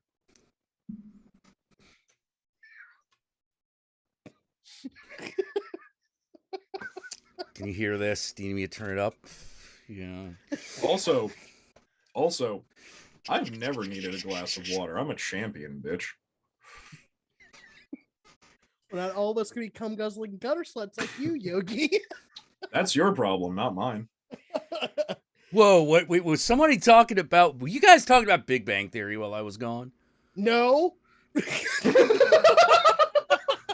Shut up. Why would we talk about that? We were just pointing out how much like Will and Grace, the Big Bang Theory is like vaudeville of a group of people and completely misrepresenting of an entire subculture. Is Will and Grace really comparable to Big Bang Theory in that way? I say yes. You say yes? Okay. You ever actually watch? I haven't seen it in years. Yeah, no. Rewatch that shit. The title characters are terrible in every way. Again, the show, the Will and Grace should have just focused on. It should have just been called Jack and Karen, and it should have just been a drunk old rich lady and her gay friend, and that show would have been way more entertaining. Now, people might say, but Yogi, Jack is a stereotype. Yeah, he's a stereotype, and people like him exist. Yeah, and he's a lot. The character's a lot of fun. But you like, know. But oh God. So what you're saying is, anytime it's either Jack and Karen or just one of them, yes, it works, because I am realizing that those are all my favorite bits. Yes, because Will and Grace suck. Yeah, like I will never fucking forget the whole like jokes of the Cher doll episode. Yes. You know, that was brilliance. Also, and that moment where like Cher appears in his dream, he's like, "Stop it! God. What the hell's going on? Hey! Don't tell me what to do. I'm fucking Cher, and I already paid for the fucking music of the dancing fairies." You know, just like it's like, oh my Cher, it's you. It's like, wait, are you really God? Depends on what temple you pray at. Yeah. which you know explains faith more better than anything else. It does, doesn't it? It does, doesn't it? But yeah, also, Will is a rich white man who ends up dating a cop. Fuck Will. I don't remember that part. Yeah. Then again, I did stop. Like, okay, I stopped watching everything after Woody Harrelson left the show. As you should. Yeah. Like, anything after that, I have no concept of. That's the watermark where everyone should have left, you know. Oh, okay, got it. But we're also talking about how like Big Bang Theory, how they have like the representation of nerds being like a bunch of like sexless, idiotic, like socially inept dorks. Which Which, yes, they do exist, but like, why are all of them that way? There should be at least one. Yeah. Really There should be like drugs. one nerd that's like a little smoother than the others. Also, why is everyone a borderline sex offender? I know. Like, well, what? All right. Like, what the To fuck? be fair, that's the sitcom formula at work. Oh, true. I do hate sitcoms. Yeah. I'm not a big fan of sitcoms either.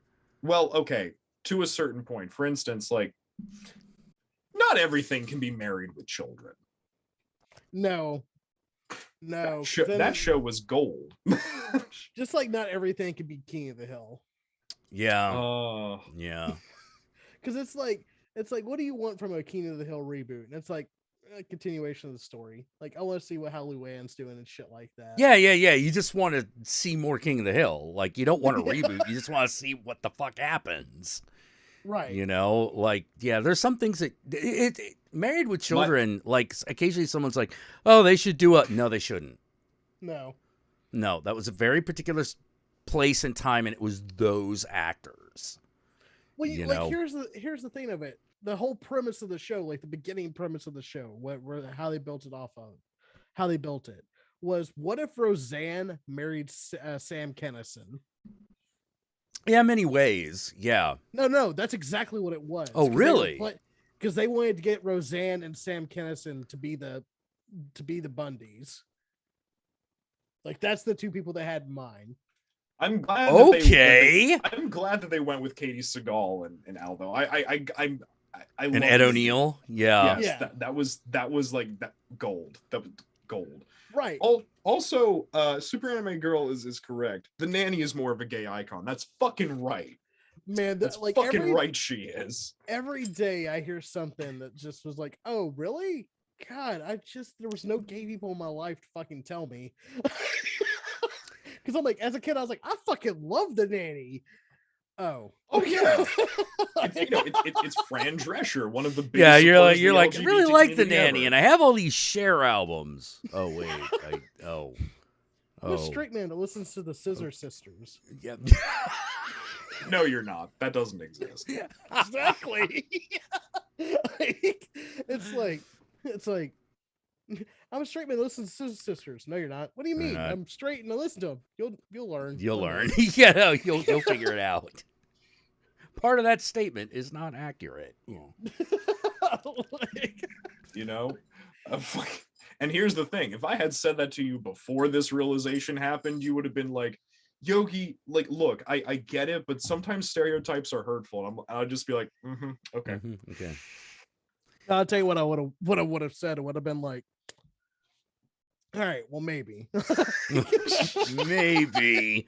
You know, and then like years later after the come out, you would have been like looking at your album collection going, oh, son of a bitch. You know, like it's like, why did I like Animorphs so much? Yeah. God damn it. I misread. Silly Palm just wrote that the title Married with Children. And because of the way the stream has been going, my brain fucked it up. Okay. And I read it as Mermaid with Children. I want that now. Yeah, I now want that. You know, I don't know what that show is, but now I want it. And it does star Katie Seagal. It probably should. Katie Seagal should definitely at least be a reoccurring character. You know, at the very least. I'm still mad that Divine died before she played her role on Married with Children. Yeah. Same. Yeah, I'm like that. They were like, yeah, Divine died. She was all set to play Peg's mom. And I'm like, oh my God, that would have been amazing. Flashman, but I listened to the Scissor Sisters. Uh-huh.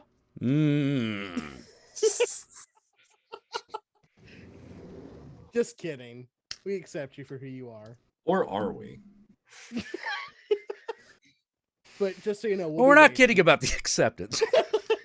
You know.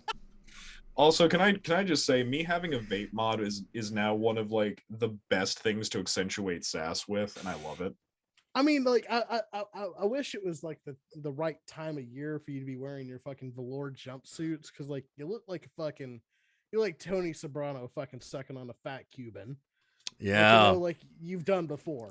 But I will have you know, I'm a very respected man within the Mauve hand. I will have you know. Is that the fairy No, god? I'm going to offer you. Godfather? Does he like walk around and it's like, this make my ass look big? All right, now, one day, and this day may never come. Well, I ask you to do me a favor as well. Is he like, oh God, no? No, go ahead and hang those curtains. Is he like the one that helps you get like top and bottom surgery, but like you have to do him a favor afterwards? Yes. Nice. Oh man. Yes. God. There's not officially a gay mafia, but there should be, and I should be involved in it. I mean, you just gotta organize, man. Well, it's like, this is a reoccurring thing. That problem that I have with conservatives. Now, I'm not talking about the politicians specifically. Just talking about like, you know, conservative voters, which is the way the American narrative works. For the most part, it really leans in their direction. Mm-hmm. You know, it probably will continue to. But when it doesn't lean in their direction enough, it's like the sky is falling. Well, Okay, Jack, I want you to be the stereotypical conservative voter. So you're probably blue collar. Yeah. Okay. Living in the South, probably Christian. Okay. Married, probably got like 3 or 4 kids. All right. Truck. Yeah. I grew up in Bowie, Maryland. That's not hard. All right. Mm-hmm. Every day of your life, you're constantly being told that they are coming to take your jobs, or they are coming to take your houses, or they are moving into your neighborhoods, or they are the ones that are gonna like take over this country and leave you without a job or without anything, and hurt your kids and shit like that. They are the ones that are grooming your kids so that they can become part of the LGBT agenda, the gay agenda later in life. And then you realize, oh, that's why they're like that. They're constantly afraid of everything. To be a conservative is to live in constant fear, and also to have is to live in constant fear and to not have true community, for the community that you build is based in hate and suppression. Well, when you talk about it that way, it sounds kind of stupid. Yeah, it does. You know, but no, I get what you're saying. I get what you're saying. It's just, like, yeah, I've been away from it for so long that it gets bizarre to me. One of the problems I do have with the left of center, this left of center and farther leftward, is that there is a lot of inability to speak the language of people who didn't go to college. Specifically the left of center ones, yes. Yeah. Because it's one of those skills that, like, I take for granted, that I can just talk to a person. Yeah. I might not agree with them. I might not like them, but I can communicate with them. If a guy is saying he's had a hard day, I know what that means. Right. Well, see, that's the thing. You don't look upon them with disdain. No, if they're in my house fixing my shit, I need them. Right. And the funny thing is, it's like, well, how, like, it's impossible to reach him. No, it's not. You just don't know how to fucking talk to them. You, like, the reason why you have an inability to talk to them is because you don't know what they fucking want. They don't really, like, most of them. The loud ass ones are constantly talking about, like, how Biden's a fucking lizard person. Just let them go. Yeah. That's not even there, but for the grace of God go they. Yeah. But if it's like some fucking good old boy that's sitting there fucking fixing your air conditioning, and he's like, man, I hate my fucking boss. I don't get paid worth a damn about on this damn job, and I only get, you can reach it them. Yeah. That's very simple. That's very easy.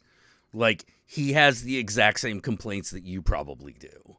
Exactly. You're not paid enough to deal with the bullshit of the job, but you need the job, so you take the job. Because I guarantee you that good old boy fixing your air conditioning, he also would like a world in which families could be supportive of each other, in which neighbors looked out for each other. Right. And that's socialism. Yes. Yeah. Yes. Yeah. Oh, yeah. Watch Wiggs fucking spin when you explain that to him. It's like, oh, you want to live like close to your family so that you all can kind of share the same land, so nobody really is paying out their fucking nose for it, and you all like support each other. You come by with your green beans, or you fucking something like that. You go out with each other. Yeah, that's socialism. Us being driven further and further away from that's capitalism. Yeah. And it's also, one of the other problems that I really, all right, this is a reoccurring problem with me talking to people left of center and farther. Not everybody, but it starts to show up a lot. And when I say what it is, you can understand why. As your two radical leftist friends, we're here to listen. Yeah, it basically comes down to this. Just because Jordan Peterson doesn't understand Carl Jung does not mean Carl Jung is insignificant. Yes. That is just because that yeah. pisses me off because I'm like, no. Carl Jung is extremely significant. And if you're going by what Peterson says, you're wrong because he's wrong. See, there's only one person who's given me a criticism of Jung that I can be like, all right, fair enough. And that is a friend of mine who is an indigenous American who then says like, oh, Carl Jung, you mean that guy who fucking stole everything that my people already believed in and repackaged it as like European, as like his wunderkind metaphysics? And I'm like, you know what? That's fair. Yeah, that's fair. That's fair. Like he did take a lot from a lot of people. I don't like, as I've often said, if you're not allowed to steal ideas, where are they going to come from? That's true. That's true. But again, like, how can I put it? Like, this is what, look, technically speaking, I am a Marxist. This doesn't mean that I agree with Karl Marx on everything. Yeah. Like I know where I sit in my opinions. I don't know what that's called. I have never known. You're Jack. Yeah. I've never known exactly where that is. I believe that I'm somewhere around non-authoritarian libertarian something. You'd be you're closer to anarcho-socialism than you realize. Oh no, I probably am. Like, I wouldn't be surprised at all. We're fun. We have cookies. Yeah, like I'm. But I've been to enough anarchist events that, like, we have cookies, and the great thing about it is they're simultaneously the people's cookies and your cookies. Yeah, the only problem I really had. Okay, so this used to be this event that I used to really like going to, called the Anarchist Book Fair, and oh yes, I've heard of this. Yeah. The only problem I really ever had with it is when I realized I was collecting more books, but I was learning less. You know that point when you're so into a philosophy, you've actually read everything, but you haven't read everything that everyone's written on all those seminal works. And so you go through them trying to squeeze out any nutrition, and you realize, wait, I am on a fool's errand. It's kind of like, no. It's literally, okay, weirdly enough, now this is true of any philosophy, this is true of any system, this is true of mysticism. It's kind of like, how to put it, once you've understood what the Buddha has said, there's only so much commentary from other people you can stand reading. Yeah, because it there is a point at which it's like there is a point at which one's mastery of the text means nothing. Well, okay. Like if you want something to action, if you're like, I've read so much, I actually want to put some of this into action. Let's practice this shit. Talking endlessly about theory is not going to make you feel any better. Right. That was actually one thing I was going to bring up. It's like, not everybody needs to read the Communist Manifesto and, Kropotkin, you don't need to read every fucking theory book on socialism and anarchism and to understand where you sit. You're not collecting communism points, right? To level up in a character class that doesn't exist, right? Because as communists, we shouldn't make character class. We use the job system here in communism. Correct. No, but like for real, I've had this argument with some lefties. I'm like, look, y'all want there to be this gigantic book club, And that's the reason why no one listens to what the fuck you say. Look, wanna why I'm losing my tits over the fucking like labor movement in America? Please do tell. Because that's actually going to turn people into leftists. Oh, Not yeah, your totally. Not your diatribe about fucking like Karl Marx for the 80th fucking time. Not some fucking, and I hate to say this because I do think they do a lot of good in the world. Not some fucking, leftist streamer that's like fucking reading, like telling you their theory about shit and indoctrinating you. No, it's the people that are working in those places that are getting tired of the forces of capitalism crushing their neck. That's the motherfuckers we should be spending our effort and fucking time on supporting. Literally. I just want the roof. I want the roof over my head, enough food to feed the family. One of the oddly enough, and how to put it, I hate to prop an organization, prop a particular organization up over another, but I honestly think that one of the most valuable things you can give people, especially working class people, is the little yellow booklet. The principles, goals of the industrial workers of the world. This is possibly, look how thin it is. Look how it's thin not that it is. big. Not that big. This explains everything you need to know. Literally, the preamble to the IWW Constitution is on the fucking back cover of the goddamn thing. And here's the best thing: if they you don't even have to fucking give them that. You can just explain what that shit says to people. Yeah, you can. And talk about it and put it in a practical way. It's almost like that's praxis. Yeah. And put then, shit into praxis. Then you can additionally go, hey, if my Cliff Notes version is not enough and you want to learn more, here's a booklet. There you go. There you go. Like that's the thing that like I really wish leftists would like shut the fuck up and start recognizing and start champion is these labor movements. Yeah. Because that's the thing that's actually going to change minds and change working conditions for the better. Not like going like not like attacking the DSA or like going on Twitter to get a hashtag running.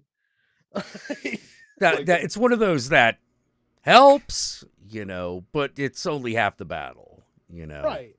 Like okay, example. Have either of you ever read these 3 paragraphs? Yes. I don't think that I have actually. Okay, may I did it when I was like looking to get one of my workplaces unionized before I got fired. It's good for trying to get the place unionized. Someone snitched on me. I'm not sure who, but this is why we run covert operations. This is what I'm doing at work. We run covert operations. But legitimately, this is so okay. Preamble of the Constitution of the Industrial Workers of the World.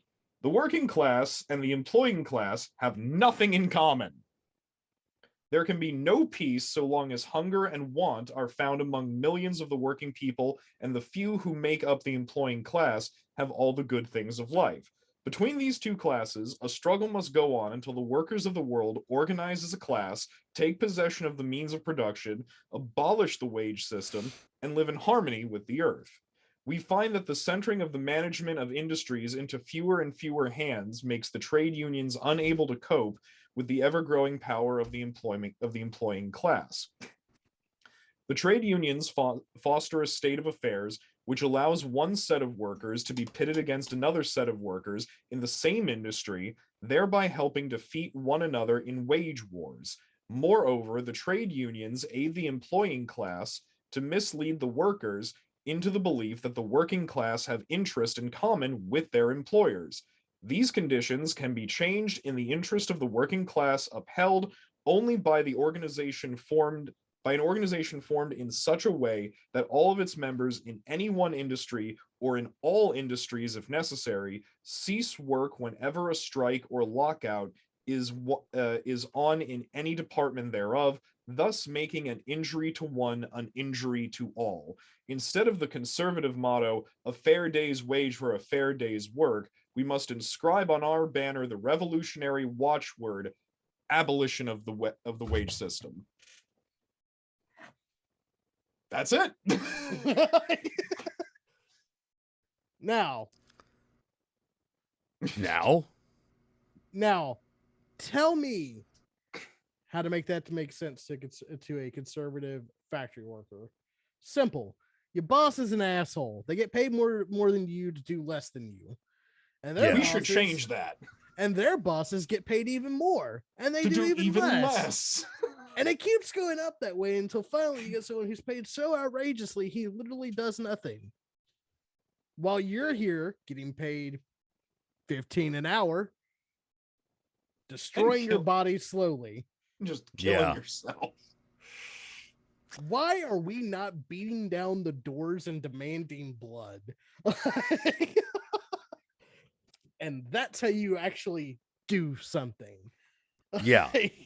Yeah. Well, like, I think one of the worst, I think one of the worst things that happened is for leftism, that leftism became like the language of the educated. Because as that sounds like a good idea, but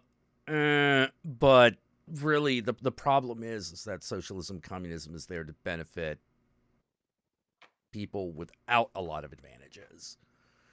You know, like literally when Marx went around like giving lectures, he was talking to factory workers. Yeah. He wasn't talking to colleges. You know, there's a lot of that, and the fact that is the only. I mean, granted, having it be in colleges is better than nowhere, but it's not ideal. Far from ideal. Well, again, a lot of the issue, especially with American leftism, I don't know about globally, but I can speak about American leftism, is there's a lot of leftists that just refuse to get down on the same level as someone who is less educated and conservative. Oh yeah, they yeah, absolutely.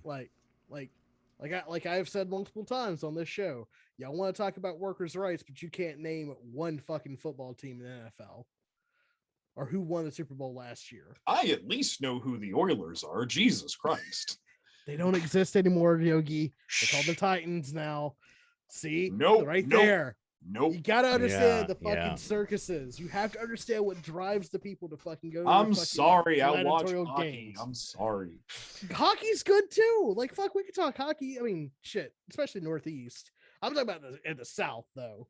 Like, in the South, everyone's like, sports ball. Shut the fuck up. I think the Midwest likes hockey.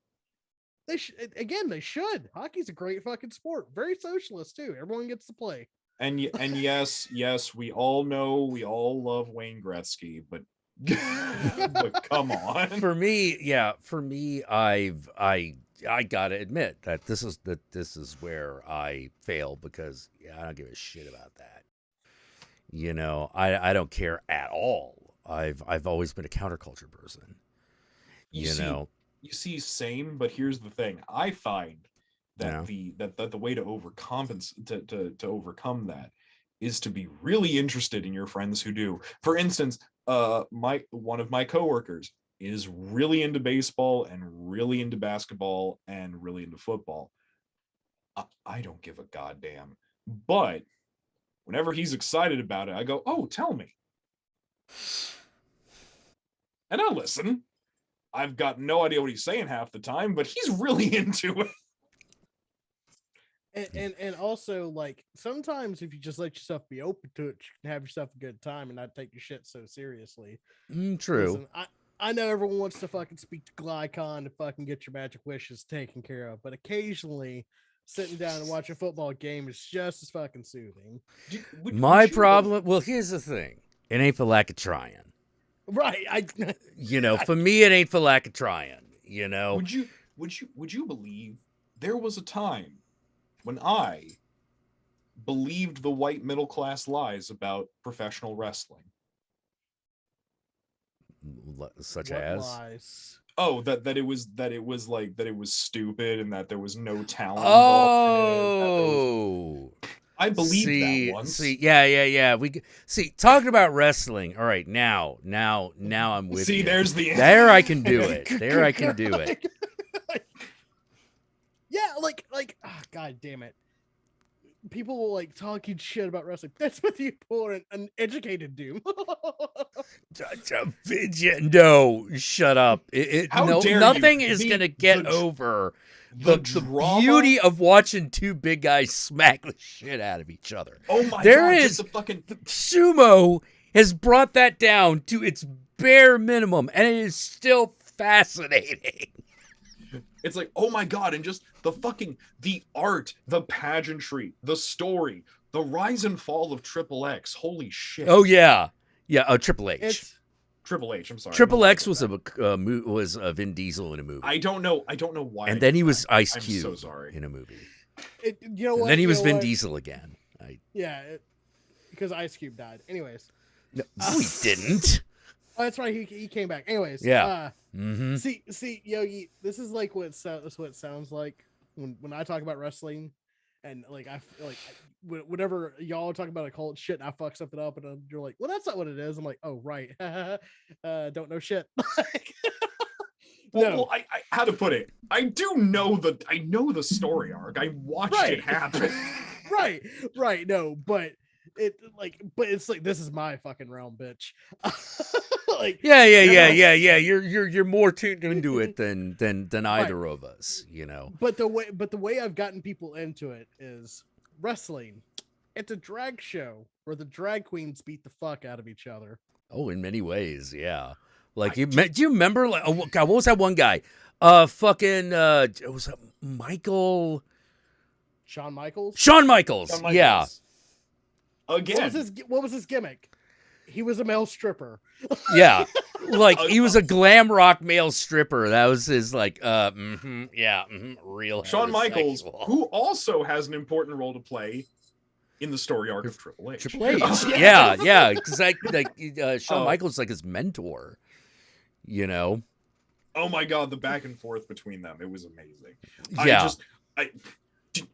I remember as a kid, I was scared shitless of and fascinated by, and I think everyone my age feels the same way, The Undertaker. Oh yeah. Holy shit. Yeah. I was a little older when The Undertaker started happening. Like I was already, I think, in like 9. I was already like 18. You know, The Undertaker and Paul Bearer. Yeah. Yes, oh my Undertaker will smash you. Yes. Yeah, I was the urn. What was with the urn? We don't know. The urn was the fetish that drove the Undertaker to violence. It's his phylactery. Yeah, and see, it's been destroyed multiple times. Yeah, because you remember, the Undertaker is not just a wrestler; he's a satanic wizard. Right. Who himself has died and come back multiple times. Yes. Satanic necromancy. Yes. Yep. He haunted Randy Orton. Yes. You know? Like, there was that time he came back as a fucking biker. You know. That was weird. I'm not gonna lie, that was weird. I liked it a little bit, but they went in a direction, they tried something. They tried something new that was roughly, did they drop that by the time the fucking Shockmaster happened, or was that going on at the same time? That's the Shockmaster happened like in comparison to this, like in the primordial age. Right, okay, yeah. So to explain Biker Taker. All right. Biker Taker happened during a time where the WWE was trying to do this like hyper realism like kind of storytelling, and while the Undertaker in and of itself, the gimmick is timeless, it can seem hokey when everyone else is like super serious actual WrestleMania. Yeah. Like magical powers are okay during during the Attitude Era. During the Attitude Era, yeah. During the Attitude Era, during like when Hulk Hogan's on the screen. But like when it's like Stone Cold Steve Austin, Brock Lesnar, The Rock, Ken Shamrock, fucking John Cena, like all these guys are just, their gimmick is a really good wrestler. Spooky Zombie Wizard doesn't really kind of fit that vibe. Right. But I mean, that was wrong. It did. It totally worked. But you can understand why someone's like, maybe we need to change this. Well, that shit lasted maybe 4 years, and then they were like, "Okay, we're gonna bring back zombie." No, cowboy. fuck it. Yeah, this ain't working. We've been trying this. Yeah, Biker Taker. Yeah, oh, that's right. He was a take on Ghost Rider, but like those movies, bit that didn't help. But does anyone else keep that clip, that beautiful clip of The Rock smashing the shit out of Vince McMahon's head with a trash can lid just that's all in the back of their brain? That's like fucking dude. You could look that shit up as GIFs on fucking Google, and that shit come right up. I love that. Like Stone Cold Steve Austin, like fucking beating the head of Vince McMahon with a bedpan. Oh, that was pretty bad. That was pretty great. Oh, yeah. Chef's kiss. But yeah, and here's the thing, right? Like we're talking about old wrestling, but like I, as a wrestling fan, I'm more excited about now wrestling. Yeah, I was about to say, like you're still in it, Yeah, because the fucking the culture has changed into a much more. It's kind of like a counterculture thing where it's like everybody that's weird gets a place at the table. We have openly non-binary, gay, trans, fucking they have entire fucking pay-per-views dedicated to gay brunch. What? Yes. Which is exactly where wrestling should be going, to be honest with you. Wow. I didn't know that. And we can all collect. Actually, no. And there's another way you can talk about socialism to the working man. Just be like, you hate Vince McMahon, right? Yeah, Vince McMahon's an asshole, right? That that guy. No. The struggle between fucking oh god, who's a good one to bring up now? Stone Cold Steve Austin. John. Vince McMahon. Yeah. John, what wrestler right now represents the everyman? I would say right now in AEW that would be a Hangman Adam Page. All right. He's the anxious millennial champion. Okay. Is he blue collar enough? Oh, he's from West Virginia. Okay, great. Good enough. All right, good. Oh, that's all you need to say. So, yeah. You know that when he gets into an argument with Vince McMahon is the man. Well, here's the thing, right? That's he's the employing class. He's a piece of shit. Here's the thing. Not really. That's not what his story is about. Oh. So his story is about the fact that him and his friends decided to make a wrestling company. And he was always kind of like the young kid that's like, all right, you're going to have to, all right, this is not stopping. Yeah. Let me deal with this. Yeah, go ahead. I'm going to tell the story of the modern hero. Meow. The modern wrestling hero. Meow. But yeah, one of my favorite new wrestlers, Effie. He does Effie's Big Gay Brunch. That's fabulous. It is fabulous. And I've seen Effie, and I approve of Effie. I think this year's card had no straight people on it. What? Anyway. All right. So, Jack, you want to hear about the Modern Warrior? Yeah. Let's hear about the Modern Warrior. Let's hear about so there's this young fella by the name of Hangman Adam Page. Okay. He's been hanging out with this group, and they're decided they want to make a wrestling federation of their own called All Elite Wrestling. Okay. All right. But they're all friends, and they're like, look, we're doing this so we can make sure that we're not going to get fucked over. We're going to control our own destiny. Right. We're going to try to do what Image Comics did in the 90s. Got it. Right. Basically, we're going to try to revitalize that whole, well, why is it only WWE that's allowed to exist in American wrestling? Because monopolies are wrong. Right. So fuck it. Let's make our own organization and see if we can compete with them, which they do pretty well. But this guy Adam Page, he's got a bit of a confidence issue. See, the thing is like he's never really won the big matches. He'll win like the matches leading up to it, but he'll never win the big match. Right, he never takes the title. And he has to constantly live with the fact that he's part of a group called the Elite, and he's kind of like the bottom rung of it. He's not really living up to the group name.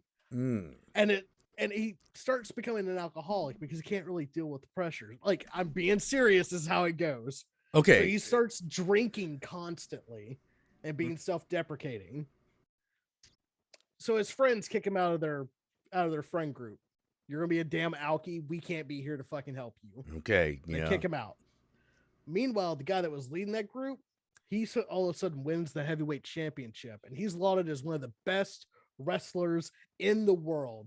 6-star matches out of 5.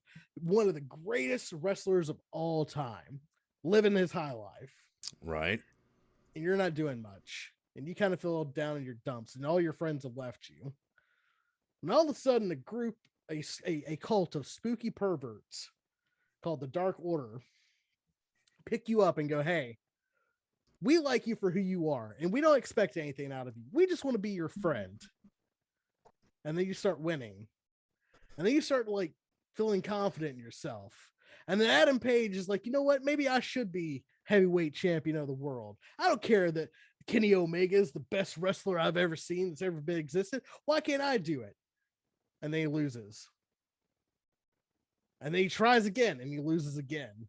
And he tries one more time and he says, if I can't do it, I can't do it. If I'm not good enough, I have to do it for myself. I can't do it for the Dark Order. I can't do it for the fans. Hell, I can't even do it for my family. I have to do it. Gotta do it for me. Yeah, yeah. And he finally wins. And he's afraid that, like, with this championship, he's gonna become that asshole. So he's constantly trying to make sure that he doesn't let the fucking title of champion get to his fucking head. That's the anxious millennial cowboy. That's Adam Page. That's the modern hero. Someone who isn't going to go out there and fucking, body slam the boss and fucking drown him in beer. He's just going to go out there and try his damnedest. And that's good enough. Folks, tell me there's not a more better representation of the modern person. Dude. Except for the winning part, that's Rocky. Right, exactly. It's like, oh my God, just once let him win. Like, because he deserves it. Not just like he deserves it because he's he's the plucky baby face. Because he's the hero. No, he deserves it because, God damn it, he needs, like, you just want to hug the son of a bitch and tell him it's okay. You're good enough. But he's not good enough until he wins that title. The fact that he's absolutely delicious in a greasy way also doesn't hurt. It sure doesn't. And speaking about delicious men, I'm sorry. Can we talk about the feminist icon, the weapon of sass destruction, Daddy Effie Gibbs? Can we talk? What? Look, I Daddy Effie Gibbs, huh? Just all like right. Just like an Effie, and then wrestler. What? A more deliciously openly gay wrestler there was not. Oh my God. Yeah. Okay. Well, I'm loving this pink jacket with all the spikes on it. I tell you that.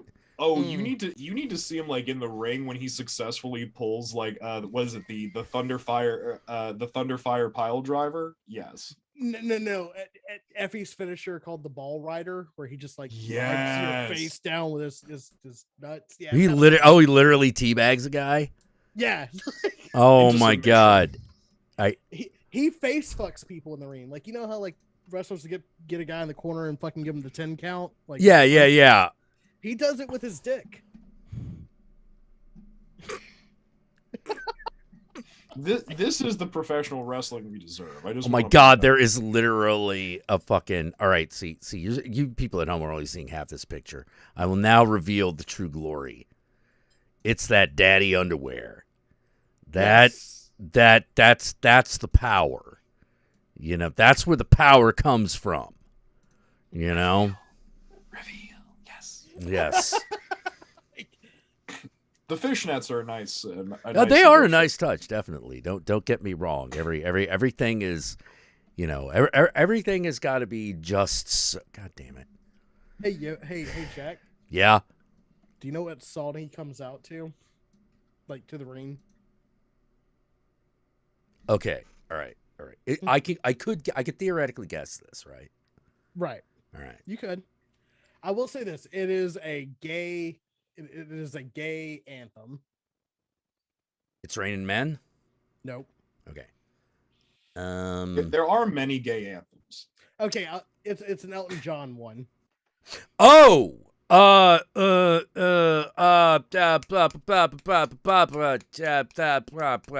Marilyn Monroe fucking Princess. No, Di not one? Candle in the Wind. Not Candle in the Wind. Okay.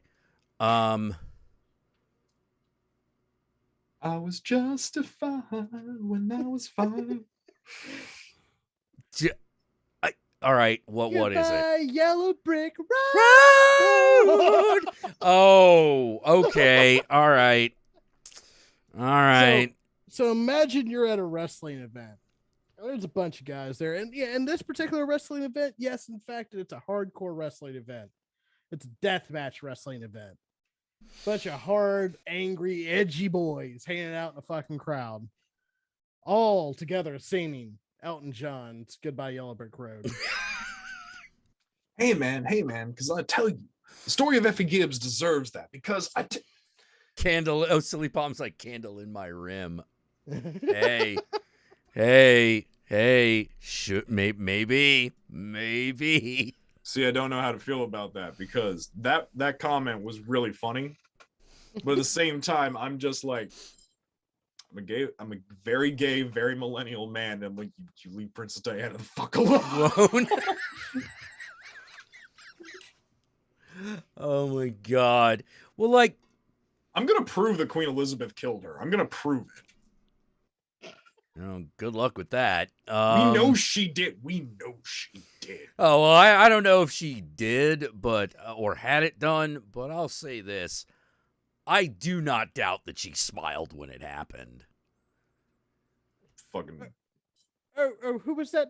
Diane? Oh, thank fucking heavens. Oh, thank fucking yeah. At the very least, she was happy for about 5 minutes. I mean this with all my heart. When Queen Elizabeth II dies, I'm throwing a party. Same. Fuck that old bitch. Fucking hate her. Ding dong, the bitch is dead. Which old bitch? The only bad thing about Prince Philip dying is that he didn't take that fucker with him. I know. Now he got out while the getting was good. I still like. I'm waiting for the like. Here's the thing that I think is going to be amazing. The day Prince Charles actually assumes the throne is going to be the day that the markets in the UK completely tank. It's going to be funny. Brexit is going to finally catch up, and it's just going to be like, poof, done. Would he take the throne, or would like that be the would monarchies like absolve that day? I wouldn't be surprised if they did. Like, I doubt it, but like, it's Prince Charles we're talking about. Nature's biggest what the fuck. The man has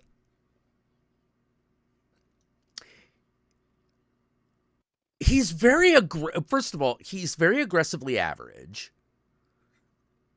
As a person, he's very aggressively average. He is literally he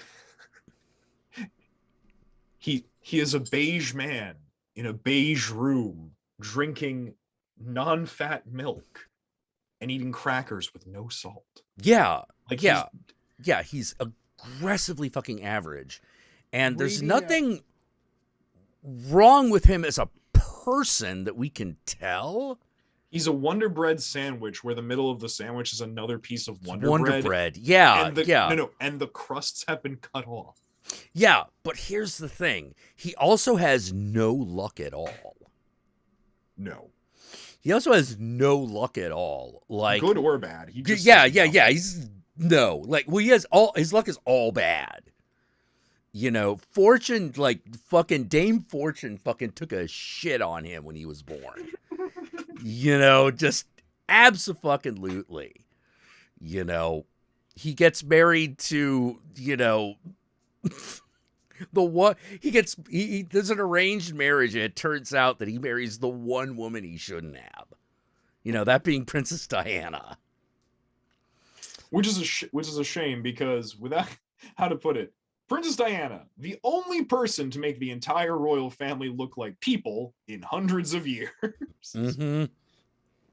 Yeah, no matter what you think about Princess Diana, and I have thought a lot, you know, she was clearly not the favored of the royalty. She was the people's princess. Yeah, she was the princess of the British people. You know? She's also a really bad driver. You shut the fuck up. Shut the fuck up. Yeah. Now that leads me to my other thing, which is as royalty, I don't give a fuck. I'm sitting there and I'm like, when I see Britain and royalty, that to me that's Hicks with American flags and fucking Trump hats. You know, right, that enough. To me is like that's the same goddamn thing. I don't care. I forget where I was going with this. Point is, fuck royalty. I don't like them. We were talking about like Prince Charles. Oh, right. Like my feeling on Prince Charles is that basically, yeah, he's going to assume the throne, and either the monarchy is going to dissolve that day, or all the fucking or the British stock market is just going to completely tank. It's going to completely bottom out. For God's sake, both of his sons have completely abdicated their lineages. I know, right? They've both been like, nah, fuck this. You know, I don't want to be King of England. Fuck you. This sucks. Yeah. Oh no. I gotta hand it to fucking Harry. He's like, I've got my hot wife and I'm gonna move to California. Fuck you. Yeah. Okay. I feel you.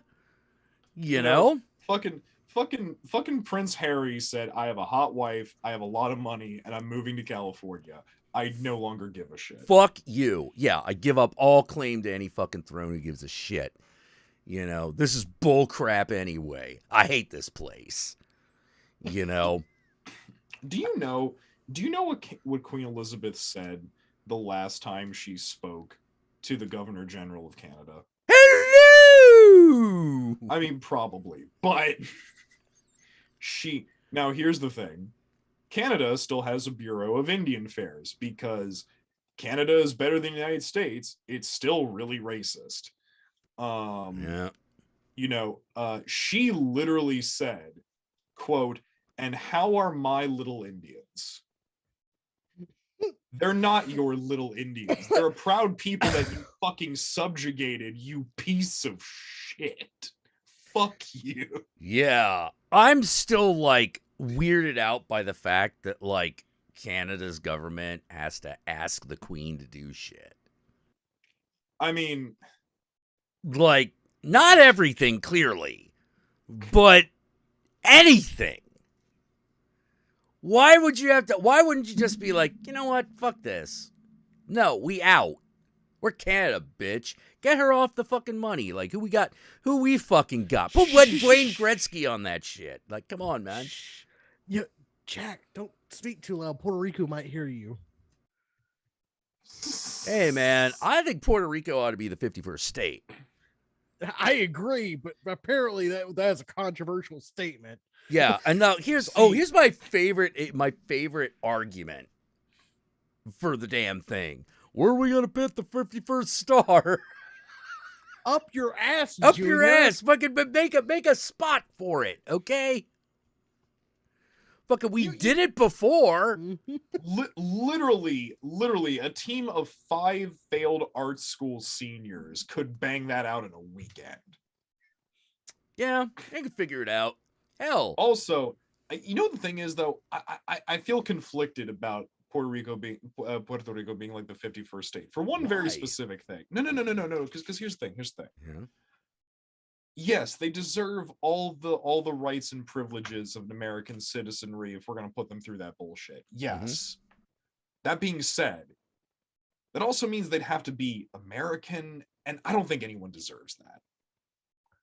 Well, let me put it this way. I am perfectly okay with Puerto Rico being America's Quebec. Where it's Don't say that. Don't say that. Quebec sucks and Puerto Rico is beautiful. Well, yeah, but you know what I mean. You Fuck know, the French. if that's one of those like, well, Especially everyone the just speaks Spanish here, and that's just the way that is. Okay, cool. It's not like Southern Texas is any different. Ooh, Malcedon has a very good point. We could always kick out Florida. I'm fine with it. Yo, what is Ron DeSantis's like testicle amount to try to start shit with Disney? Yeah, it's one of those like even the mob is like, bro, bro, what are you doing? You It's know, like hi, do you realize that this company is one of the single largest employers in your entire state? yeah, talk about like fucking cutting your dick off to spite your face. You know, like what? What the fuck's gonna happen to Orlando? What the fuck is gonna happen to Orlando? Orlando, you know, like are you fucking kidding me? You're just sort of like, there's no, gonna be you like gay people, therefore get out of the state. Okay. You know It's like, that. well, half of Miami and all of South Beach just left. Well, you're fucked. Yeah. Like, and for what? Like, that's the thing I keep going for. Like, I'm like, and for what? It's like, well, I'm gonna get reelected. I'm like, but. Oh no, that okay. motherfucker's got his eyes on the presidency in 2024. If Ron DeSantis runs for U.S. president and wins, I'm leaving. No, I'm kidding. I'm not kidding. I'm packing up shop. I'm done. DeSantis, like done. I'll put it this way: it'll be the Democrats' election to lose. We're gonna trot out 80-plus-year-old Biden. I guarantee it. Yay! Well, not Trump runs again. Yeah, like I fuck it. Let's go to Mexico. I don't. It's funny because I look at it and I'm like, hey, Obama, do you mind? It's illegal. We can change the Constitution like fucking anything, you know? Like, gotta be kidding me. I would literally... Can we elect a pineapple? I would literally rather vote for a fucking pineapple. Can we right? Can we just, like, put someone up there that's, like, popular? That'd be cool. Not like, popular with liberals. Like, popular with everybody. Somebody. You know, I'll go with somebody. Elvira for president. Yeah. Hell, man. I Like, would love a gothic lesbian as president. Are you kidding me? I can't believe that. Just DeSantis, President DeSantis. You gotta be fucking kidding me. That's one of the theories. Like, fucking China will have a field day. I know. They'll have a field 4 years. Like, it's gonna be like, this idiot? Fuck yeah! But that's the funny thing, right? Is there's a race right now between 3 people who might get that 2024 Republican nomination, and Republicans do not want any of them to win. It's Greg Abbott, Ron DeSantis, and the other guy. I thought wait, isn't Greg Abbott like a pedophile? Yes. No. Well, probably. Okay, probably, but not. That probably means he's not the guy I'm thinking of. Yeah. No. Dude, I will take Dwayne "The Rock" Johnson at this point. You know, if it's between that and DeSantis. You know, like, holy crap. I generally make it a rule in life not to vote for celebrities. Me too. But I would vote for, like, fucking anybody, man. but like seriously, like this guy like is going to kill his state to win political points with people that don't live in his state. Yeah. Hi, I live in the Garden State, aka the state of New Jersey. I'm very familiar with this. Elon Musk can't run for election. He's from South Africa. Yeah, he's Remember not an that, American folks. citizen. We, He's uh, not. that, He's not a folks. natural born citizen. He can't run for He president. got his money from an emerald mine in South Africa. Yeah, His family closest- owned slaves. Yeah, the closest he can come is he can be a senator. Yeah. But Elon Musk, his wealth comes from an emerald mine in South Africa that his parents owned. And yes, during those times. His family was actually part of the political force to keep apartheid enforced, actually. Yeah. Yeah. So fuck Elon Musk. I hope he dies of syphilis that no one Oh catches. man, I found out what happened. I found out why Elon Musk has been doing like anything the last couple of months. Because you never met a nice South African? No. It's true though. I mean, that may be true. Yeah. Oh, I've never met a nice white South African. I met plenty of nice black South Africans. Well, those are actual people. Those are human beings. Those aren't South Africans. Those are people. You know?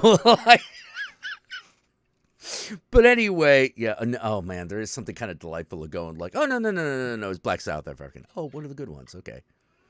You okay, Yogi? Ooh. Holy shit!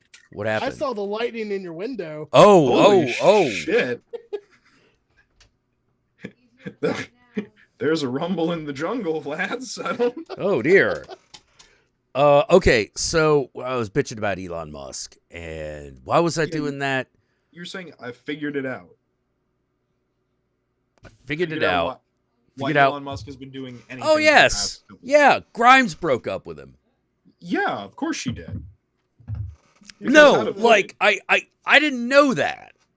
Oh, I thought you did because it was like all over. I didn't because like I'm sorry. again- Was it gaming or titties? Was it gaming, titties, or the occult that I got almost no shot of knowing about it because I ignore any news about Elon Musk because I'm like that guy gets way too much attention. You know what though? I shouldn't judge for that because I'm very much the same way in the sense that I avoid any news about celebrities, like ever. Yeah, because I just assume avoid it's just gonna get to me at some point. I don't go so I don't look for it at all. And because I just want to point it out because we're not talking about it. If one more person comes up to me and tries to tell me anything about Amber and Johnny, I'm spitting. Oh my god, Yogi, have you fucking seen? No. If anyone, I am spitting on your shoes. I am spitting on your shoes because fuck you. I do not care. Oh, look, two terrible people are lashing out each other in a court of law. I don't give a shit. They're both awful. Fuck you. When's the next movie they're gonna be in? That's all I care about. And if that's never, sure, fine. That answers my question. Because I'll be perfectly honest with you. I love how people are like, oh, well, Johnny Depp lost a lot of film roles because of this. I'm just like, all right. Yeah, well, hence why he's taking her to court. That's what this is about. Yes. And to which my response is, well, let's consider that for a second.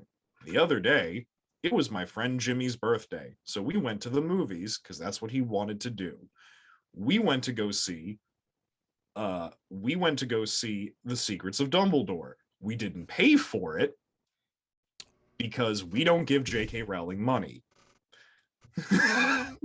So we saw the film. We did not pay for it. Fucking try to arrest me. I don't give a shit. Yeah. You know. And I'll be perfectly honest with you. I think Johnny Depp not being in that movie is probably the best thing that could have happened to it. Oh, he's not in that movie? No, he's not playing Grindelwald. Like he was replaced by another. Another actor Hans- entirely, huh? Hans Mikkelsen is playing Grindelwald now, I think, right?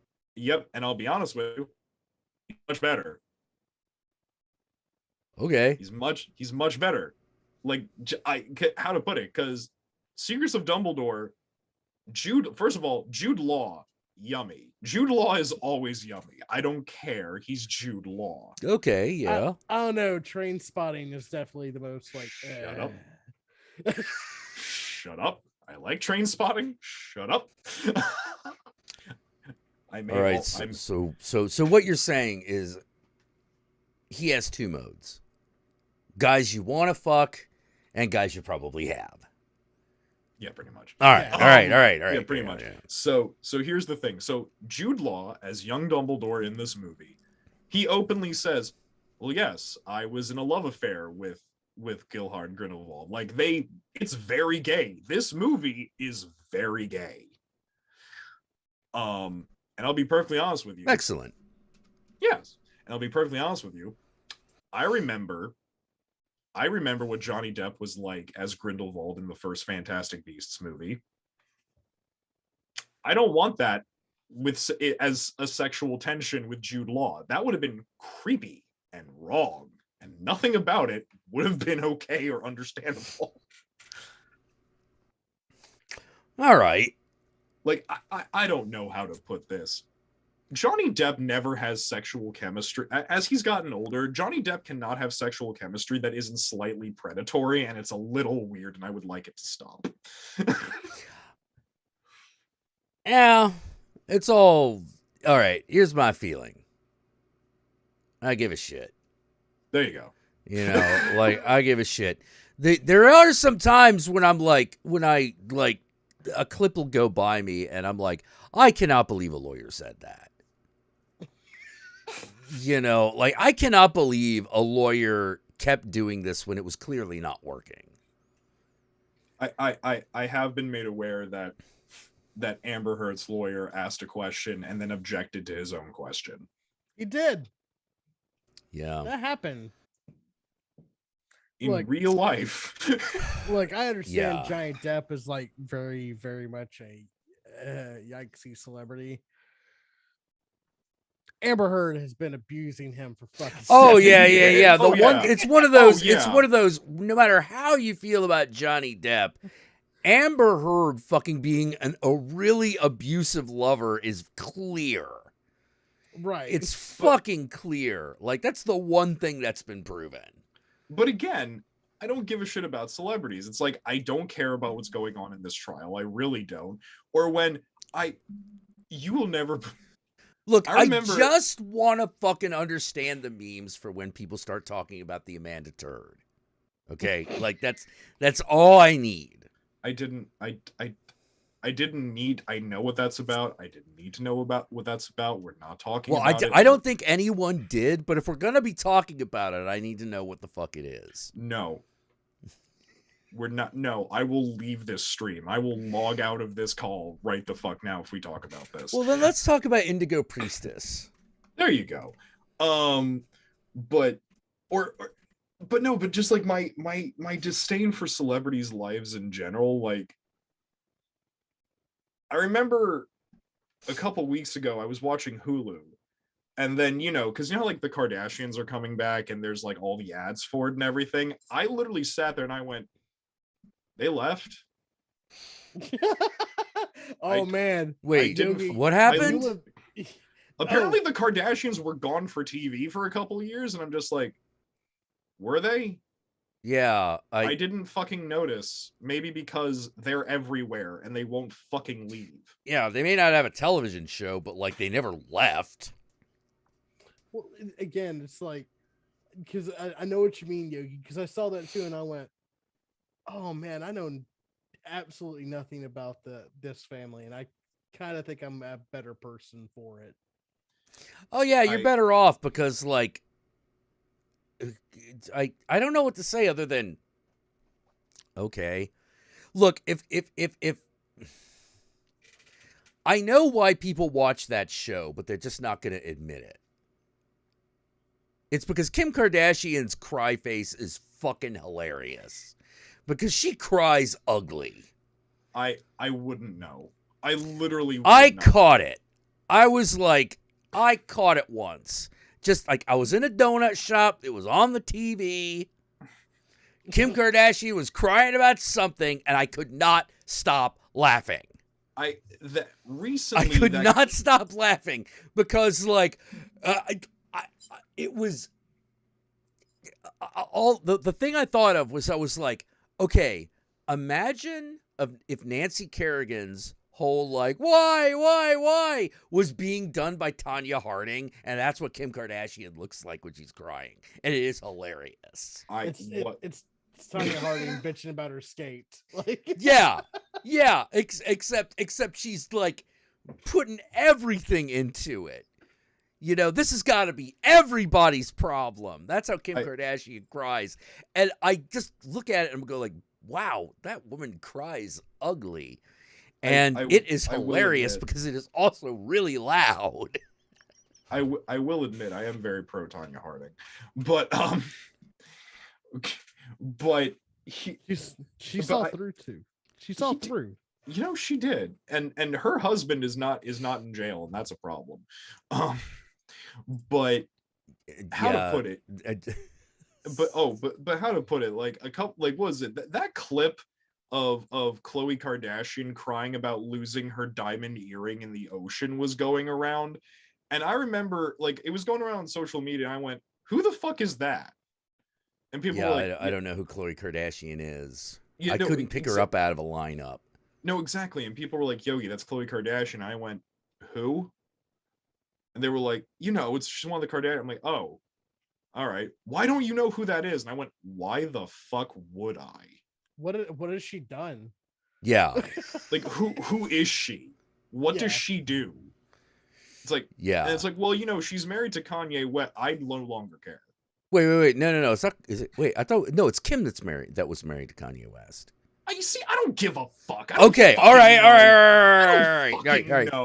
Point proven. Point proven. I don't give a rat's ass. Whichever of those fucking idiots was married to Kanye West. That'd be Kim Kardashian. Okay, the only sympathy I have is like, look, I will admit, she shouldn't be being stalked by Kanye West, and Kanye West should be in jail and forcibly medicated because he's insane. Dude. And dangerous to other people. Yeah. I am actually kind of legit worried about that situation because, like, when I heard about it, I was like, someone's going to kill somebody. It's just a matter of when. If only we're lucky. Yeah, well, here's what's going to happen. Peter Davidson's probably going to be the one that gets killed because we're not allowed to have nice things. Now that may be on the relative on the Kardashian scale, but still. No, you see, I care about that because I care about Pete Davidson. Yeah, I think the guy's kind of fun. I think the guy's funny, so I'm like, don't kill him. So he's the one that's going to go. I'm really curious as to what his dick looks like. It's got to be gold plated. I'm really fucking curious because I'm like, chocolate. Like, I am pretty sure it's got to be either perfect for Kim Kardashian or he just knows how to listen for more than 5 seconds. Because I'll be perfectly honest with you, I kind of want to fuck Pete Davidson. God, what is it? I don't know. He's not my type, but I'm looking at it and I'm like, yeah, you could see it. you could see it. You're like, that's. I think that's why it's like, it's kind of funny looking. But I can imagine how that guy fucks, and for some reason that goes a long way. And that smile just wins me over, man. I'm sorry, it just does. He's weird looking, but emotionally available. He's weird looking in a good way. Yeah.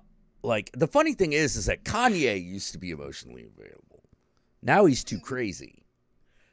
Okay, I hate to be that person. Kanye always been nuts. He just had his he's always been nuts. Back. He's always been nuts, but now he's too nuts. Yeah. Let me ask you something. Have you ever seen The Beauty? The Absolute Beauty. It's on YouTube. You can watch it. I think Nick Ludsko did it. But have you ever seen Kanye West as a Tame the Impala song? What? Look, no, type that in right the fuck now. Do it. Kanye West, what? As a Tame the Impala song. It's literally clips of Kanye West saying random shit, but auto-tuned to sound like a Tame Impala song. And it's hilarious. It's not illegal to not listen to music. It's illegal to be naked. I highly suggest sharing it with the crowd. It's quite fun.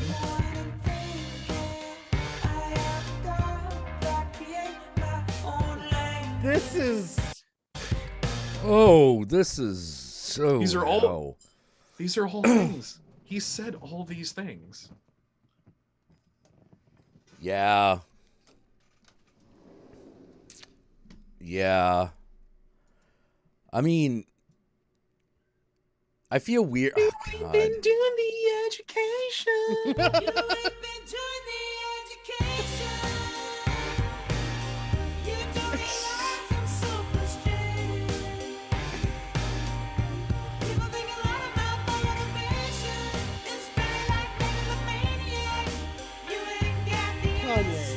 Are you just Are you just soaking in the fact that he said all this shit? Yeah. And like, here's the thing. Not one time do you go like, did he actually say that? Oh no, you know he did. Because it's just crazy enough for him to fucking say it. Look, Yeah, when you don't like playing with a cat, that's racism.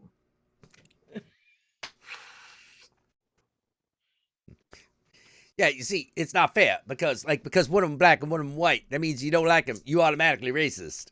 Huh? Man, No, Sway is not shaking his head while fucking Kanye's talking. No. Yes, because Kanye West is the thing that'll make Sway just go. The fuck?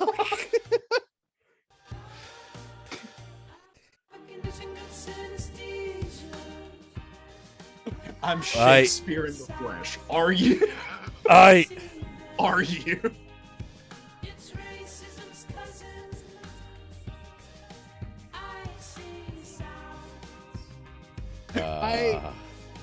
I just. It's like what the fuck? It's like Kanye. You are a genius, or at least you were. I think the problem is that you knew.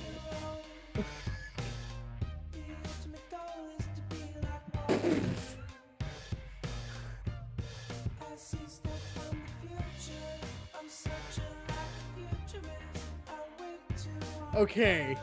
All right, this is yeah, no, this is too much, man. Why is Kanye West Wreck-It Ralph, Yogi? I am Wreck-It Ralph. Y'all ever seen Wreck-It Ralph? I am Wreck-It Ralph. I'm God. I'm assuming I'm assuming that all y'all out there who were watching that you could hear Jack listening to that. Look it up yourselves and watch the video because the visuals are stunning. I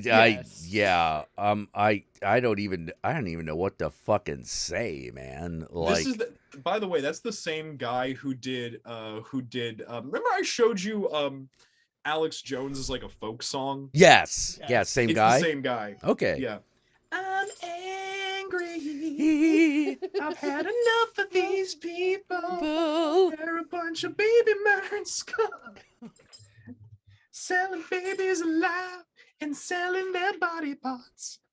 Who said it? Jesus or Kanye? It's harder than you think. Ooh. You know, well, actually, no, because how can I say it?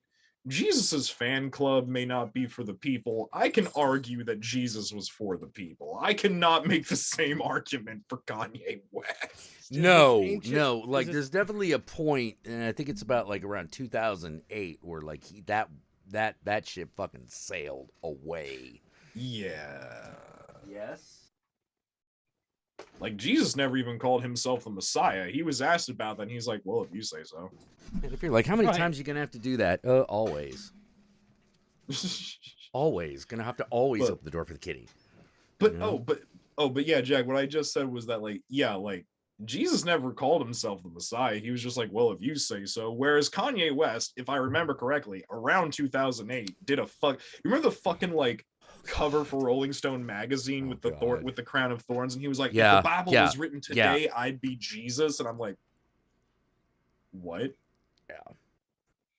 And he went through this whole like What was that martyr 20-minute thing. music video movie he did? In the closet? No, that's R. Kelly. That's R. Kelly. Yeah. That's the Pied Piper of R&B.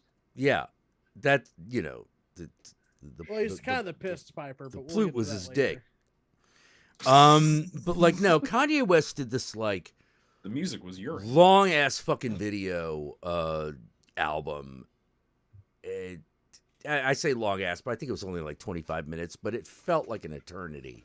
5 minutes of a Kanye West song feels like I'm dying anyway. Well, this was like, all right. So this was all about how Kanye West, the person, runs out of his house for no reason, gets into a sports car, and then is hit by a meteor that is also an angel. Oh, I remember this shit. You know, it was bad. Well, it's definitely inexplicable because like I found myself going. I remember. I nothing feel about like this. this is like. I feel like this is really stupid Twin Peaks. And I've already seen Riverdale. It was Runaway. Oh, it was Runaway? Mm-hmm. Okay. It's yeah, whatever. You know, it's and now Kanye West has a weird like Jesus cult where everyone wears white. Yeah, what the fuck's up with that?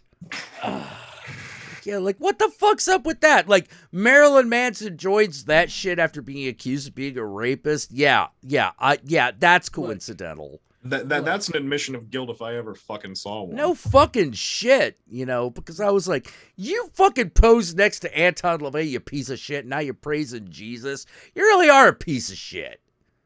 Look, You know. it's weird to see your religion being formed in front of your eyes. Like, not many of us have gotten to experience that, to see the craziness of a religion in front of you. I know. Like imagine like this is like fucking like Jerusalem, and like, have you heard about that fucking Jesus guy? Like, he's walking on water. What the fuck is that all about? See, but you see, and here's the weird thing about it, right? Like, I feel that this is a unique thing occurring, and what I mean by that is, I do agree with you that that's what we're seeing. However, I need to point out that like in a lot of the world religion examples, Yeah. right? If we're talking about religion outside of localized cultices and going into like propagating multinational like missions and shit, how to put it, in those, a lot of times we could fairly accurately say that historically it's what happens when one person who has a very new idea gets surrounded by idiots. Yes. Like, Yeah. like, you know, like This for instance, I can't imagine that the Buddha was like Kanye West. I can't imagine that. That seems a little off. That's a little too weird. Yeah. Well, here's the thing about Kanye West. He is his own stupid apostles. Yes. You know, like that's the thing that's weird about him. You know, like not only is he in his own mind the Messiah, he's also the dumbasses who are worshiping him. It's the most masturbatory thing. I know, it's super masturbatory. And like I don't know what goes on in that like desert fucking sermon that he holds every Sunday for some reason, or whatever's going on. That you have to pay to get into. Yeah, I'm like, I don't even know what's going on there. I don't think I want to. Oh God, it's if Mormonism was was focused on R&B music and happened in a desert. Okay, so basically really crappy Burning Man. Even shittier Burning Man. Great, got it. God damn it, do I even know anyone who still goes to that goddamn thing? I don't think I do. I went once and I stopped because I was like, I know it's not going to get better than this. You weren't wrong. I was right. Yeah. Like, well, there's a point at which you're just sort of like, if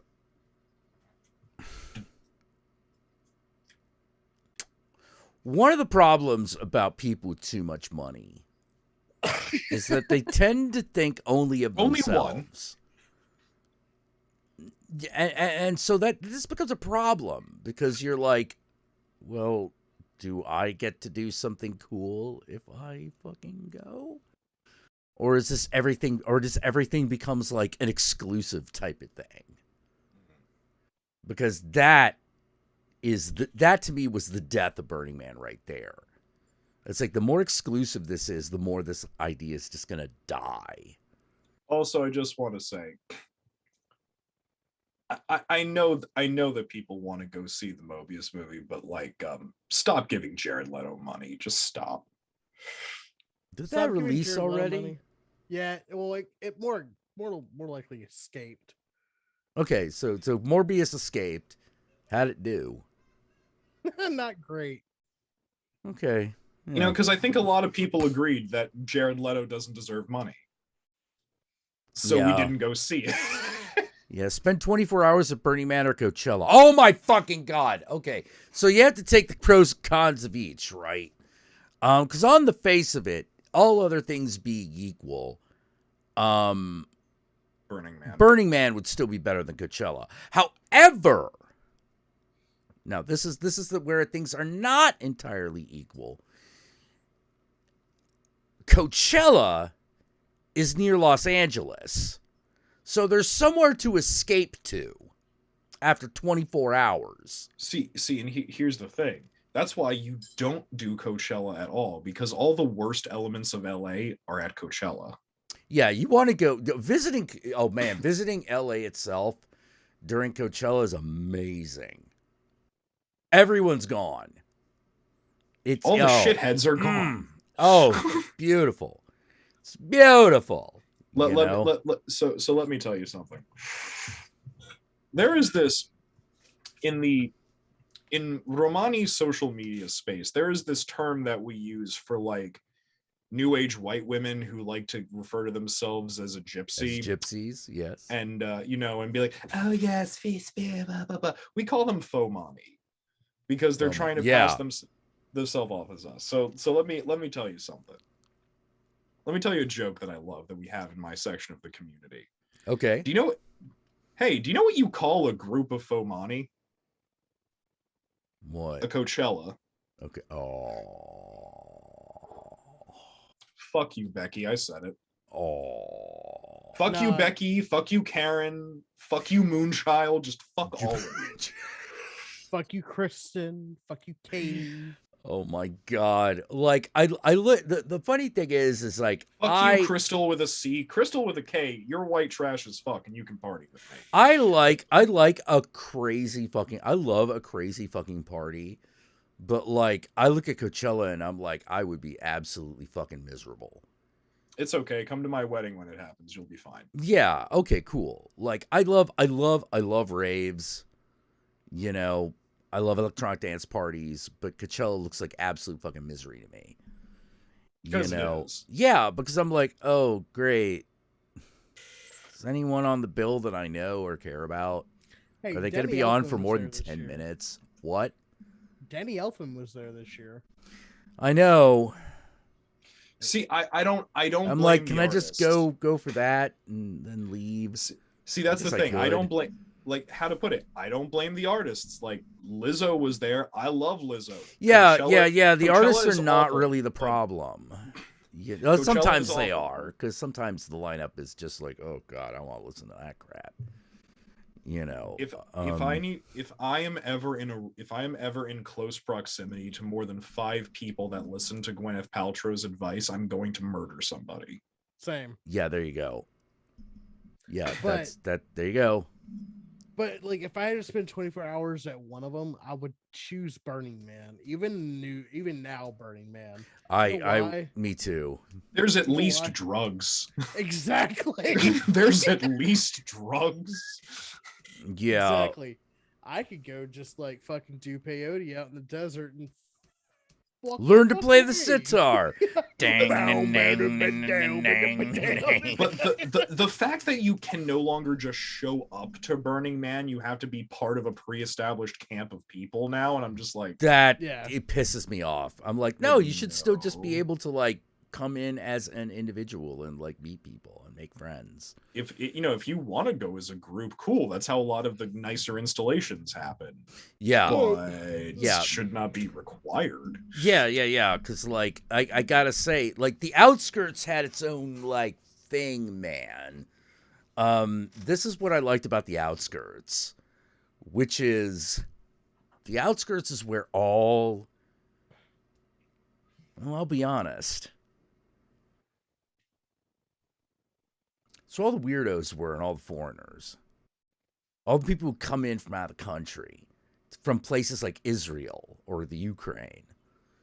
You know, and so you met a lot of people that way. Random Tuvan throat singers. Yeah, random Tuvan throat singers and shit. You know, like that was super cool. You know, it was really nice meeting them. And it was really nice hanging out with people and talking about like random shit. Like there was this the guys next to us, like we just every morning it was breakfast and talking about comic books. You know, it's real fucking sweet. Real fucking sweet. Why did they change it? Okay. So Money. yeah, it basically came down to money. And the problem, all right. So Burning Man used to be first come, first serve. That's it. You know, like whoever bought their tickets first got all the ticket. Whoever bought their tickets got the tickets. You know, you were only allowed to buy so many tickets and one individual was only allowed to buy so many tickets to avoid a lot of scalping. Right. You know, now there was still scalping, but it's basically, yeah, you scalped your 3 tickets. Now you go back to the end of the line if you want to do it again. By the way, I don't know if you can hear that slight vibration that's coming from my side of the audio. That's the thunder. This bitch is shaking my house, and I love it. Oh, I love it. So why did they change it? I don't entirely know. They changed it because rich people started treating it as an experience vacation. And therefore, all the little capitalists went, ooh, wait a minute. And slowly but surely, something we love died. Yeah, like the first mistake was they had the tickets purchasable by lottery, which was a stupid idea. Yes. It's like, wait, you're going to make people fucking be in a lottery to find out whether they have the privilege of spending money? Fuck you. Like, no. That's the richest, whitest thing I've ever heard in my goddamn life. I know, right? It was the first sign of something going seriously wrong. You know, like it had been like Burning Man had like sold out, man, for years. But the minute that happened, I was like, uh-oh. Now we really have a problem. Because bitches sold out for real. Yeah, that's like selling out for real. Because who does the lottery? Like first come, first serve, we all understand, but a lottery, what does that mean? Oh, what that means is some people can pay extra to ensure that they're on the ticket. They get a ticket. That's how that works. And I was like, that's not a great idea, because then then the organization's got money, but you've completely lost everything that you were doing. That's more than just not a great idea. I'd be tempted to say, yeah, I'd be tempted to say it's a bad idea. Yeah. It's super elitist. Yes. And having, I don't know how to say it, man, but like, there used to be a point when not everyone that went to Burning Man was rich and white. Mm-hmm. So whenever I see like the modern pictures of Burning Man, it's just almost all white people. I'm like, oh, great.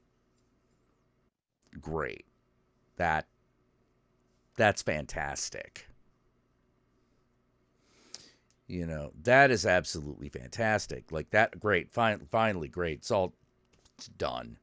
You know, like, stick a fork in it. We're done. Man, I'm so jaded about music festivals in America now that yeah, me too. I'm so jaded about that. Like, a friend of mine sent me a video on TikTok that I am sure that the person in the video was going to talk about something that was really interesting, but the person in the video started out with the statement, right, so I'm going Bonnaroo this year, and I just went, no. Hey, Yogi. A week later, my friend was like, oh, did you see like that cool thing that he was bringing to that festival? And I was like, no. Why? Because it opened with the sentence, so I'm going to Bonnaroo this year. And I just went, no. Anyway, Yeah. Yes, John. Yogi, I live an hour at most away from Bonnaroo. Oof. I love you, and I'm sorry. No, let me tell you something. I witnessed the downfall of that fucking shit. It went from like kind of cool festival that cool bands played at. It wasn't really like crazy big, but it was fun. You know, it was dirty and shit. To MTV presents Bonnaroo, and I'm like, yeah, that's how you know it's over. I was like, Hey, there's money to be made. But Yogi, if you want to fucking go to Bonnaroo, I could give you a house and like somewhere to stay and take a shower and stuff. Well, I have a better idea. You can just not go to Bonnaroo. Yeah, I have a better idea. I could just park an encampment on your lawn.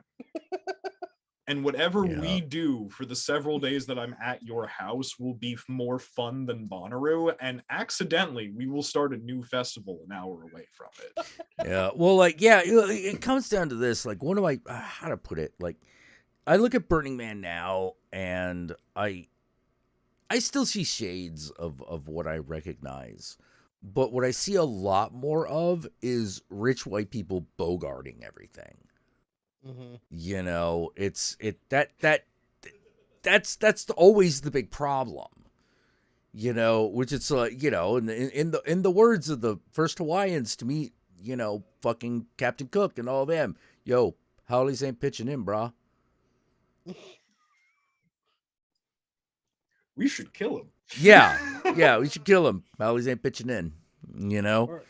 Or as the natives said to the pilgrims, do you got beer? Yeah. As the natives said to the pilgrims, bring beer, leave. Yeah, please leave. Please leave. Right now. You know, but Daddy, we can't let them just die. Well, that's always an option. All right, fine. Yeah. Well, it's like, well, we could. We'd be better off. We might be better off. Yeah. Might be better off. Like, maybe only half of us will die of smallpox at that point. I think it's a good idea if we let them die. But they have beer.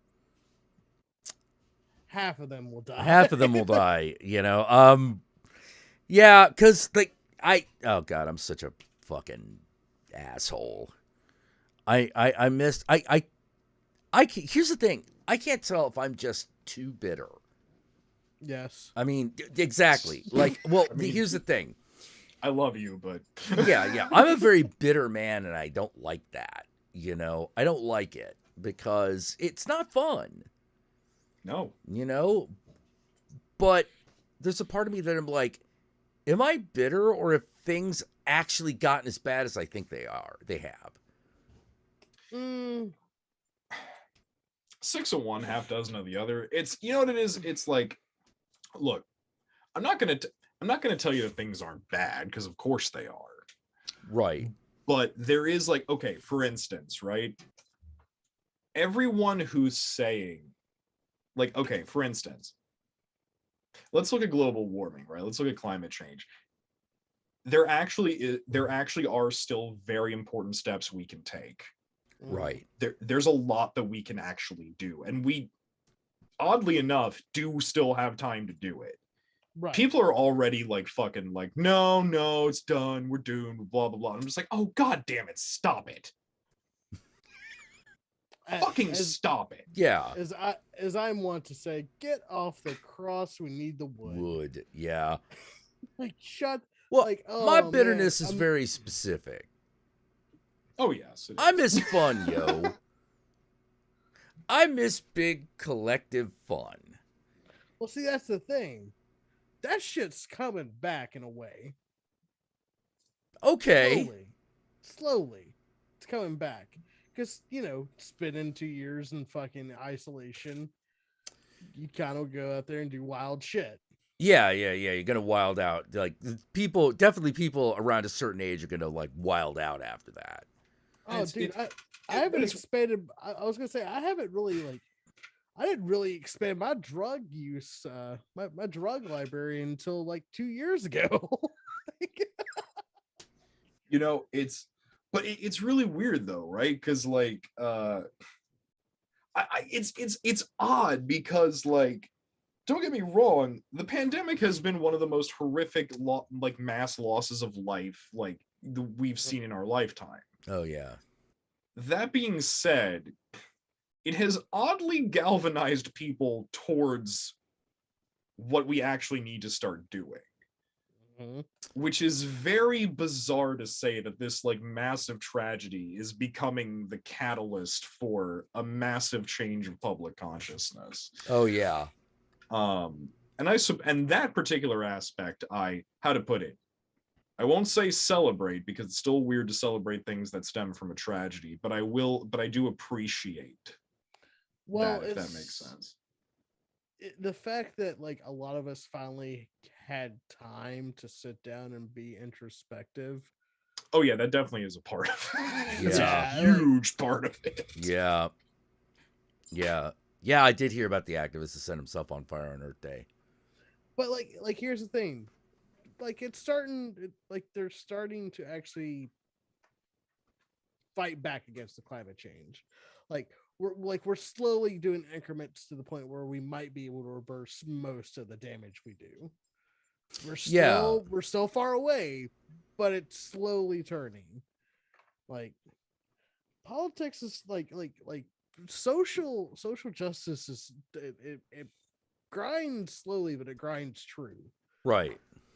Social consciousness is it's slowly changing, and with again the past 2 years, people have had a lot of time to reflect on what they actually believe and who they actually are.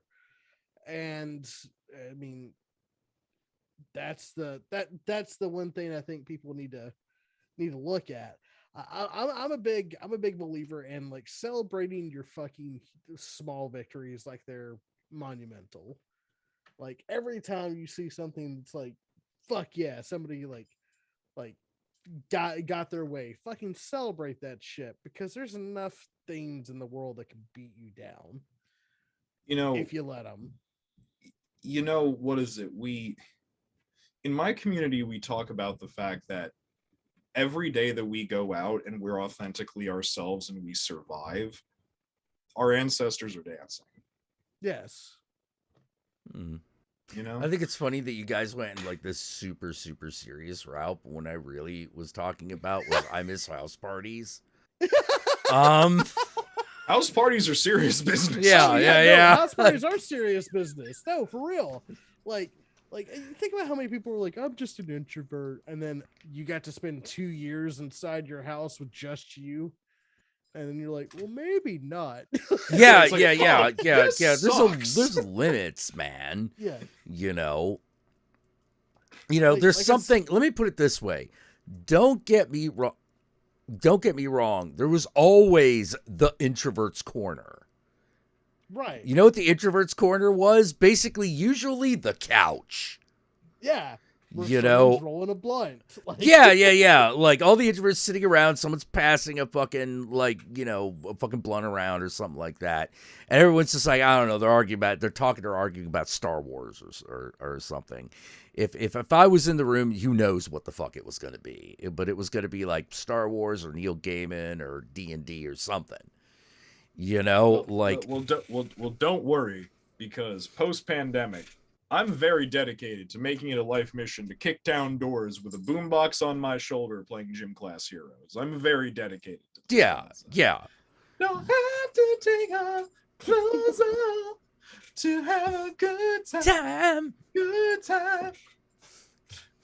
I am kicking down doors with Bauhaus going, no, it's okay. No, it's okay. It's okay. You're goth. It's fine. There's nothing wrong with it. Bela Lugosi's dead. Undead. Like it's okay. Embrace your inner goth kid. It's fine. I think one of my favorite references to Bauhaus or anything like that was in a very gay film called Adam and Steve. And oh my god. Okay. I love like in the intro where it's like, flashback to the 80s. Yeah.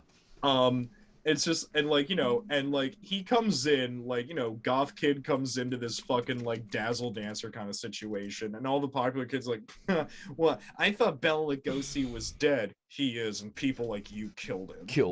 Yeah. It was one of the best things ever.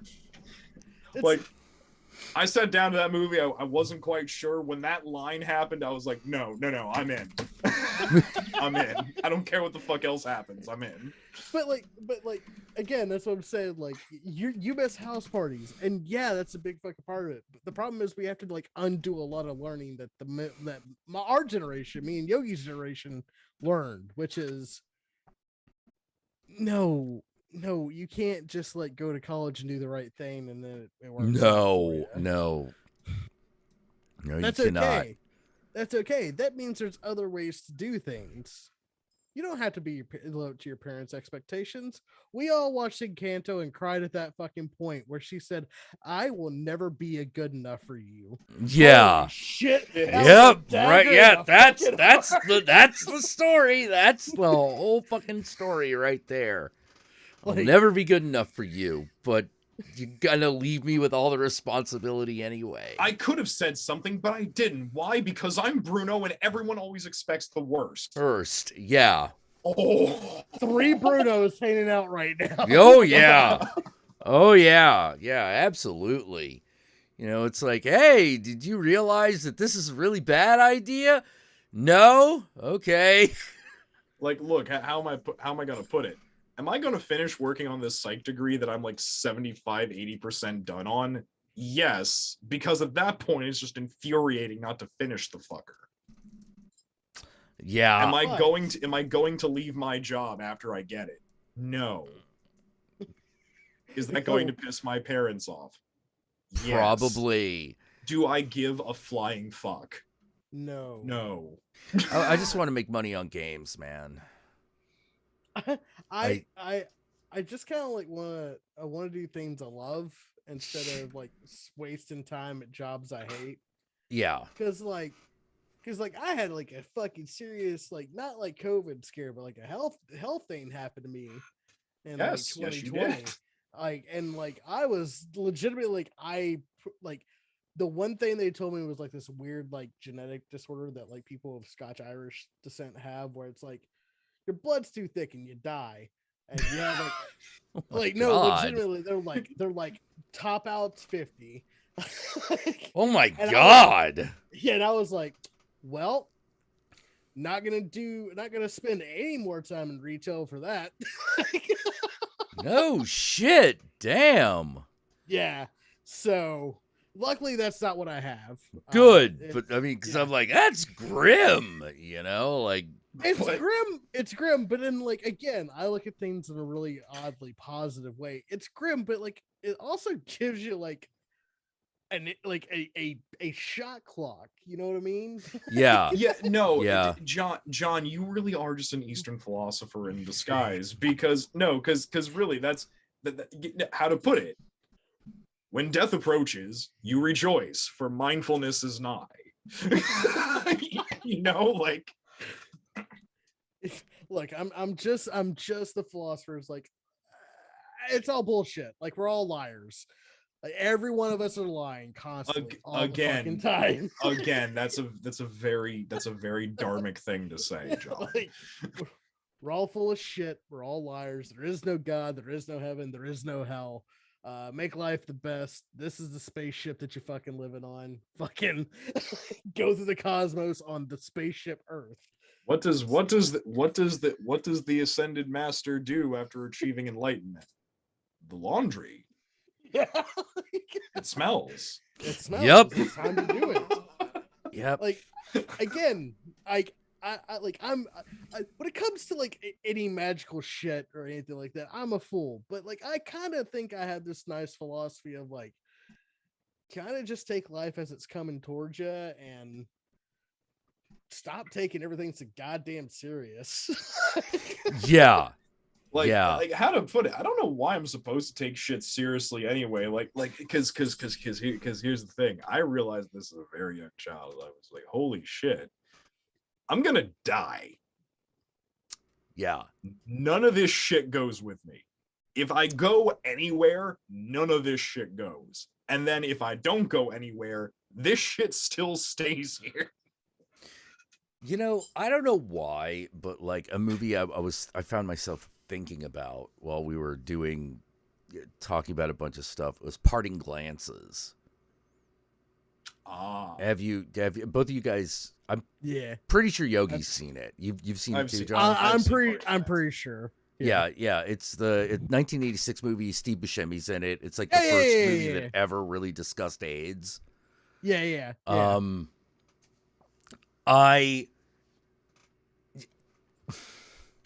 Sometimes you're just a gay man who joins the Peace Corps. I don't know what to tell you. Yeah, exactly. You know, it's like, or like the last line of that movie. Nah, fuck Africa. It's like,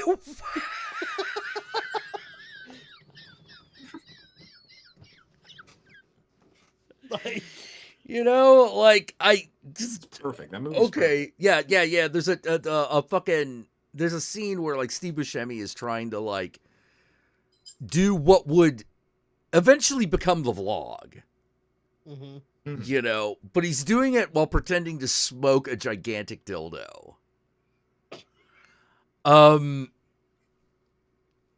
You know, because his character's dying of AIDS.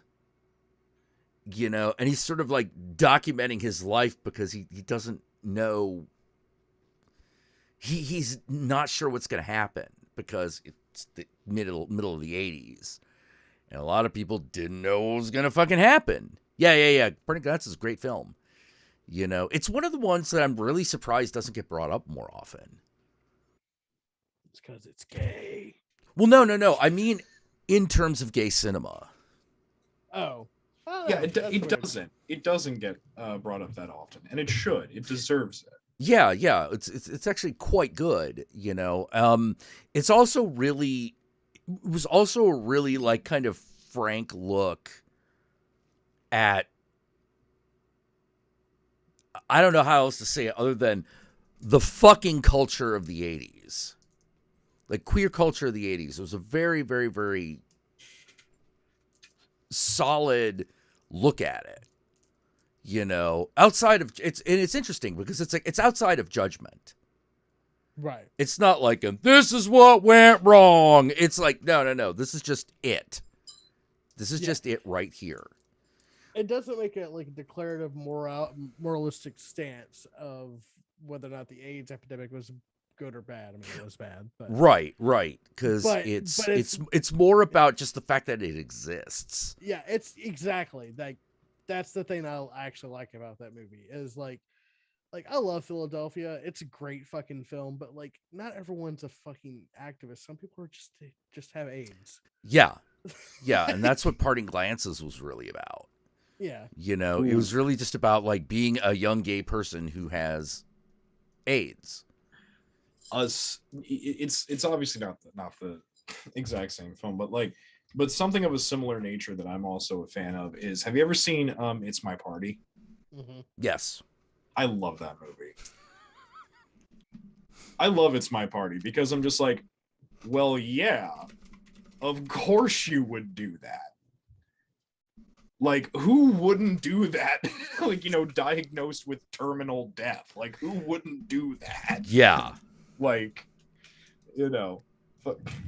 I mean, like, again, like you said, what does the enlightened man do when he's faced with death?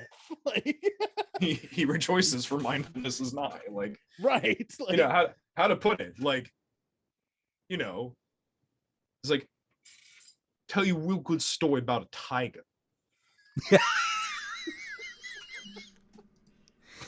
Yeah, the fact it was that the sweetest strawberry ever. Yeah, the fact that It's My Party was actually partially autobiographical. Yes. Like that kind of, it's the writer director is writing about the death of his partner. Like that's what it's about. Like for real, like, straight up. Mm-hmm. I also love that like in flashback sequences in the movie, it does address the especially in New York. Well, I mean, it happened in both New York and Los Angeles, obviously, but the kind of like the kind of unofficial hospice care that we had to give each other in the community. Yeah. The assisted suicides, everything, Yeah. Yeah. I'm just like, yeah, nope, that's our history. That's right there. Yeah, because like the oh my god, you're right. It is like fucking the entirely Parting Glances is on YouTube. and it's also on Tubi, I think. Yeah. I want to say, if you've never watched it, do yourself a favor and watch it. 'Cause it's a very It's a good movie. It's a good movie that I bet we like visit Robert in Africa. kind of just shows you like what living without. Yeah, I don't know. It's a good movie about living. Yeah, you're dying. Yeah. It's a very it's funny because it's a very odd film. There are parts of it that remind me a lot of Ken Russell. Right. But overall it's very sober. Except for a few key moments, which are obviously very not sober. Right. I love that, like I love like the one gay Catholic in the goddamn movie. The one old queer Catholic. I'm just like, oh, fucking stop. Yeah. The fact that everyone has that opinion of him is like, oh, fucking stop it. Stop. Yeah. It's like I can't, but I can't be a part of this. I have to go to confession and talk about this on Sunday. I'm like, or you could just shut the fuck up and leave. Or you could not. How about that? We could not do that. Shut up and eat this paper. Yeah. With your fucking like goddamn shitty turtleneck and your red velour jacket. Shut the fuck up. Yeah. It is kind of funny realizing that's like Steve Buscemi. Like I think that was Steve Buscemi's like first major role. It was. And basic and in a weird way, like you can definitely see how his performance in Parting Glances dovetailed into Permanent Midnight. Yes. Wait, was it Permanent Midnight or Living in Oblivion. Sorry, Living in Oblivion.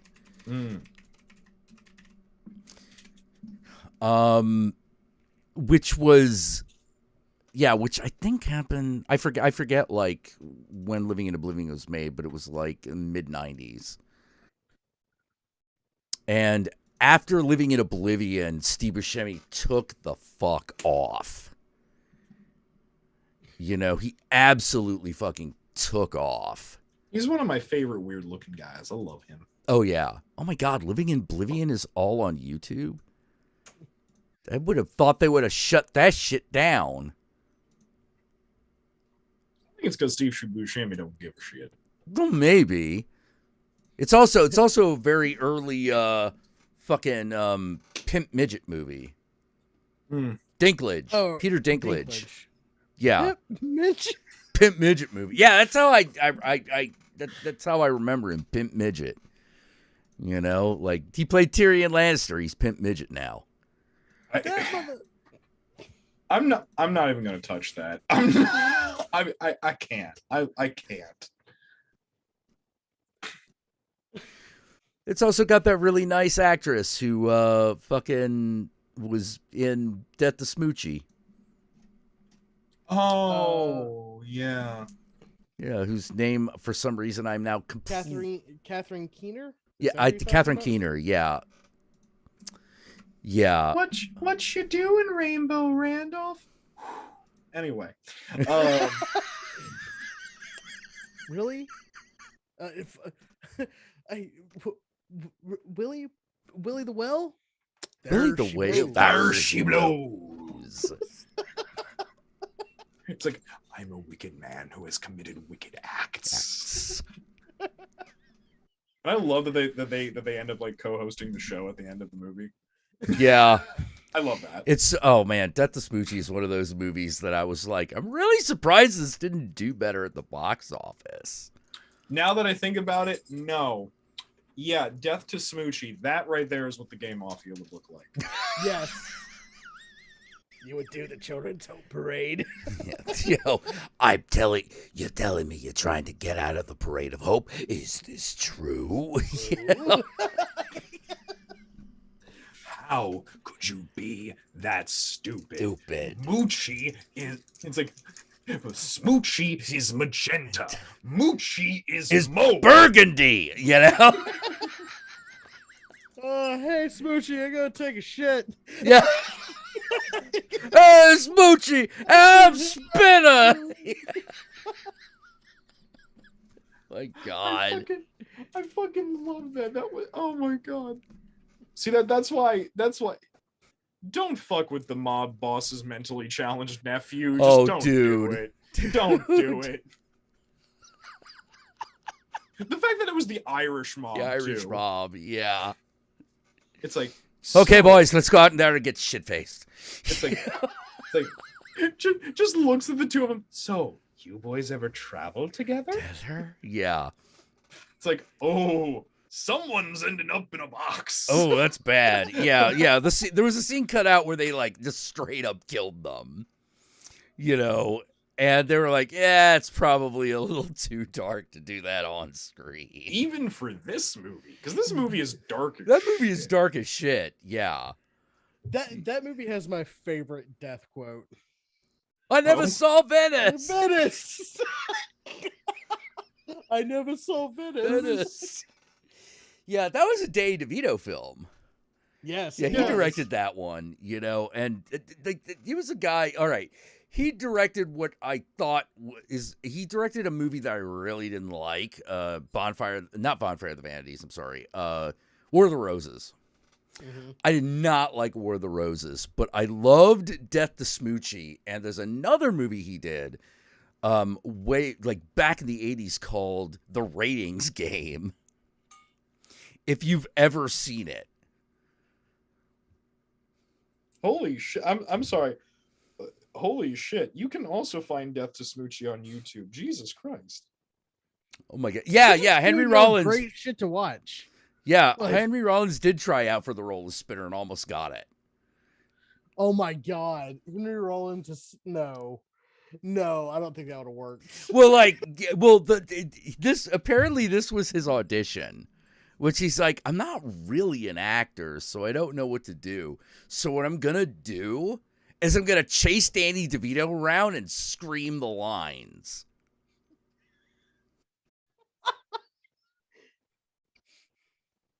He gets a call back. I was about to say, how did that go? Really well. Like, Danny DeVito was into it. He was like, yeah, give the guy a call back. He's like, yeah, I got a call back. I did it again. But, you know, when it came filming time, they chose the guy that they actually went with, which, to be honest, was probably he's the better actor. So, of course. Well, I'm just imagining Henry Rollins as Spinner in that film, and it's not nearly as endearing and more terrifying. Yeah, it's more just pure terror, you know.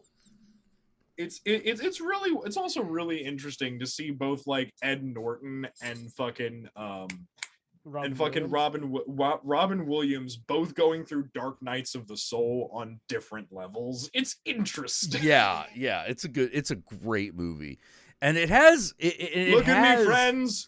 Smoochie did this to me. It's all for you. Oh man! Don't do it, Randy. What are you doing? That was actually the most unbelievable scene in that entire film for me. Do you know why? Why? Because that was in the middle of Times Square and people stopped to listen to him screaming. Yeah, I know what you mean.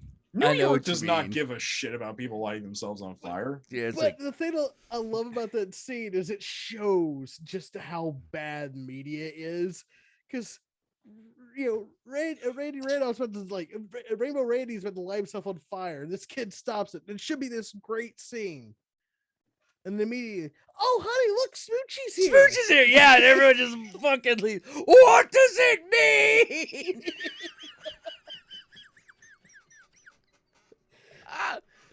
Oh yeah, no, I fucking love that movie. That movie is so good.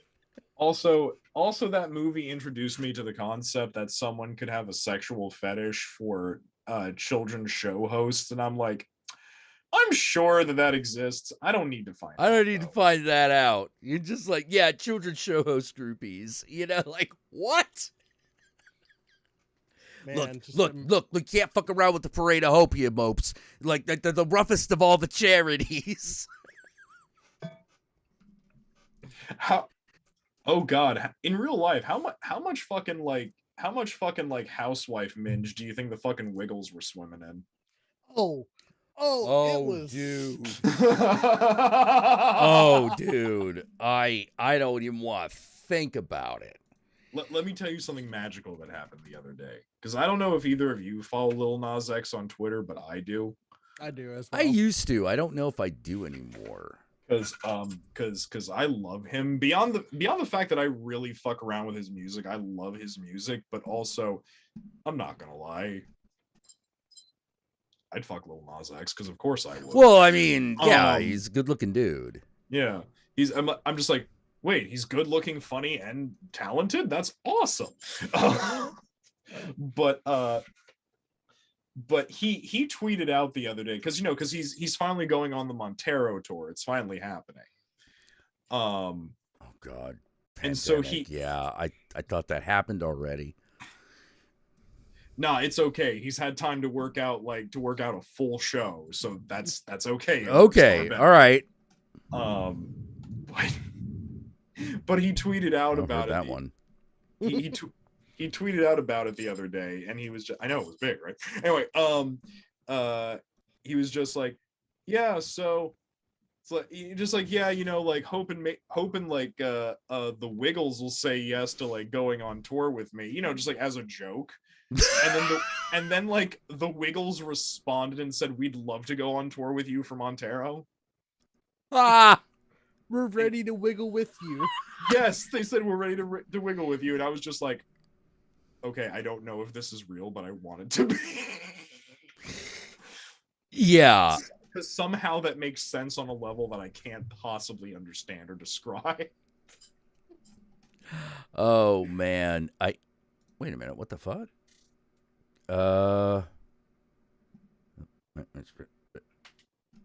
Oh God, I am so confused. How many Batgirl movies are they making? Too many. I'm looking at 2 right now, and I'm like, are you fucking serious? This has got to be a joke, right? I mean, there are 3 of them. All right. Okay. Like 3 movies, just Batgirl. Well, and they're not even in the same continuity as each other. Welcome to being a DC fan, Jack. I thought you were familiar. I didn't think they were going to keep doing that shit.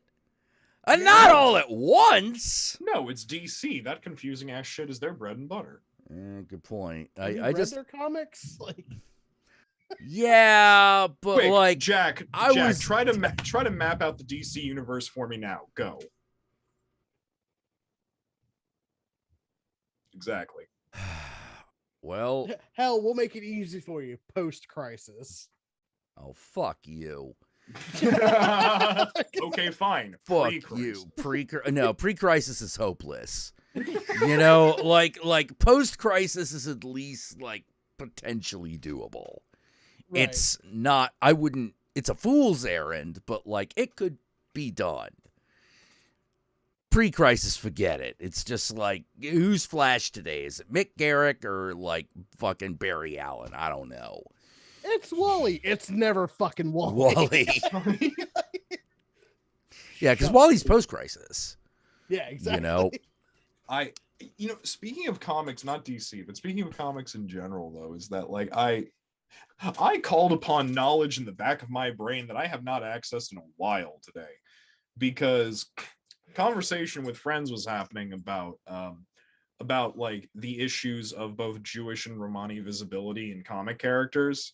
And so of course this means that Magneto comes up. Mm-hmm.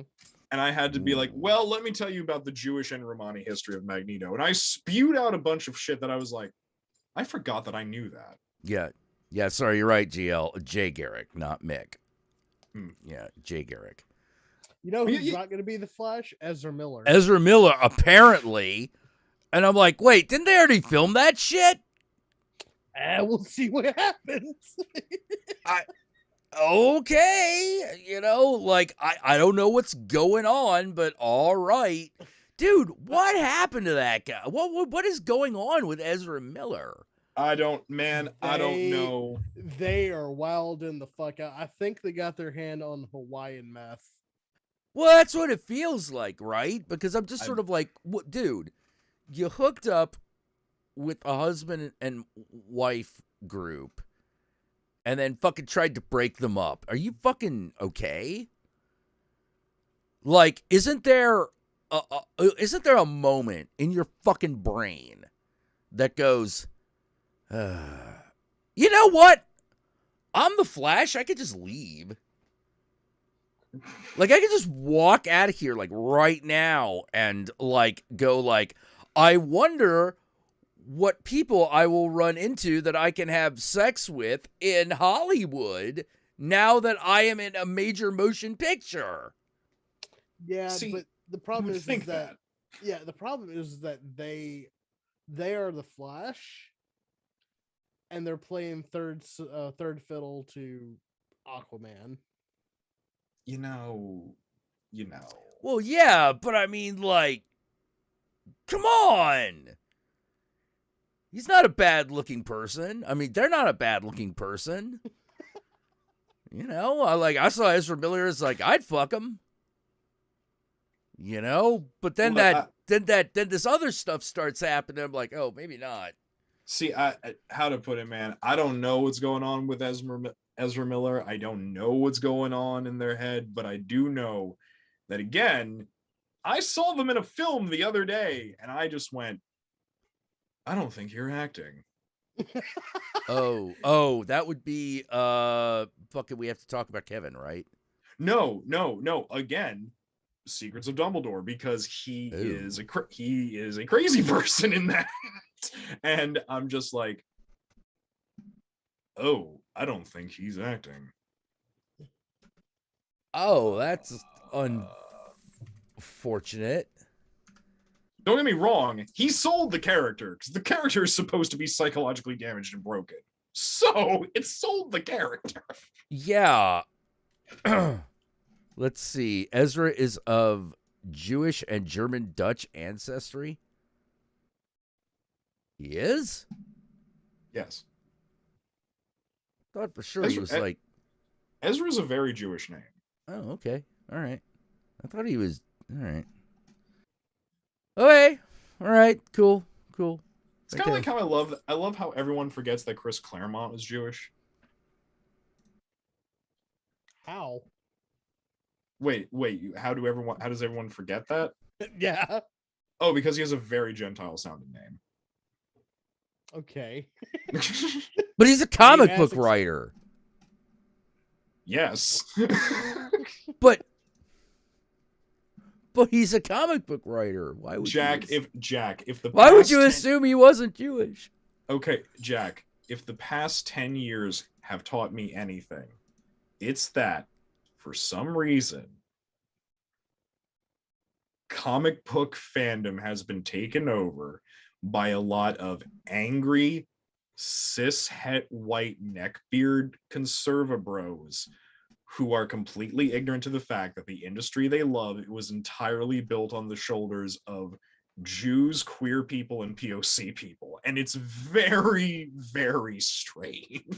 Yeah, well, I mean, like, I definitely have, like, noticed a similar trend. I'm just... Look, let me, like, not have to think about it. I was about to say, can we end on a good note? Yeah. Chris Claremont's still alive. Yeah, like he wrote. That man wrote the best fucking single stretch of the X-Men period. There'd be no X-Men without Chris Claremont. Yeah, I know. He was the one who gave Magneto his true backstory. Yeah, and also, how the fuck do people think this guy's not? Sorry, I know. Right? Okay. He wears a fucking vest. I know. Wait, Chris Claremont is still alive? I never said he was dead. Who said he was dead? I never said he was dead. Yeah, no, he's still alive. I just thought that people forgot he was Jewish for some reason. Yeah. Most people didn't know that or forgot, which is weird. Because I'm always just sort of like in the video, if you are a fucking writer from the world of comic books, I start with Jewish. Particularly if you're from the 70s, 60s, 70s, and 80s. Like, that's where you fucking start, because that's 40% of them right there. Though, fun fact, do you know he got the idea for Magneto's backstory and his in his fleshed out character arc while on a kibbutz in Israel while he was reading Judgment at Nuremberg. Oh, that's where the concept that's came where he from. came from. Oh, that's interesting. Isn't it? That's kind of cool, because before, Magneto was just the guy that Mr. Fantastic could fucking defeat with a wooden gun. Yeah, no, he was a very one-dimensional villain. Yeah, he's like, I control magnetism. That was basically it. And that was it. Yeah, that's it. And but thanks to Chris Claremont, we have the true character of Magneto, who we love very dearly. And fuck Charles Xavier, that pick me son of a bitch. I'll say this though, fucking Magneto's damn, Papa was a Rolling Stone. Holy crap, that guy fucking sired half the Marvel universe and shit. Look, Charles Xavier was, non-violence, and Magneto was by any means necessary. Yeah. I will not pay into this assimilationist bullshit. I will not. Yeah, post Claremont era X-Men immediately after Chris Claremont, it definitely fucking took a dip. Now, it fell off because here's the thing. I got to be honest. you could tell Chris Claremont the last like 4 years he was phoning it in. Yeah. He I mean, didn't care anymore. He was tired. He was very tired, you know. Like how many times did he kill Rogue? It was really cool the first time it happened. You know, the first time it happened, it was like, oh shit, like we're playing for keeps now. And then it happened like twice more, and it was like, could we stop doing this? It's the same thing. It's the very same thing that like over in DC, anytime Superman dies, I'm just like, okay, who's starting the clock? Yeah. Like nobody cares. You know, like this is bullshit. I still couldn't believe I was in high school when that happened. I was in high school when they were like, they're going to kill Superman. And everyone I knew bought into it. And I'm like, are you fucking stupid? Of course they're not going to kill Superman. Like, you're not that dumb, right? Superman's their bread and butter. Yeah. There's no way they're going to stop making Superman comics. And everyone disagreed with me. No, they all got to buy the issue and the fucking poly bag and like everything with the big S on it. Like, here's the thing. Those comics are now worth less than people paid for. They're now worth less than the cover price of the comic. Less. Yes. That almost never happens. And that's why you shouldn't buy NFTs. Oh, yeah. shit. Yeah. That's brilliant. Yeah. Well, it's the exact same thing. It's just speculator market. Yeah. You know?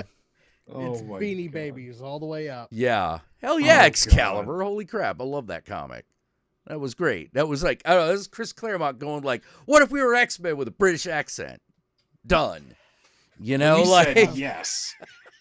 And we said yes. I would like several issues right now. Because nobody ever like really understands what Superman and Batman's like superpower really is. Situational advantageism? No. Popularity. Popularity? Yeah. Oh. Yeah. Okay. They'll kill a shit out of Blue Beetle. Hell, like Booster Gold is dead as a doornail. No, Booster Gold ain't shit. If we're talking about like pure popularity numbers. They could kill the fuck out of them and not like people will be sad, but not. Yeah, people would be sad, but like if he didn't come back, people would be like they would not notice. I'm just so happy that Doctor Strange is coming like full force back into public consciousness because I'm like, oh, thank God.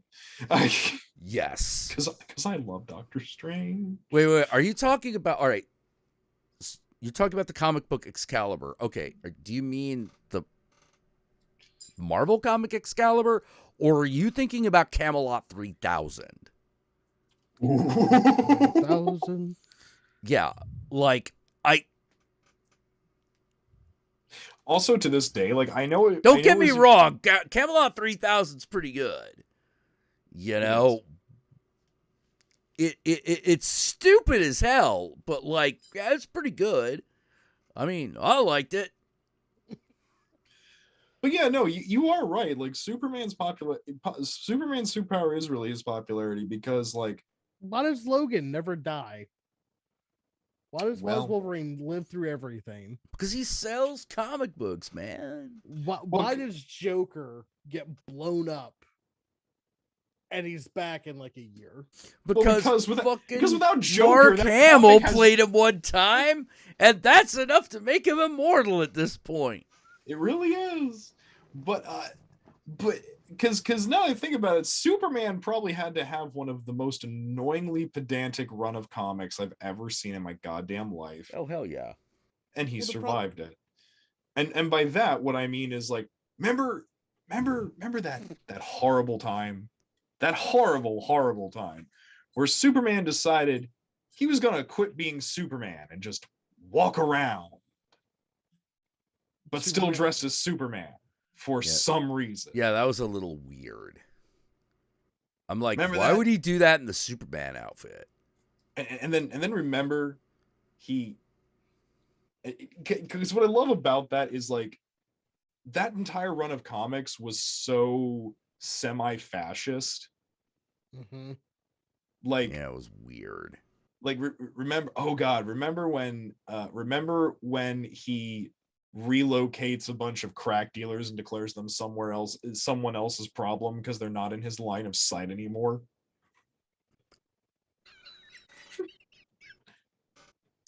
Because the problem with Superman is they let the fans write that shit for a little too long. Wait. Captain Britain? Like, wait. His sister is now Captain Britain? His sister is Psylocke. She's Captain Britain now? Or did, like, they make up another sister? Ooh. Okay. Do y'all remember that time that Major Maple Leaf was about to punch an AIDS baby to death? On that note, good night, folks. No. I'm serious. Do you remember that? I do. Oh my god. Fucking. Don't get me wrong. I love North Star. I love our little gay Canadian twink hero. I love him very much. But holy shit, those early issues of Alpha Flight were not good. No. They're fucking crazy. They're fucking nuts. Oh, wait. Oh, hey. Alpha Flight 106, drawn by Rob Liefeld. Yeah, that scans. That scans. Not an art. Yeah, like, oh, God. Bad. Put a Major gun to- Maple Leaf, you're a character that exists. You are insane. You could put a gun to fucking Rob's head and tell him, draw a foot. And he just fucking... I'd just be like, nah, we're just gonna die now. Draw independent digits. Oh no, that ain't happening. That's not happening. Oh man. Draw a face that isn't a circle in a box. God damn it, the issue where fucking North Star fucking died. The cover was fucking done by Rob Liefeld. I forgot that. I totally fucking forgot that. Oh, this is such bullshit. But it's okay, because he's currently alive and gay married, so it's fine. No, it's Betsy Braddock. Wait, Betsy Braddock is Psylocke. Yeah. The Asian person the white woman was possessing is now a separate entity who goes by Psylocke. Good night, everybody. Good night, everybody. You know, like, I don't know what the fuck to tell you about that. You know, that's just the way that's going now. I don't how to put it. I can't form a logical thought as to explain why, but I'm pretty sure that's somehow racist. It just is. It is. Yeah. Feels like it. Yeah. So wait. So like Psylocke. So she wasn't physically changed by Spiral. She's a personality. So they basically did the Rogue plot again. Yes. But why did we go to all that fucking trouble to have that whole thing with the body shop? And okay, never mind. I know way too much about this fucking character. Look, all I know is this.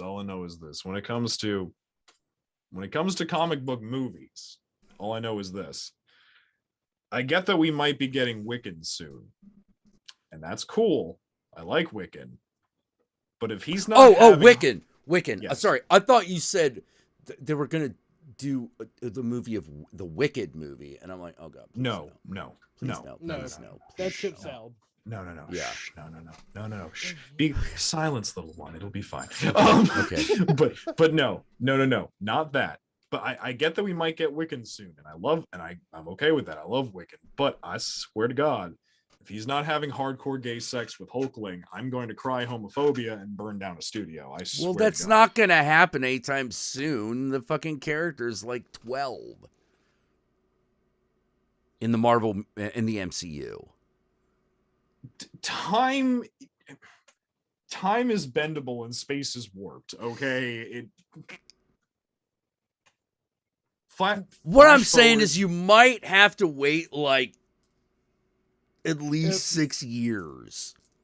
If Billy Batson has sex as Shazam, is that I don't even want to think about that. We're not doing that. We're not doing We're not that. doing that. We We're are not doing that. We are not entertaining these thoughts. We are not entertaining these thoughts. I think I need to go to bed. Yeah. All right. I want to thank everybody for joining us. I want to thank Yogi and John, as always, my reliable co-pilots on this journey into what the fuckery. That is the most honest title I've ever been given. Well, and on that note, Ave Satanas, Disco Inferno. Keep watching fucked up movies. And I'm going to fart. I did it. Hail Satan, everybody. Hail Satan. It smells delicious. Ew.